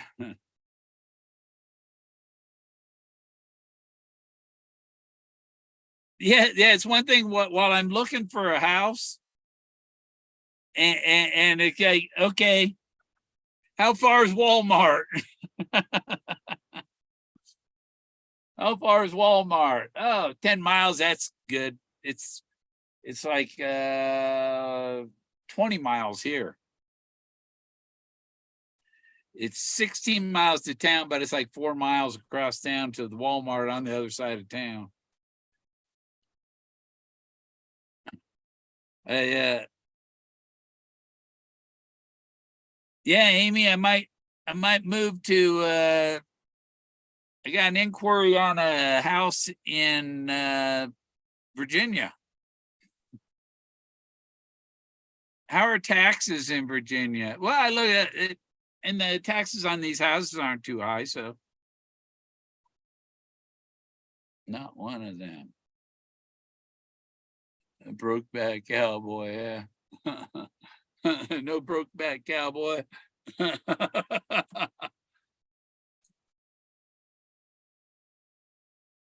You know, there was this Wyoming cowboy and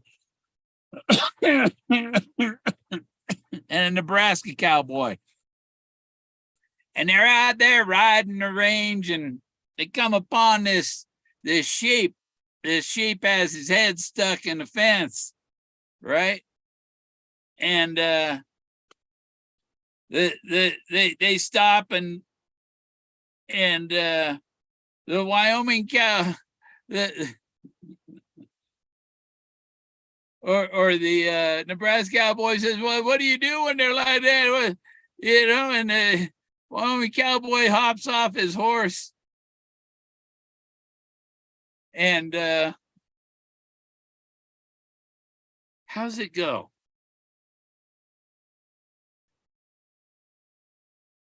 So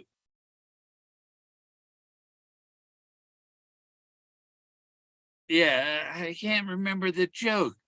But yeah, he screws the sheep.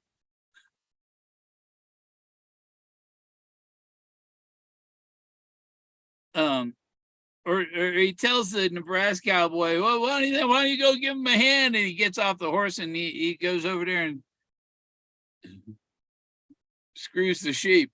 You know, I can't. I got to remember the joke. I've told it before correctly. I can't get it right now.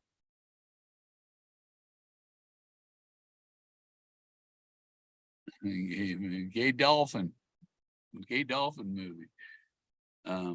There was somebody no, about Apollo, that Apollo was the sun. Well, when I went to Delphi, the professional tour guide was telling us that Apollo came from the sea.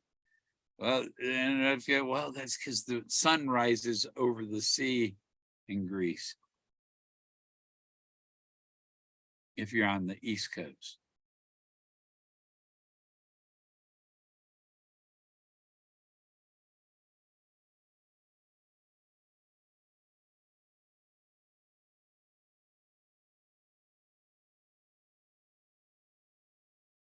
And my Kleenex box is empty. Got nobody joining. I'm a shadow on the ridge. Kleenex box becomes trash box. That's where you put all the snot rags and go in there after, you know, it goes in there and then you just throw these boxes of trash into the fire pile. A shadow on the ridge of the distant sunset. You see, people didn't figure out that his story about his life, he had to go over the hill at some point. And that's crossing the Continental Divide, get over the hill. I did it when I was over the hill. And from the home of Brown to get to the canyon down, you got to go over the hill.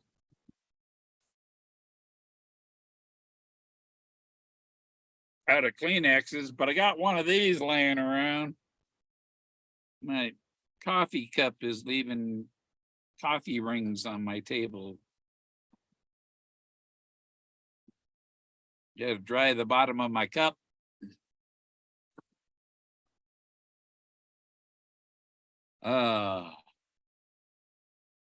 Yeah, I don't know what happened with that memory card for the phone, but I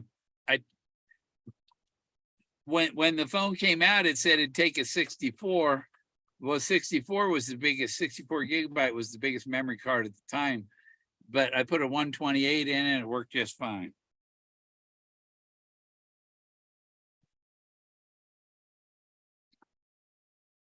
Boy, when?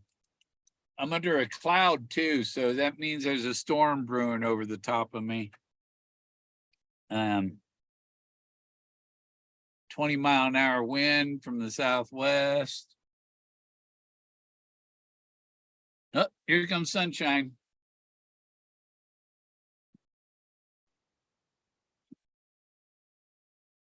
No, what else been happening?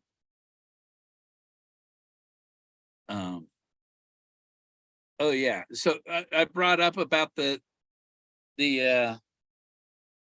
me telling Forrest the three may keep a secret if two of them are dead. I knew it was Benjamin Franklin, and Benjamin Franklin in his thumb portrait that's in the Philadelphia Museum of Art, he's sitting there with his thumb under his chin and he's holding one of Alexander's deeds in his hand.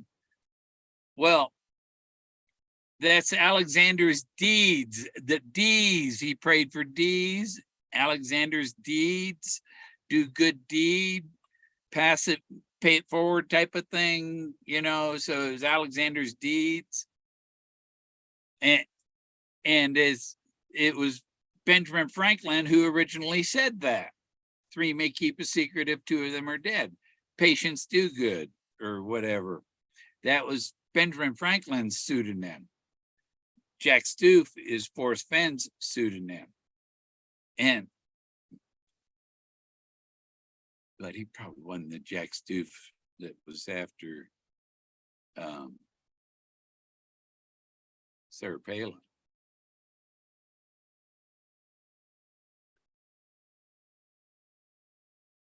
Shadow on the ridge is yeah. Yeah, Woody. You know, maybe the next time they call me to do a TV show, it might be with Woody, that Harrelson guy, you know. And then me and Woody, we can burn a joint together. I think Woody would like that. But you know, if everybody got their own vape pen, you don't have to pass it, pass germs. I think marijuana kills germs anyhow. It doesn't really kill them; it disables them, and the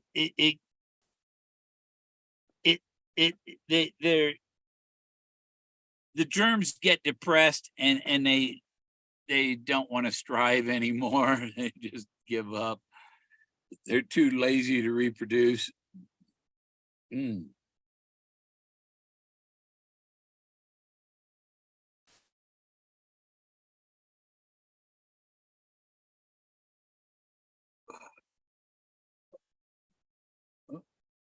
Just cleared it. It wasn't on. Boom. Nobody watching now or what? What's going on? Where is it? That's on. Let me see.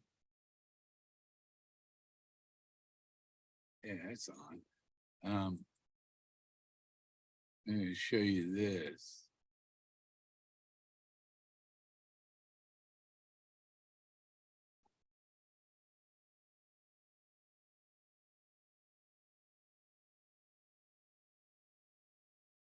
Well, let me ask you, are you aware that on 9:40 a.m. that Assistant Attorney Doyle Losi stated on the record, Judge, I'm being told by Mr. Deslitz that he is currently on the way to the doctor's office, that he's had some kind of medical issue stemming from some type of knee injury that he's had, and so that he's not available today. All right. Let me pause for a second. Mr. Huff, are you aware of any medical issues disclosed? So there's this judge moves to hold Kim Gardner deputy in indirect criminal contempt.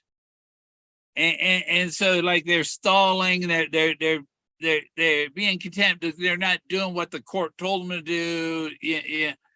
Lawyers misbehaving.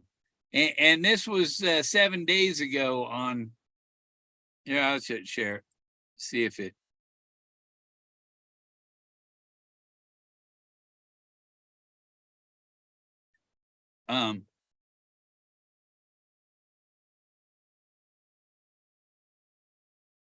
Is that showing? Is it?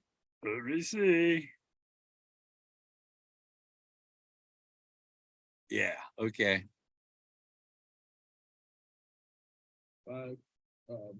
Mr. Doyle Losi in open court regarding Mr. Dessler. Have you seen any documentation? Oh, no, I haven't. All right, have you verified any of these statements from Mr. Doyle Losi gave? In terms of verifying with Mr. Doyle Losi, I have not.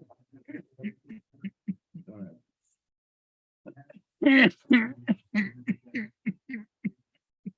All right. So, Okay, so the lawyer, the lawyer this thing is all about isn't there.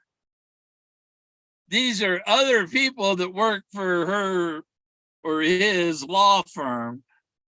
They're feeding the judge a line of BS while the person is avoiding showing up.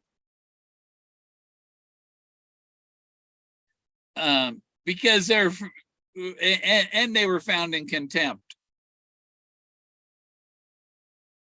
So these guys are all working for this same, one lawyer has 3 lawyers sitting there covering his ass, you know?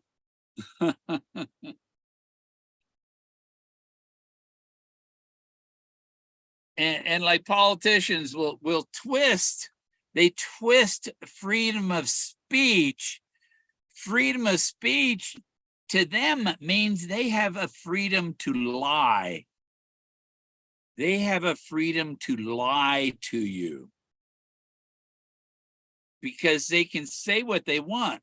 And so they're, you know, like Street, he exercises that freedom to lie all the time. And if you're not on top of it, if you're not checking on what he's saying to see if it's true, if you weren't there, Cynthia was there when I was supposedly dragging this cowl around. And Cynthia was there for the mildew and the hat doffing and all that. Try and get Cynthia to talk about that. Try and get Cynthia to say what was up, what was going on there. What, you know? No, she is not going to tell you anything.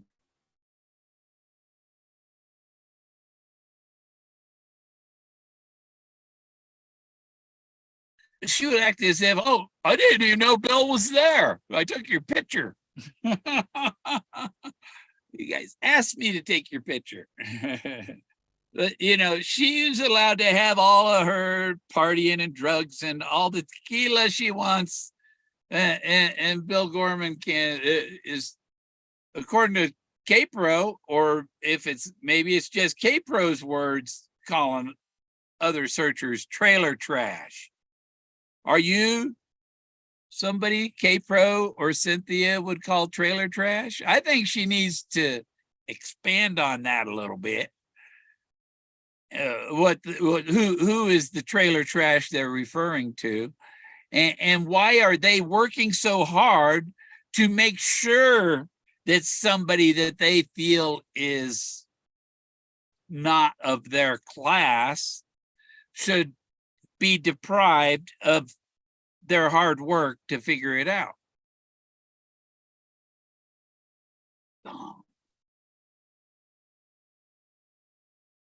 Yeah, my eyes aren't blue, are they?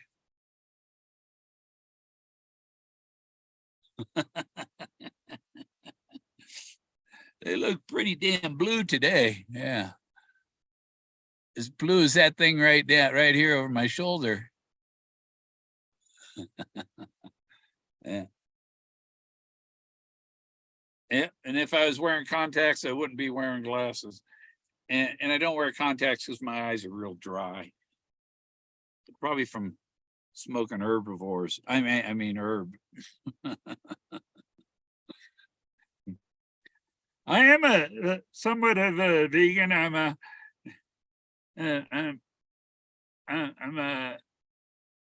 air vegan.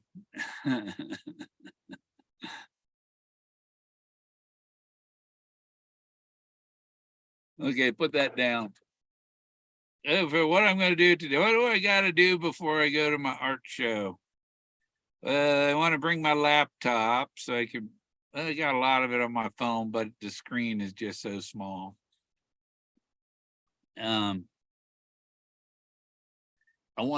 think I want to put some of my videos like this on a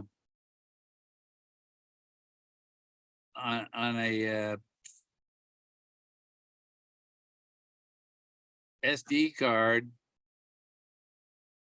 And if they have a TV monitor that'll play them, I think that would look really good on, because this has techno music, but that doesn't play on the Zoom. It just uses it for background. I got other ones. Let's switch that just for fun. Other visual effects. We're not going to hear from Greg again, are we?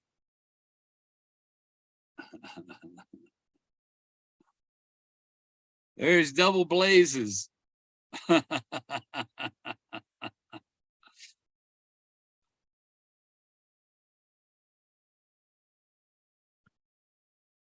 Now, if I found primitive art, and Forrest has a story about it, my primitive friends, naked people, this was before Greece then. And Adam and Eve must have been after Greece because they didn't wear any leads.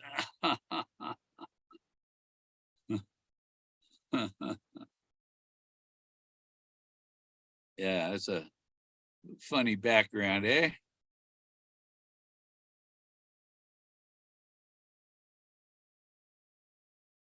I like that background.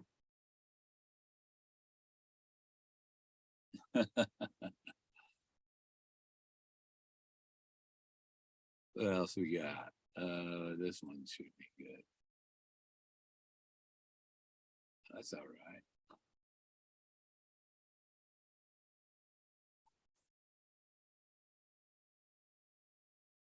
Yeah, that's a good one. Now, what's the chat saying there? Chat away. If I am a good person, it's not for me to judge. Yeah, and Forrest, it wasn't for him to judge people either. And it didn't matter. It could be some guy without a job in a pickup truck from Texas. And there was a guy without a job and a pickup truck from Texas named Moses, and the FBI was looking for him for killing a few people, and they found him in Wyoming. But Forrest had said, you know, those people, he said that the kids that shot the other kids at Columbine High School, that people pushed them to do what they did. And he can't really blame them for what because you don't know what they've been through. But some people will do stuff like, nothing is worth ending your life over or going to jail for. That's what my book, my rules. Nothing is worth going to jail for. Nothing is worth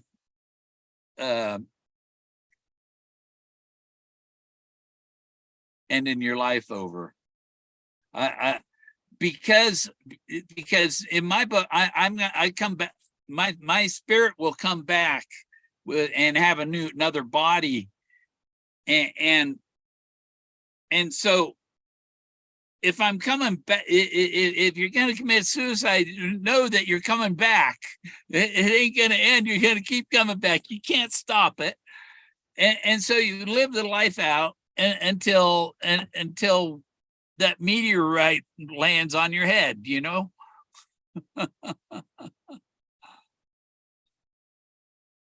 Yeah. Yeah, I've had enough living in the bus, and I'm trying to buy a house. There's one I'm looking at, it's what, 1,500 square feet or so? How big is that house? Boop, boop, boop, boop, boop, boop, boop, boop, there.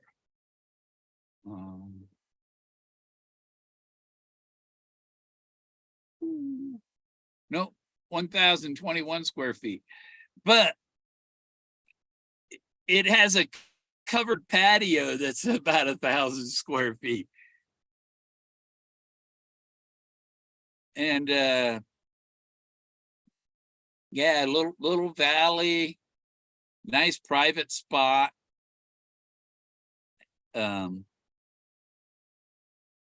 You know, facing the south.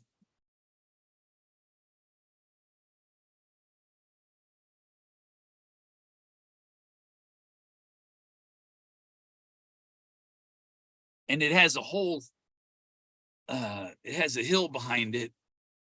I think they can be tunneled into.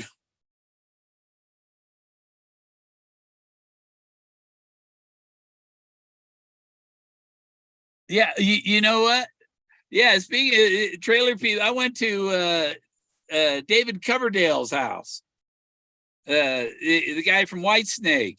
I went to his place in Reno. It was a mobile home. It was a trailer. David Coverdale from Whitesnake. Had a trailer in Reno. Did you know him, John? Somebody just shared a picture of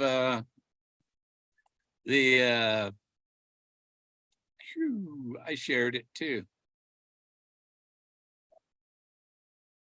Get it on here. There.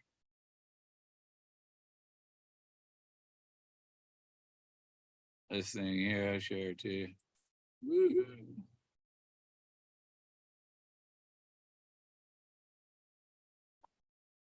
Right there. That's the first concert I went to. The freeway, this is Interstate 580, east of Livermore, California, and Altamont Pass. It is December 1969. And the Rolling Stones were playing with Jefferson Airplane, and we walked, like, my mother said it was 20 miles. I think it was more like 10 miles or 8 miles or something. I've walked 5 miles, 8 miles in a day, and or you know, in an hour, and to walk 20 miles, I think would take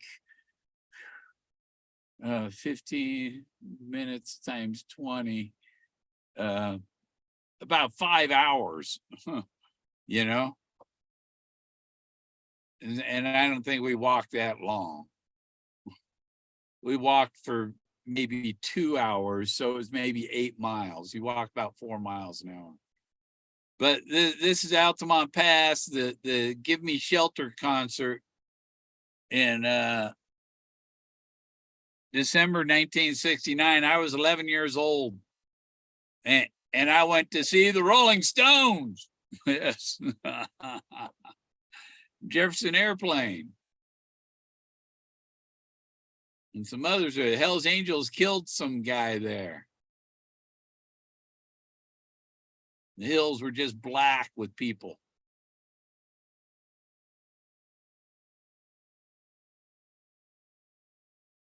See, it's all these old cars, the Mustang, 60s and 50s cars. There might have been a 1970 in there, but they were all late 60s and 50s.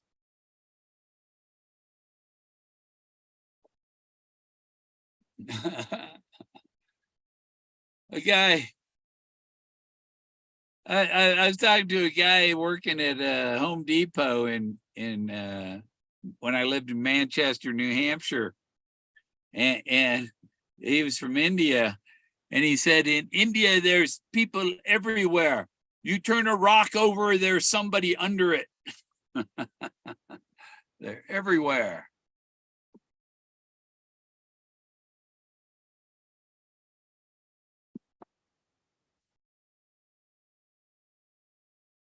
Over the hill, why when you can go up the canyon? The canyon down is the South Canyon.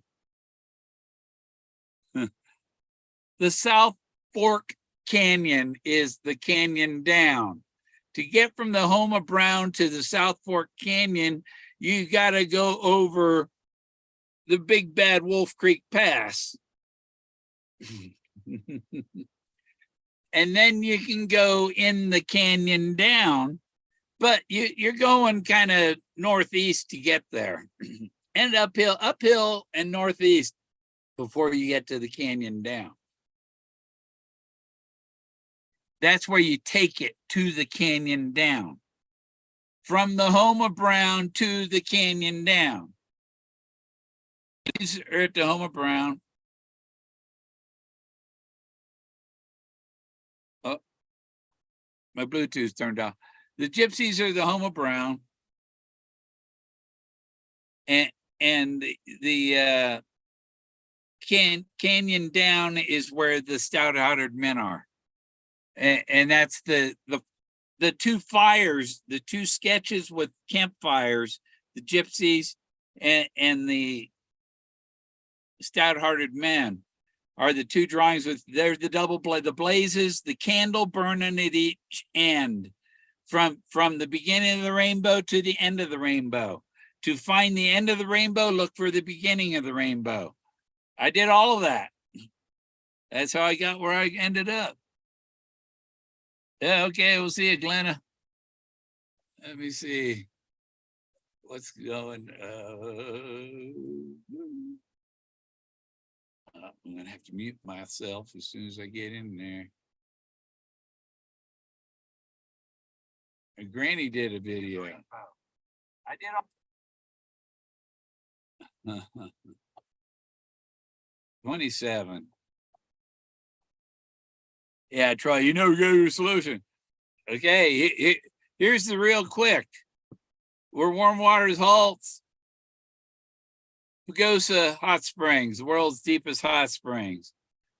Treasure's Bold below, put in below the Homa Brown. Treasure, Colorado, below the home of David Jennings Brown, which is Bootjack Ranch at Treasure Falls, Treasure Mountain. Treasure is bold. It's written on the map, Treasure. from the put in below the take it in the canyon down, put in below the home of Brown.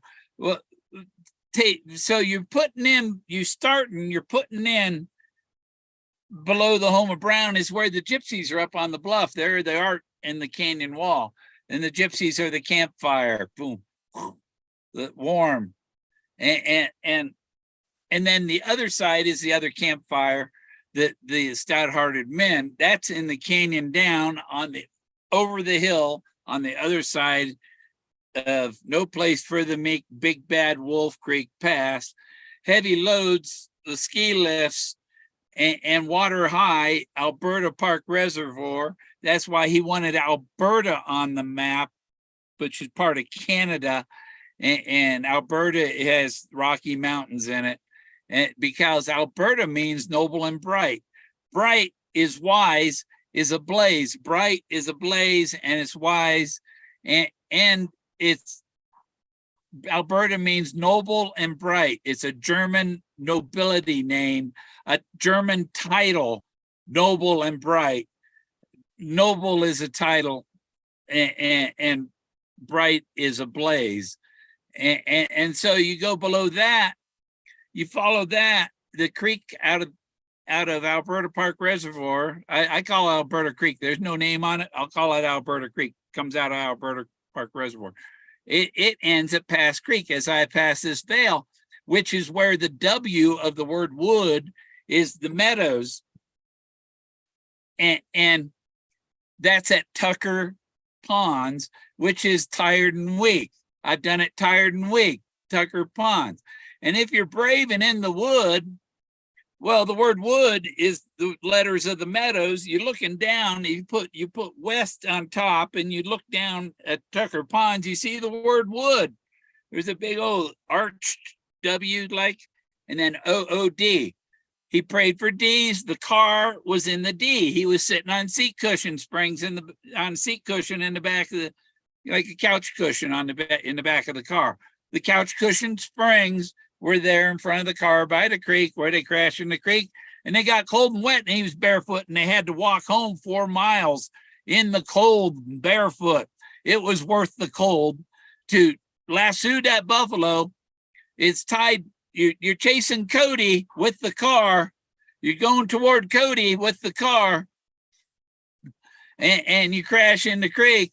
And boom, boom, boom, boom. But this is the physical, the metal, the grave marker of the car.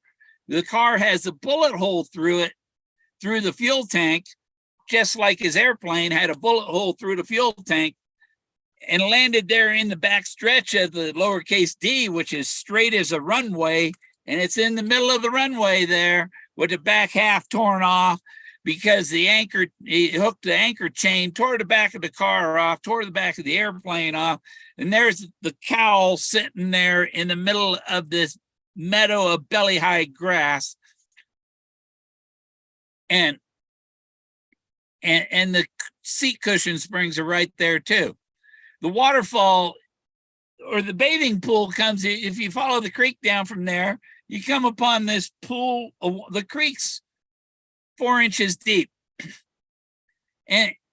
But there's a hole in the creek where it's 2.5 feet deep, 2.5, 3 feet deep. You know, it's over my waist. It's waist high, because I had the camera set up, and I had it set up. I was butt naked.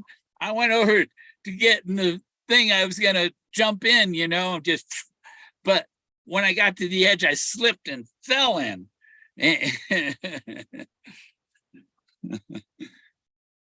So I got the moon yacht. That video's still up. It ain't been taken down. That's 2016. Because that's where the car was, in the D meadow of the word wood. The springs were there too. So this bathing pool is there, and then the waterfall that I call Forrest Fenn Falls, or beautiful waterfall. But that's right there too, right around the corner right across from the thing that I called Forrest Fenn's totem. And I was showing that to Forrest on the video. And he says, what's that? I said, oh, that's some crazy old Air Force guy that hit a treasure. And you're supposed to find these monuments of these figures on the rocks to find the treasure and stuff. And I said, well, he said, that's what I told him that was. And I said, well, who's that one? Who's that there? And I pointed to the rock on to the left of the totem. He says, that's George Washington. So he's seen the faces in the rocks too, you know. And Street tries to play that, oh, he's dead. These people, and he has a list and all the nasty things these people. He had his private eye check people out. I was checked out too. And I got a clean record. He says, Forrest thinks you're funny. Okay, that's my report card. I didn't go creeping, knocking on his door without being invited or nothing. The closest I come was driving down the road, drive past. That's it. That's where Forrest Fenn lives. Toot the horn. See you at the picnic.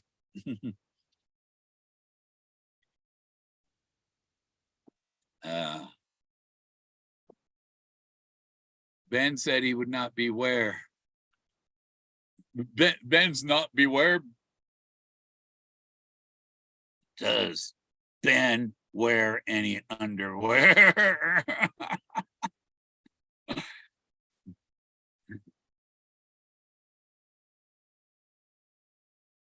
Only Ashley knows.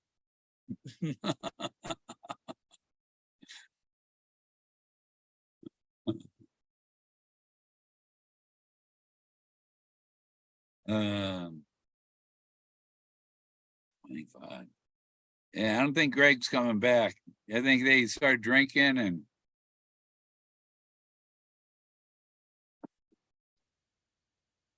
but look,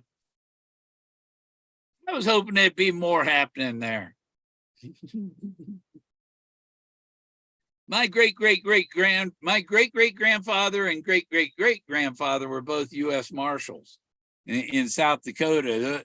My great great grandfather, he was a U.S. Marshal there in 1860s. That's back during Little Bighorn days, you know, not far from Little Bighorn either. Yeah, I was looking at some houses that were up near the Black Hills and stuff, but that it just gets too cold there.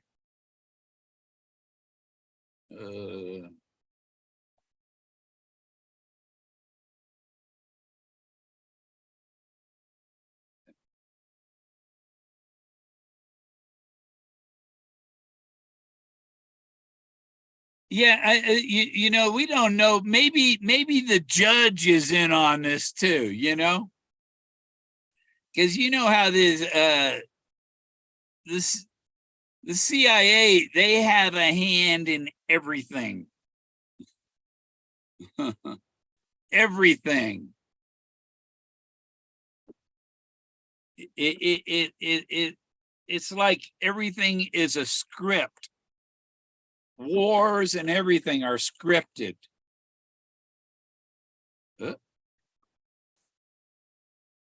54 volts. I gotta turn off my generator. I gotta remember to bring my gas can and get some gas before I come back home tonight.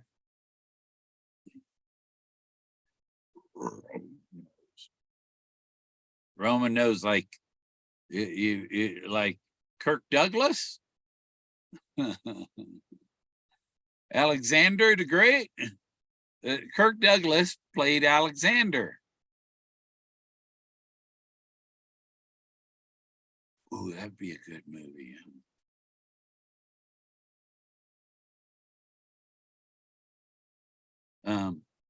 I was working on a thing with from the pictures that the Academy of Athens. You know, it's a modern recreation of ancient Greek building, and it has a pillar on each side. One has Athena and the other has Apollo on it, you know, and I'm working on it, and I took the 2 pictures of the pillars, and then I have the pillars doing the U shape like my university. And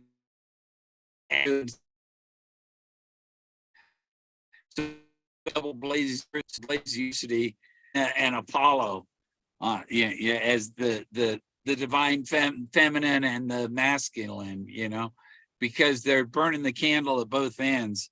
They're the twin flames, and there's a lot of symbology in it. It's not just 2 middle fingers. Even the 2 afterburners on a fighter jet, that's the double blazes.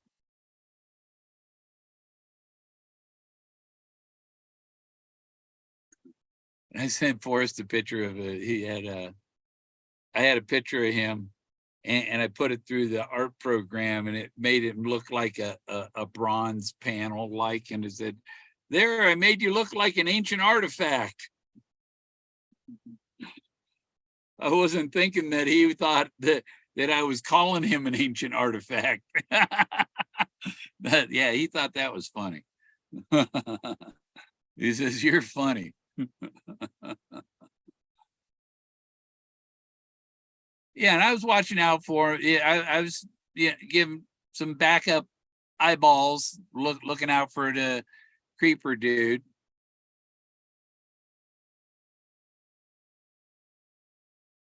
I never went spying on searchers. Never sued anybody. Although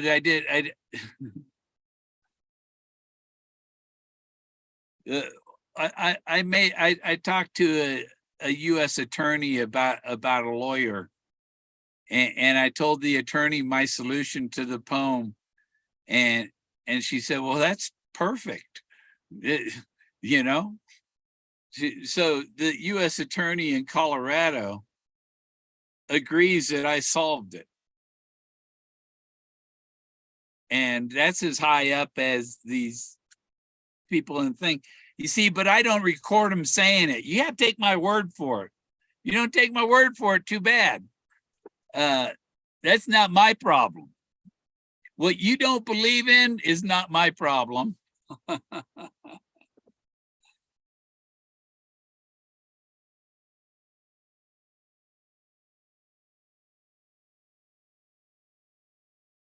But I think Greg's case, I think there are some prosecutor types watching Greg's case to because there's some criminal things happening in that case that somebody abusing their privileges.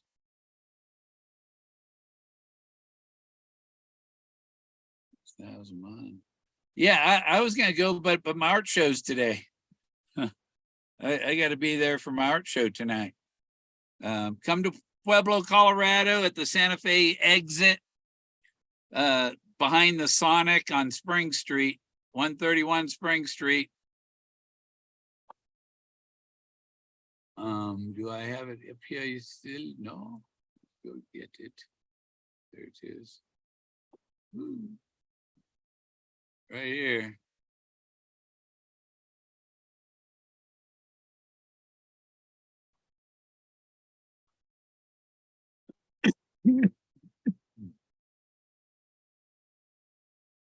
There it is.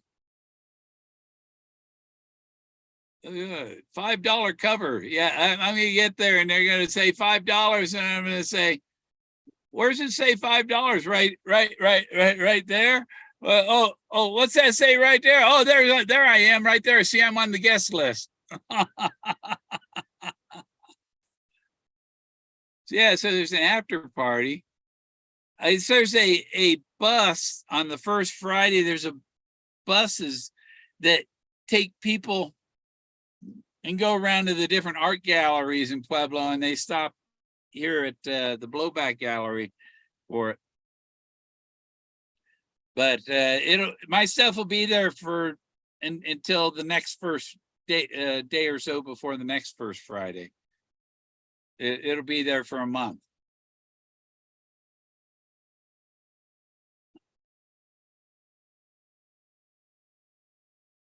Yeah.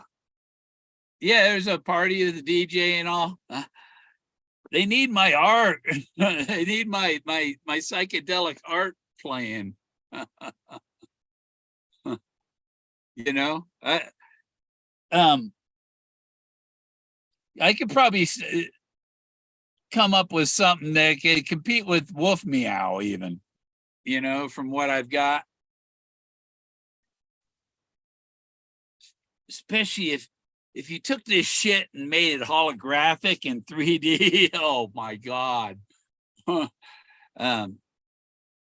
It's like really going down the rabbit hole.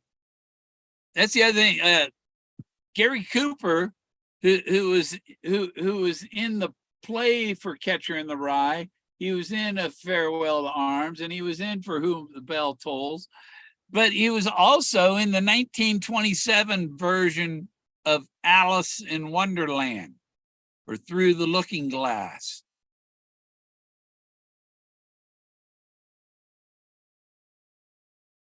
Yeah, I got 4 of them up there. I think I'm going to bring another box. I'm going to bring a couple boxes of art, keep in my car. And then maybe I'll sell some out of my car. But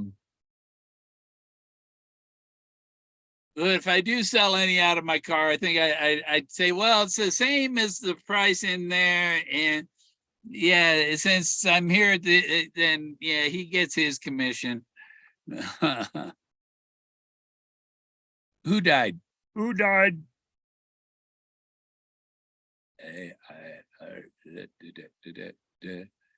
Did you know that Ohio means great river?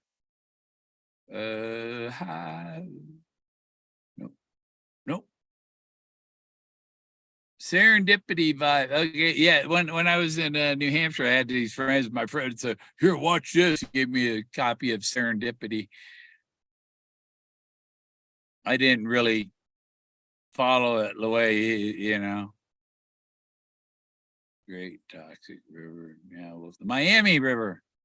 Yeah, my book.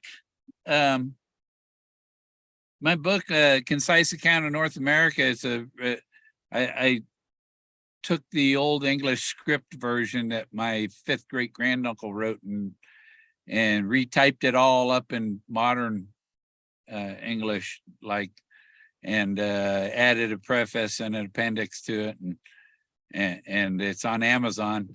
But it talks about the Miami River and the Ohio River and the interior. It has the interior rivers, the Mississippi, and the they knew about the Missouri River, but they hadn't gone past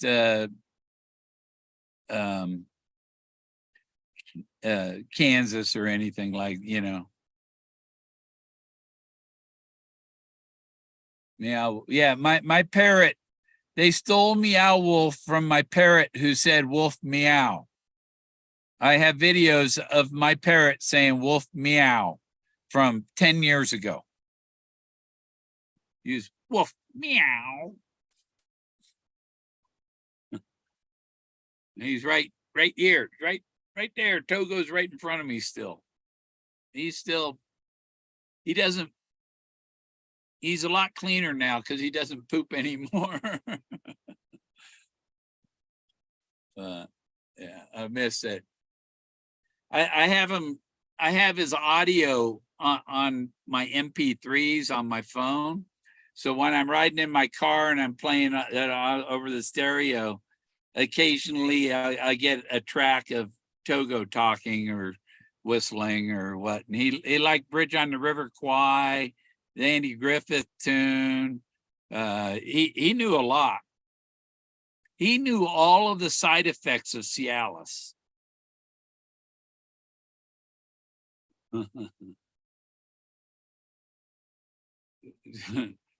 Because I would leave the TV on or the radio on when I'd go to work. And so he'd listen to that radio, play those advertisements over and over and again. And he knew all the side effects of Cialis. In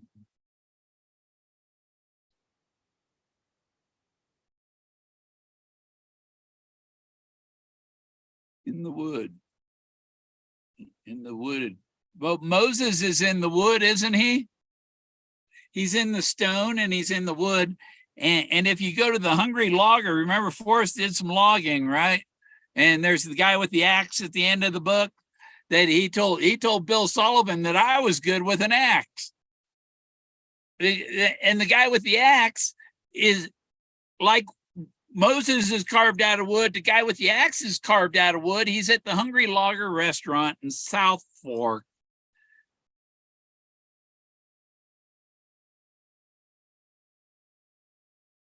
You're going to put the fork down, the South Fork. South Fork is down.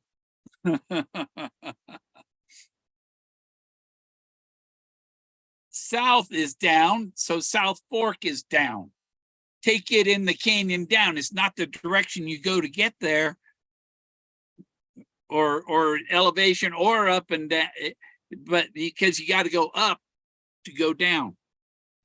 You can't go down until you've gone up. You don't look down until you look up and see Moses. And Moses is after the car and the waterfall, past the tunnel, because he was taking it with him. You had to go past the light at the end of the tunnel to see the spiritual Moses as above up on the canyon wall where Leo Salazar pointed him out as he carved the perfect likeness into that fresh pinion that didn't complain about his sharp knife, because that was some brave pinion pine. And if Moses is carved out of pinion pine, then he must have pinion nuts.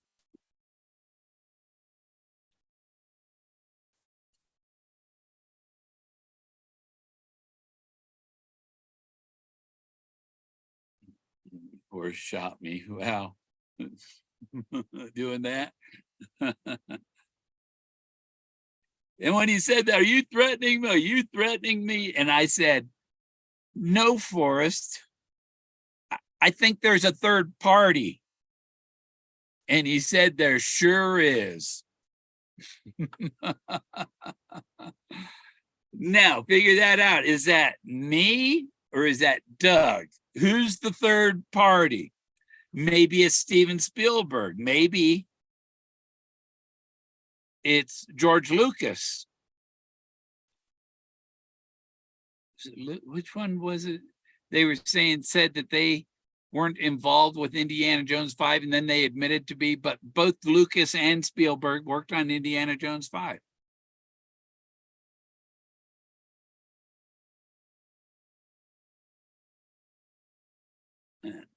I'll leave my mustache like that. I used to end it about there, but a little half-inch more. Just curl around the lip a little. It's the poem, and you're in the gunfire. Oh, that's why. The OK Corral. The chili cook-off was on OK Corral Day. And there was a shootout for the parking space. The car that's going to park there, 57 T-Bird, was Suzanne Summers, right? And it's OK Corral Day. And let me show you what I got in my closet. Or my cupboard here.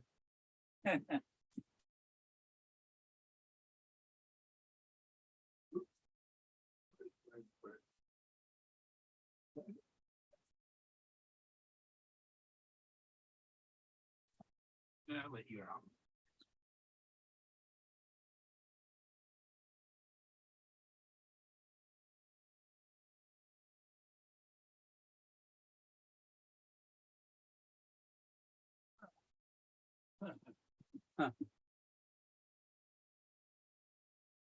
Speaking of OK Corral, I got to turn the thing off here.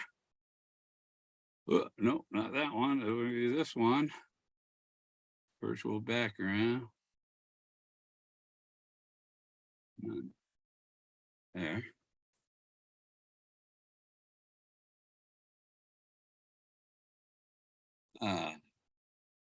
Speaking of OK Corral, this is an original.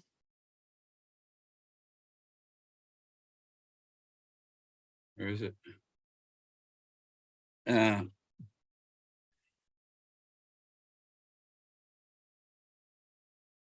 and ink, signed by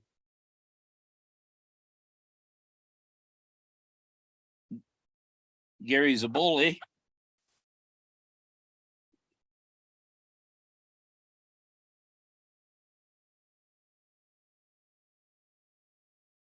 This is the original. It's Henry Fonda.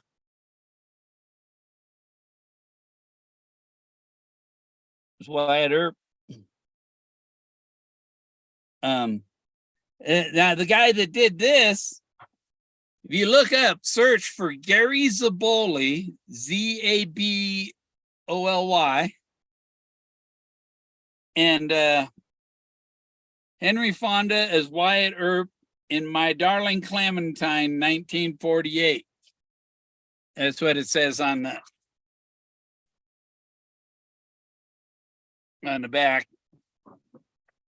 But look up right there, Gary Zaboli, and True West magazine, and you'll see all the covers he's done for True West magazine. But I got his original art, signed letter, receipt and all that from buying it. But this is the one and only of this. And it's pretty cool. Get up close here.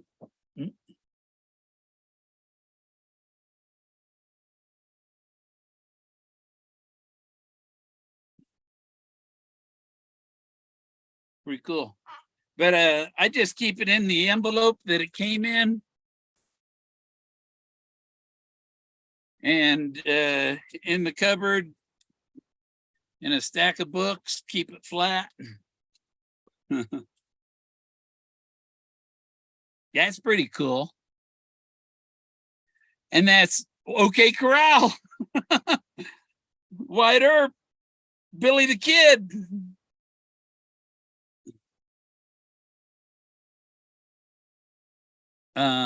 Didn't Wyatt kill Billy the Kid?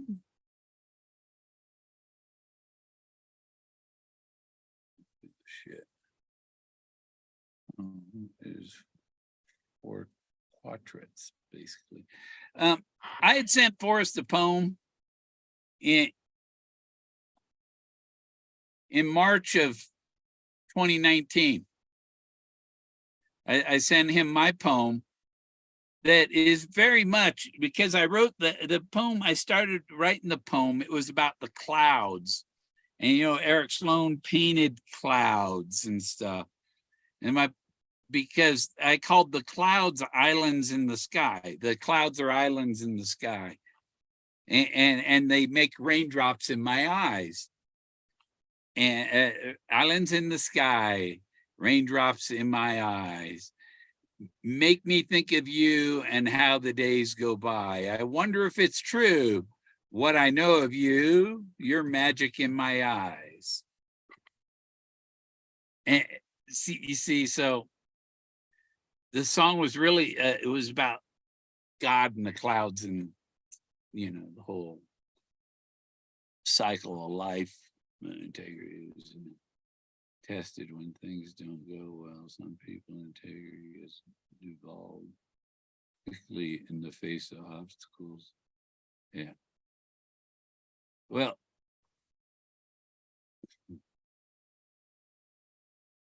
he was telling Dale to tell the person needs to keep quiet, don't say a thing. It's like, I just heard this, Forrest. It's too late to tell me to keep it quiet. Dale kept it secret, didn't share it. You didn't say that. You know, Dale kept that secret, whether it be me or somebody else, anybody else. Dale kept that to himself until now.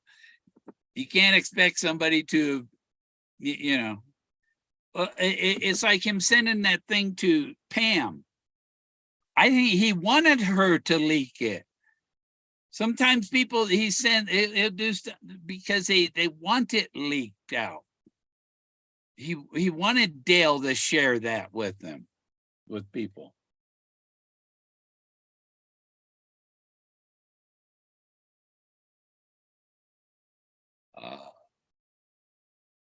Yeah, well, that's not sharing good. Okay. Yeah, you see my eye up here, right there.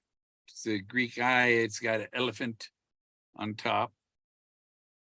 I'll see where I can get my hand behind it. Yeah, see, there's an elephant right at the very top. That's the some people call it the evil eye. It's the all-seeing eye. Some people call it the evil eye because it's the eye in the triangle. It's the eye of God. But like a Christian who calls everything Greek pagan, it's evil because it's pagan. Yet they have their God. It can look over you and know everything you do and watch you and all that. But what they don't tell you is that God is watching from inside of you. You are just its probe. You're a part of that eye up there in the sky is your eye. You are its eyes. And its nose and its mouth and its twanger and its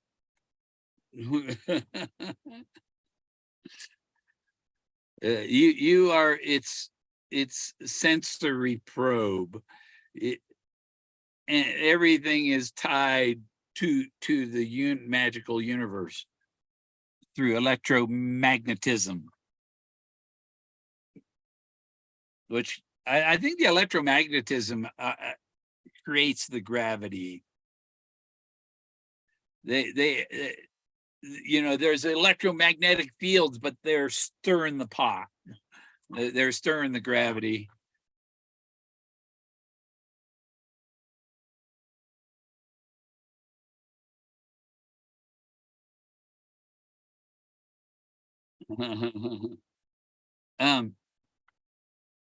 Well, I think I made a video saying that you shouldn't be showing people where some people are going to think that there's something behind that, inside that rock, and they'll destroy all this beautiful artwork on the canyon walls, thinking that there's something hidden in there. You know, there might be some, but you don't just go tear it. At least use, you know, your ground penetrating, rock penetrating radar, and everything you can. You know, and if you don't see something there, don't destroy it just to find out it's all that is just rock for 40 feet. But I think that there are some things. The guy sent me, there was a picture and it looked like a tree, but it was concreted in the gap between in the tree. Somebody had concreted, there was concrete in the tree, plugging the big old split in the tree. So they figure something is inside that split in that tree.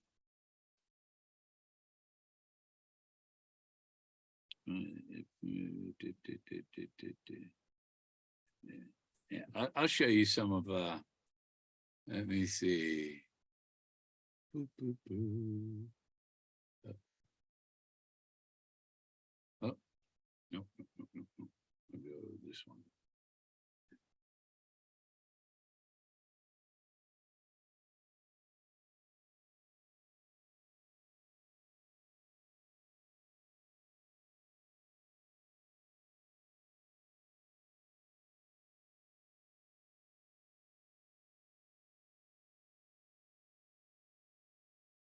To show you some of Gary's art here. This one.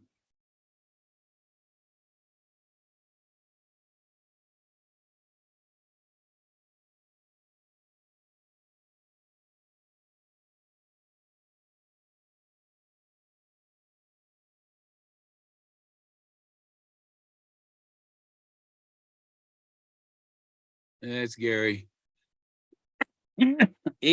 Ghost wrote a book for Phil Collins about the Alamo. See, this is the Alamo scene he painted. He's got, these. Here's a favorite. You know that one.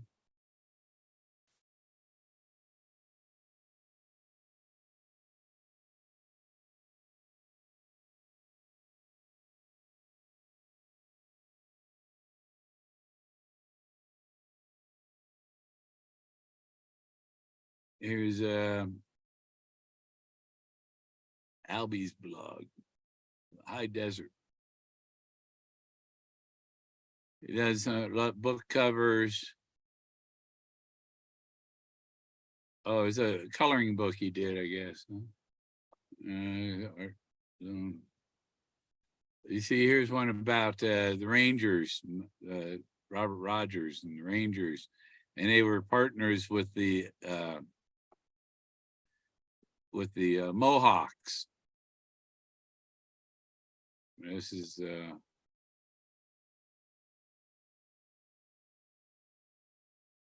oh, they changed the cover on that. I've got this book.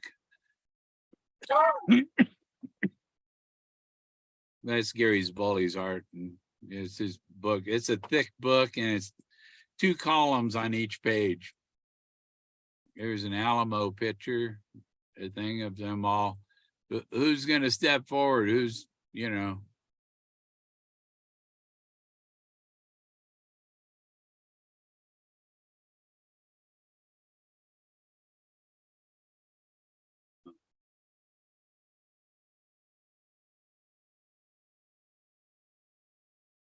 This is Zaboli's art.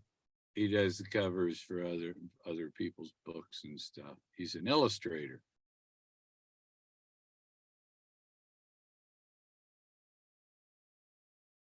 Death of Crazy Horse for True West.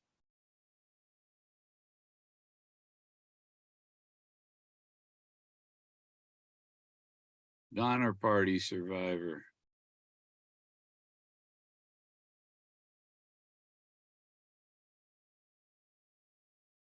That's a small thing.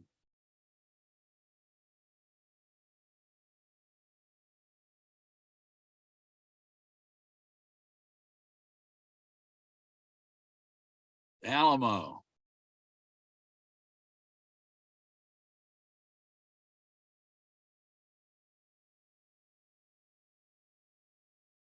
Here's a Rogers Rangers battle on snowshoes about my ancestors. That one is too. That's Brown's raid on Ticonderoga, Independence, Journal of the American Revolution. Brown's raid.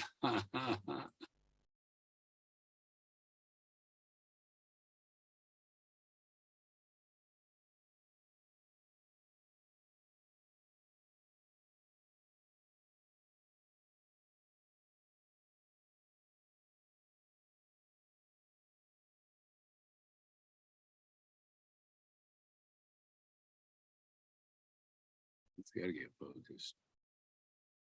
Not gonna focus? Okay. These are really huge. This is Bloody Run. 1763 in Detroit. Before the revolution, a battle in Detroit. You probably never even heard of it. And they used whale boats, paddled all the way up Lake Champlain from Crown Point up to near Burlington, Vermont.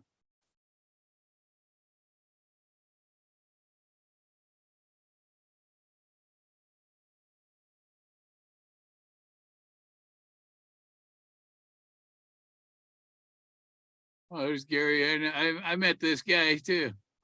Yeah. It's at the Alamo. And if you go to the Alamo, they got placards, historical placards out front in the Alamo. He done the art on them too. There's Robert Rogers, Mortars.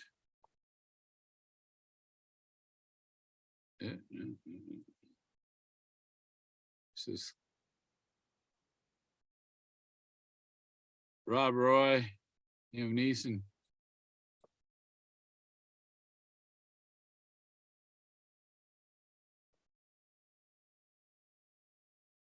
Beyond the Alamo.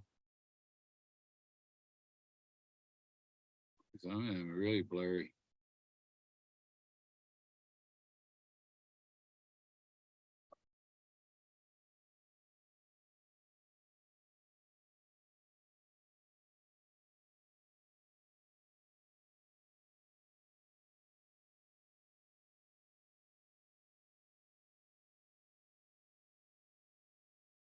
There's Robert Rogers, my 5th great granduncle. But I think the artist is nobody looks like that.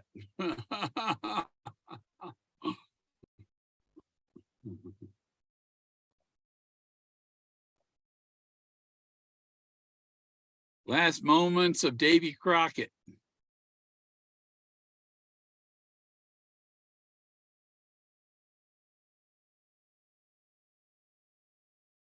He's going to take some of them guys with him.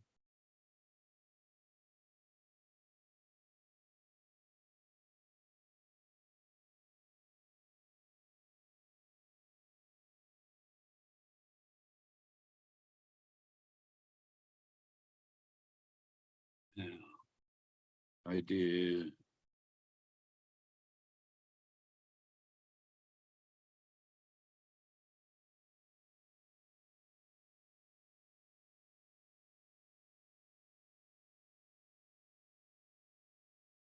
Jim Bridger, maybe, or Jedediah Smith, one of them.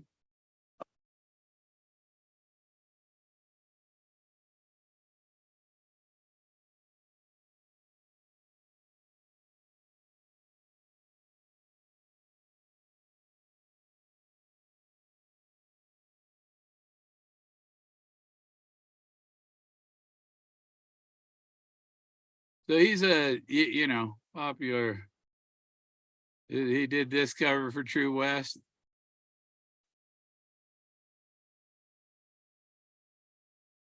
That one.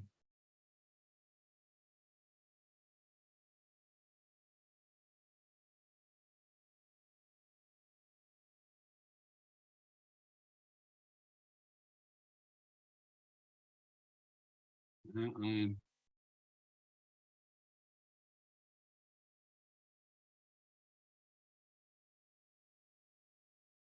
Treasure chest books.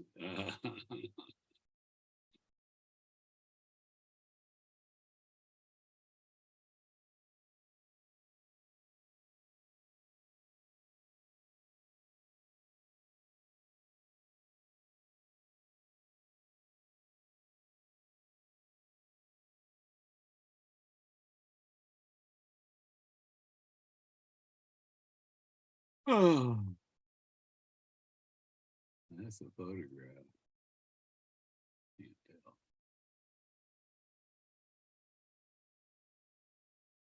Oh, how's my son? Elad. Illustrations by Gary Zabole.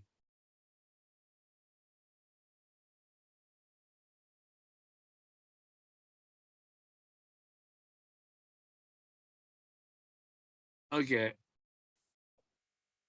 I think I'm about done, aren't I? I'm about done. I'm toast. Where is it? Oh.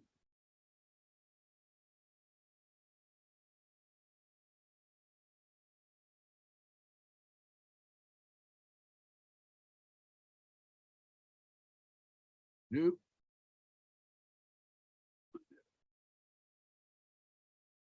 Yeah. Wow, still 25. But yeah, and people don't, there was a another part of the poem has gone away, is the horses are gone. There was hay rides in the canyon down where you could get a hay ride pulled by horses and ride up the mountain, and that, so that's gone. And the 4 cabins and the camping RV and cabins. So camping and cabins, there was 2 places right next door to each other, and they each had 4 cabins, and they were cabins and RV resorts.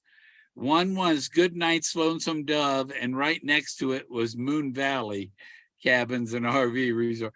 So here we had 2 places, each had 4 cabins, and they're right next door to each other.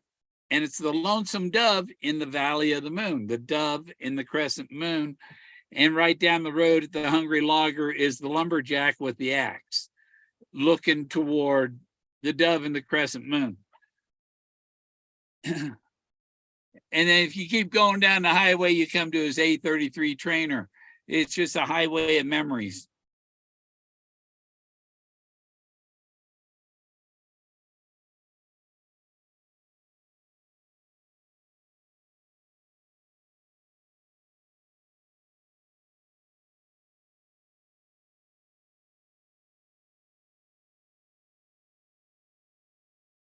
A ship does not need chinking. Oh. Like that, like they do on a railroad.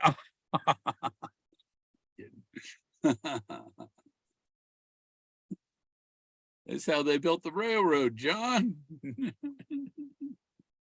Chinese labor.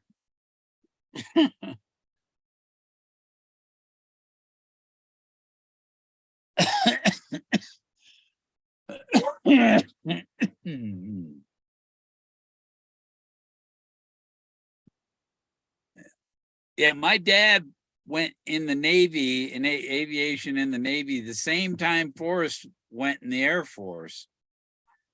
My dad was like fresh out of high school. Forrest didn't go in until he was 2 or 3 years after. Because my dad was 2 years younger than Forrest.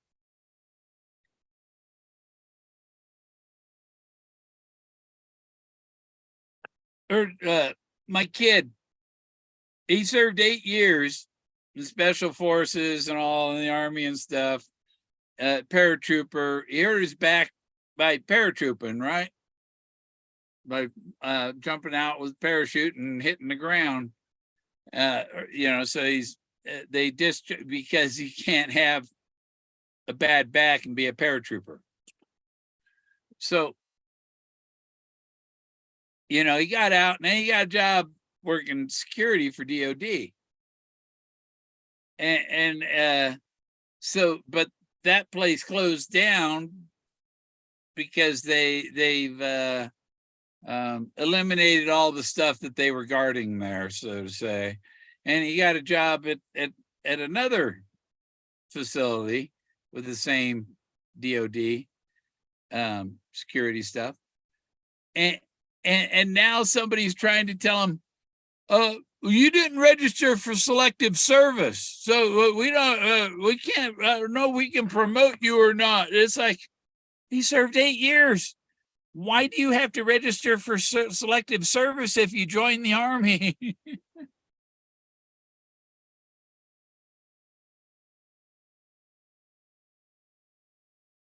You know, crazy.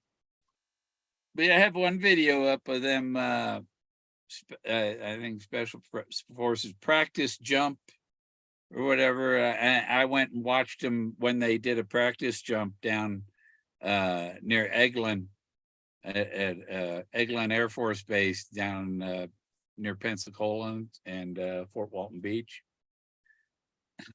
And I drive on the base and it's like Area 51, warning, you are entering a military, you know,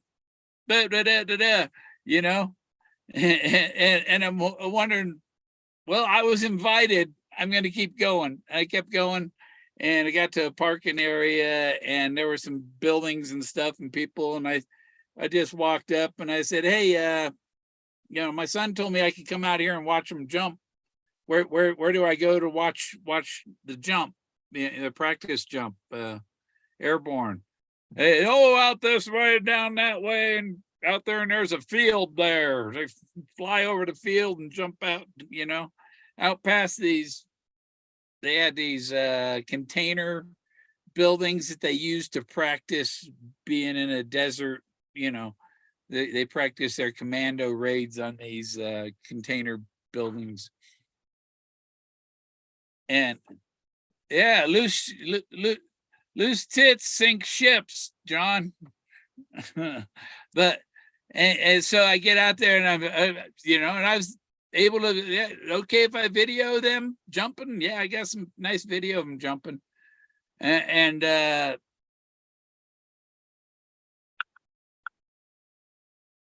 they wouldn't let me use the music I had.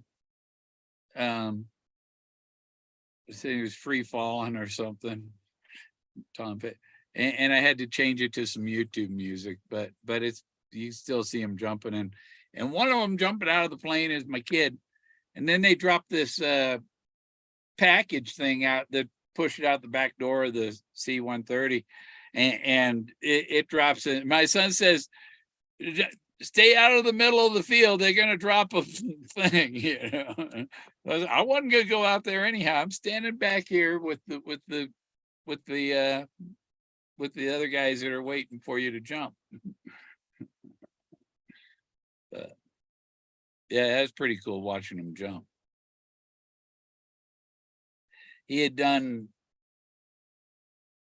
a year in Iraq and then 9 months or something in Afghanistan.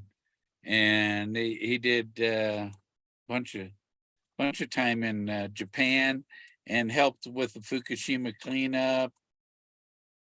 But helped, you know, with school students and all, clean the mud up off their playing courts or whatever, you know, basketball courts and things where they at the schools, clean up after the tsunami that did Fukushima. Yeah, and they were feeding them iodine while he was there and stuff. And really the kids were born, all the kids were born after that and they're pretty much normal. Hey, Mario, where's Luigi?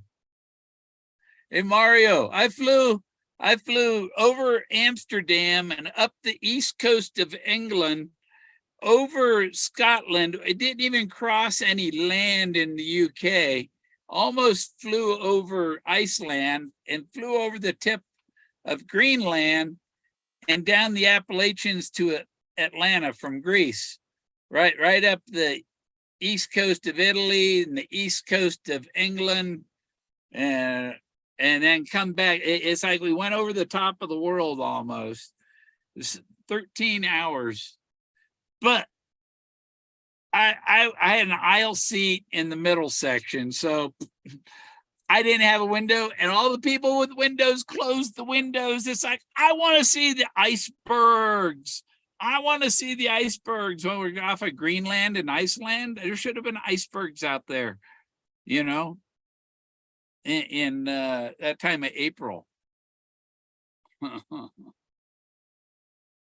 Mario.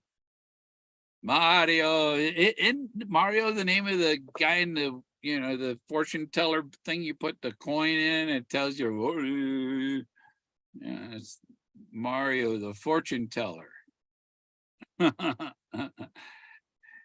Mario, you just, you see, it's part of the matrix. And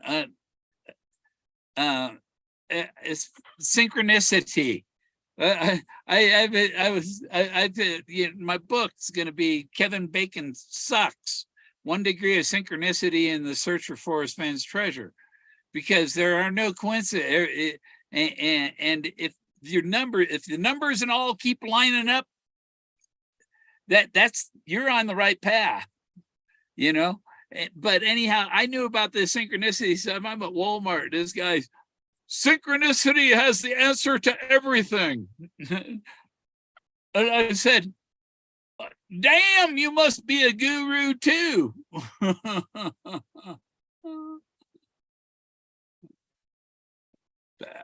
We don't wave back.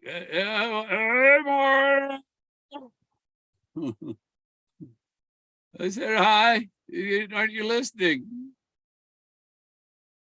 Is my sound working? Yep, it works. Because sometimes when I restart my speaker, my computer, it goes to the wrong microphone. Keep seeing 11. Mine is 331, 331, 331. And like, because that's my birthday, 330, 331, the 33. And you know, that's a big Masonic number. And the 3s are the Trinity. The 1 is God. That's why 13 is it's 13's pagan, basically. Just like all the Greek stuff is pagan. That's pagan religion. So the Parthenon, the temple of the Virgin, is pagan. So virgins are pagans, so Mary is pagan. The Virgin Mary is a pagan goddess.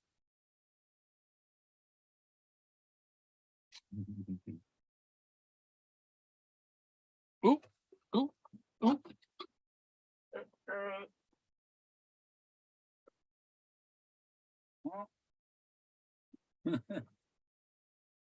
That coffee's no good. I steamed it all away. I think I had 2 cups out of it. Should have been like 4 or 5. Oh. So yeah, so Greg was fined $250, or he had to pay Barbara $250. I don't know why he had to pay Barbara. You know, if the court's going to fine, it was a fine to the court. I think in the end that it's going to have to come back the other way. It's gonna all backfire. It's gonna be big regurgitation.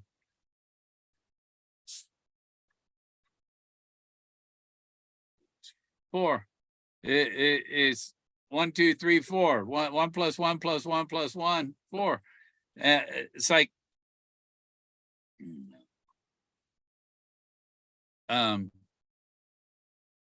me see, can I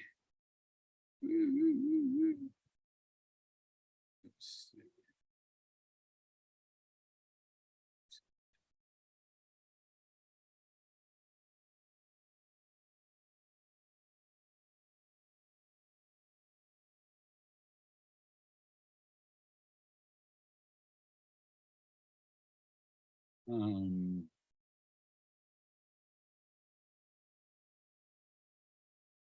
I think I can do it that way.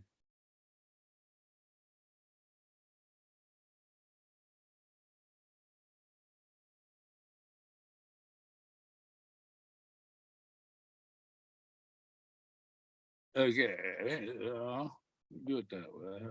Okay. Boop, boop, boop, boop, boop, boop. Where is it? Share screen. Oh, where'd it go? Where's my video? There it is. Share screen. And this. Okay, you see here, like this number, the 30 comes up when you total all the numbers in my birthday. You know, the month, the day, the year, and you add it all up, it comes out 30, which is 3 plus 0 is 3. And then my first name totals up to 34, which is 7. My middle name totals to 33, 6. And my last name totals up to 32, which is 5. And 7, 6, 5 is 18. 1 plus 8 is 9. And you take from my birthday plus the 9, you get 12, and you got 3 again. But what's prominent is all the 3s.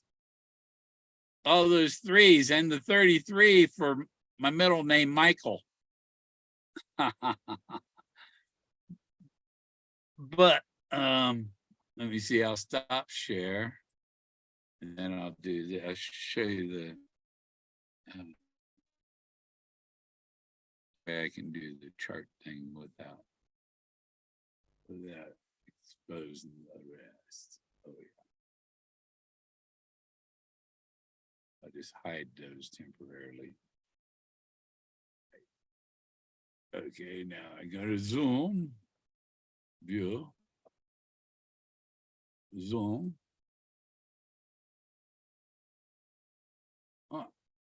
Yeah.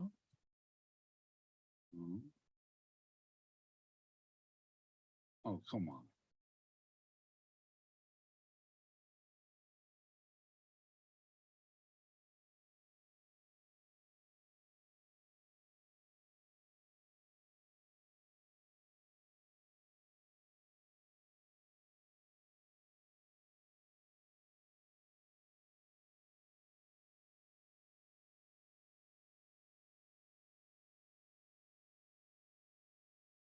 Okay, I'll just share that part there. Right here, see, to get the numbers for your name, you got numbers 1 through 9. And so it's A through I, and then J through R, and S through Z. And so whatever your name, your full name, not your nickname, whatever that represents that number. And so you put your name and then the number associated, and you add up the numbers for each letter of your name. Your first name, your middle name, your last name. That's how I did that. But I come up with a lot of 3s.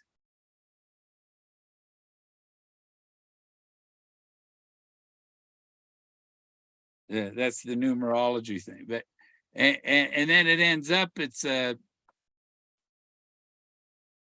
3 is the final number, because it ends up 12. 9 and 3, which is 12, which is 1 plus 2, which is 3 again.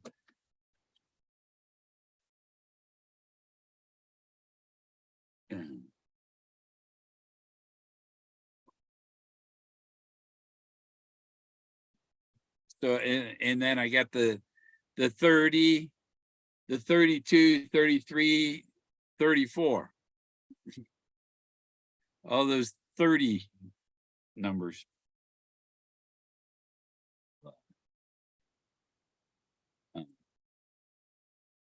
Yeah, and the numerologist, she said, your numbers are better than the fucking queen.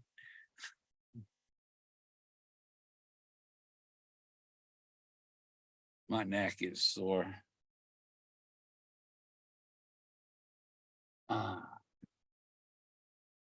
So, oh yeah, 28. Yeah. Yeah, I kind of gave away. I said as you know, my path from Pagosa Springs to South Fork. South Fork is SF, like Santa Fe.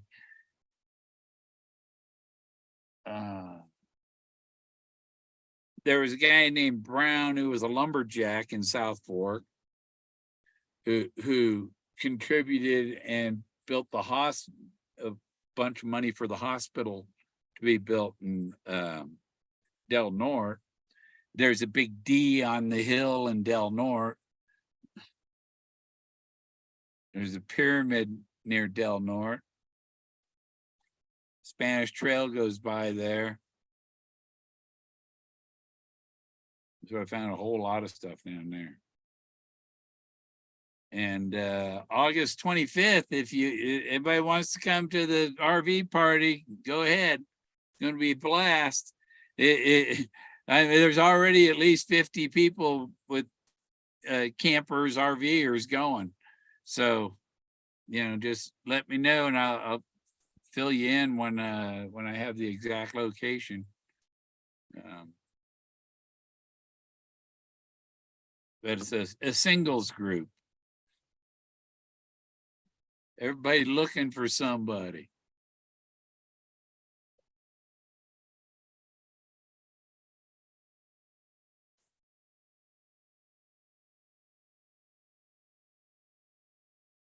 Yeah, I gotta take a medical trip in 2 weeks, a week and a half. I got my prep kit in the mail.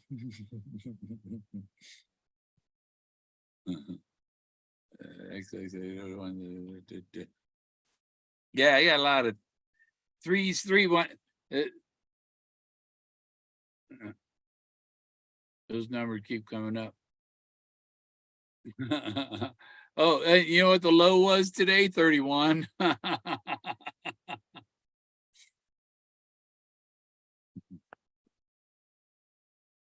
68 right now. Or no, 68 was a high today. 65 right now.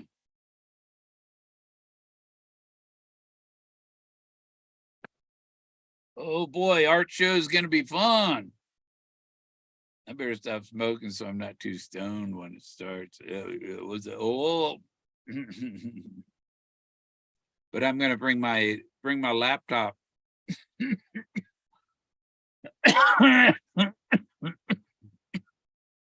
So I can show them where it comes from. Or I really got enough on my phone.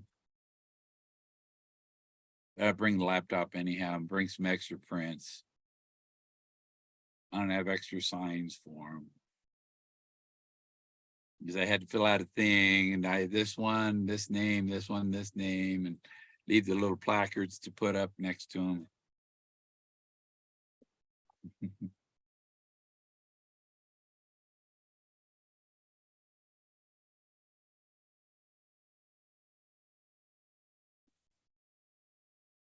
Yeah, I didn't. The prints, I just laid them in there and put them in the frame, just loose in there, because I figure most people. Well, I love the print. I can't stand the frame. They don't want the frame you have it in anyhow. Yeah. Right? Am I right? They don't want that frame. They want something. They want a different frame, or they want the border around it, or they want something different. And so I put it so that they don't have to unglue anything. They can take it to a framer and have it done exactly how they want it. If they want, they can have it permanently put in the frame that it comes with. But it's not an expensive frame.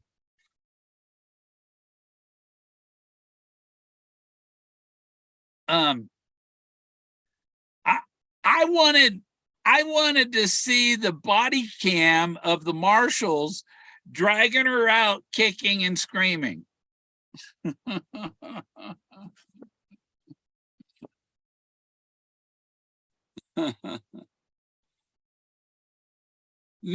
it's going to pretrial next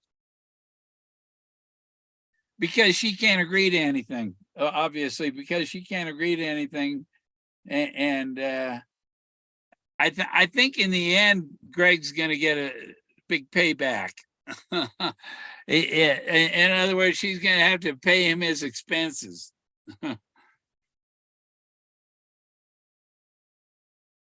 Because she has to prove that he infringed on her copyright.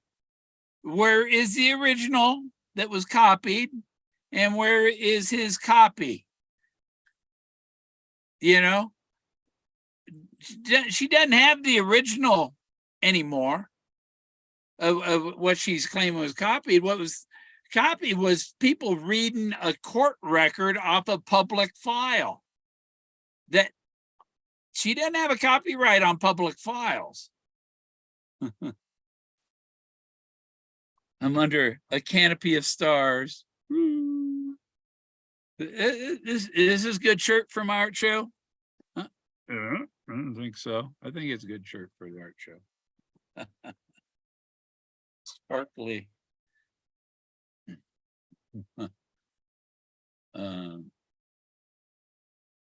Yeah, they're going to schedule for pre-trial.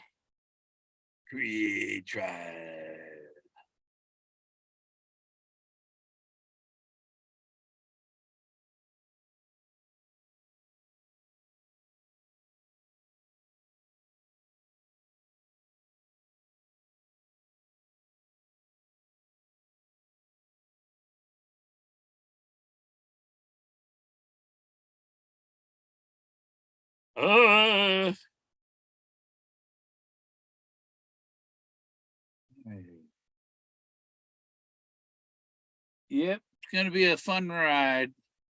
Gotta try and clean a couple of spot off my shoe from probably something ate dripped on it. I got some new jeans. I think they're gonna fit. We're a 34 waist. 34, 32 Wranglers.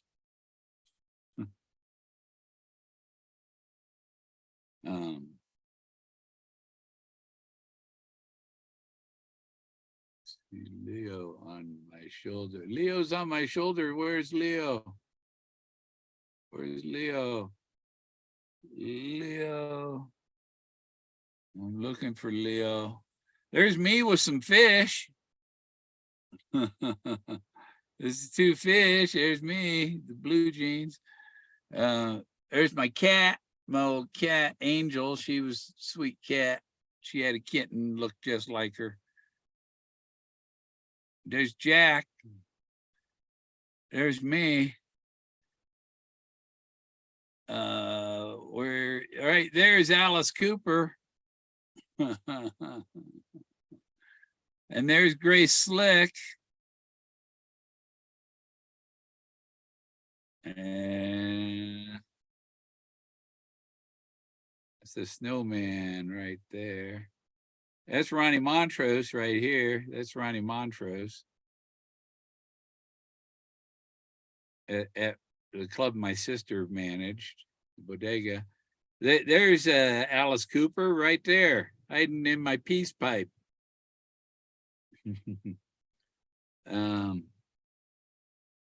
That's me with the stick.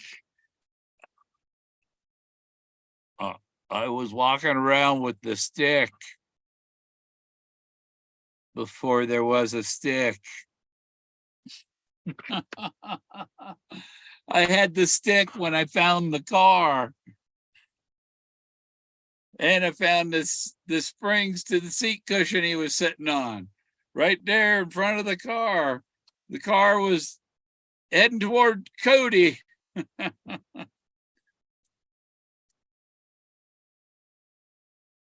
Cody to Buffalo, not Cody the city. Cody was a man.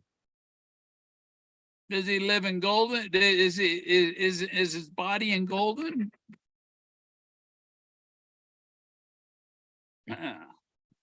Different things. 31 watching was a low of 31 today. My birthday was the 31st. There's 31 days this month, and I'm on TV on the 31st. There you get 1 degree of synchronicity.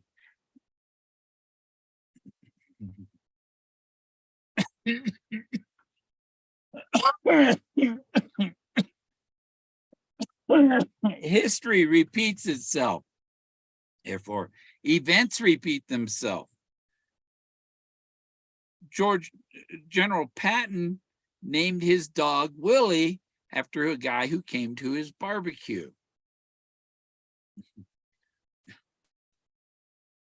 I went to Forrest Fenn's barbecue in 2017. They did the hat thing and all that, and it sat next to the bullet car with the cow with a hole in it. He sat next to that with a chair between him and the cow. So if anybody sat next to him to talk to it, was sitting right next to it and didn't notice it. So it was a joke on whoever was sitting there talking to him. There's a picture with him talking to the candy man, and Forrest is like this. It's right there. It's right there, and he doesn't see it. Yeah. That Barbarisi was there reporting on it. There were people there to take pictures of me and Forrest looking at each other, and I'm looking at him, with my a straw hat, and he's looking at me with his wearing mildew. And there was more than one person got pictures of that. And then Barbarisi's in the background. I want to see more. I've been trying to examine the pictures from that, see if Jack Stoof was there. But he didn't show up until after I had sent Forrest pictures of Moses in January of 2018. Because Moses is the spiritual as above, and the Model A cowl is the physical metal down below. If you've found the blaze, Moses, look down below, and there's the grave of the car that he spent all them trips going from Temple, Texas to Yellowstone, riding in his father's Model A. Skippy had a Model B. This is an old car with no top, but it's an exact trace off of the one from Indiana Jones 4 in the beginning, the Model A Roadster. Suzanne Summers in a Roadster in American Graffiti. Richard Dreyfuss wanted to chase her, and Ron Howard didn't want to chase her. And George Lucas and Steven Spielberg did American Graffiti, and they did Indiana Jones 4. Harrison Ford was in American Graffiti, racing for pinks, which are titles to the car titles. They're racing for the title to the car. It's all the pieces fit. Well, all the pieces fit. You got a complete puzzle. None of your pieces fit the puzzle.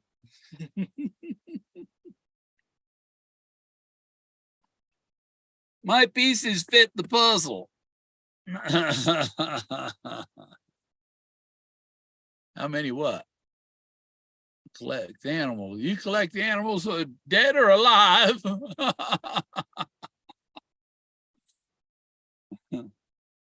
Yeah. That's it, I guess. Yeah, what do you think? What do you think an original, like, What do you think my Henry Fonda pen and ink drawing by Gary Zaboli might be worth?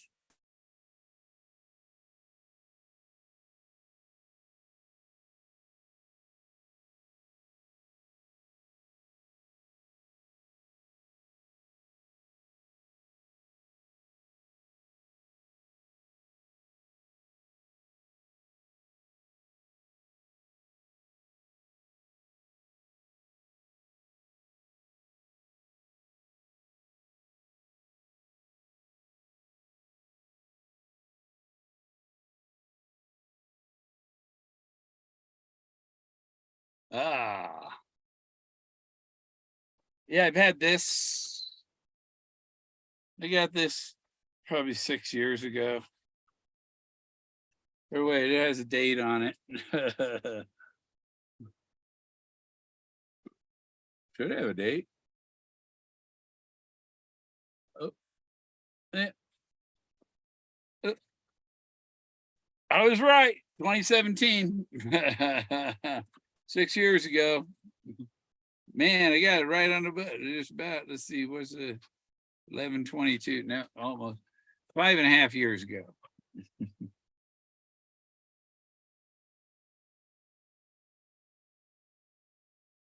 Huh. So that was about the same time. And you know, the month after the hat doffing mildew thing, Forrest did his last will and testament. He signed all his papers were signed by then. It was signed off to whoever was handling it after he passed. It was signed off to the producers at that time.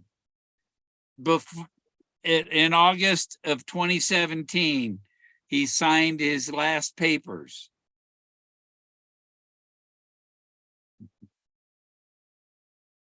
Anything good to tell you? Yeah, yeah.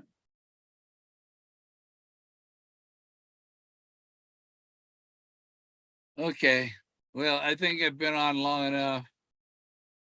5 hours ago. Yeah, I've been on long enough, and I got to think about what I got to get ready to and start heading to my art show. I got to get cleaned up some and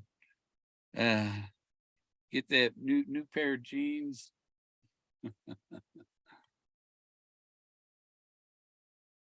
So, well, catch you later anyhow. I think I scheduled it from, but what I scheduled didn't matter because I had to go live separately. Page 99, yeah. Yeah, well, the car I got has to do with my war for me when he crash landed and the back of the plane was torn off and there was a hole through the fuel tank and all that shit. It's in my war for me. We'll see.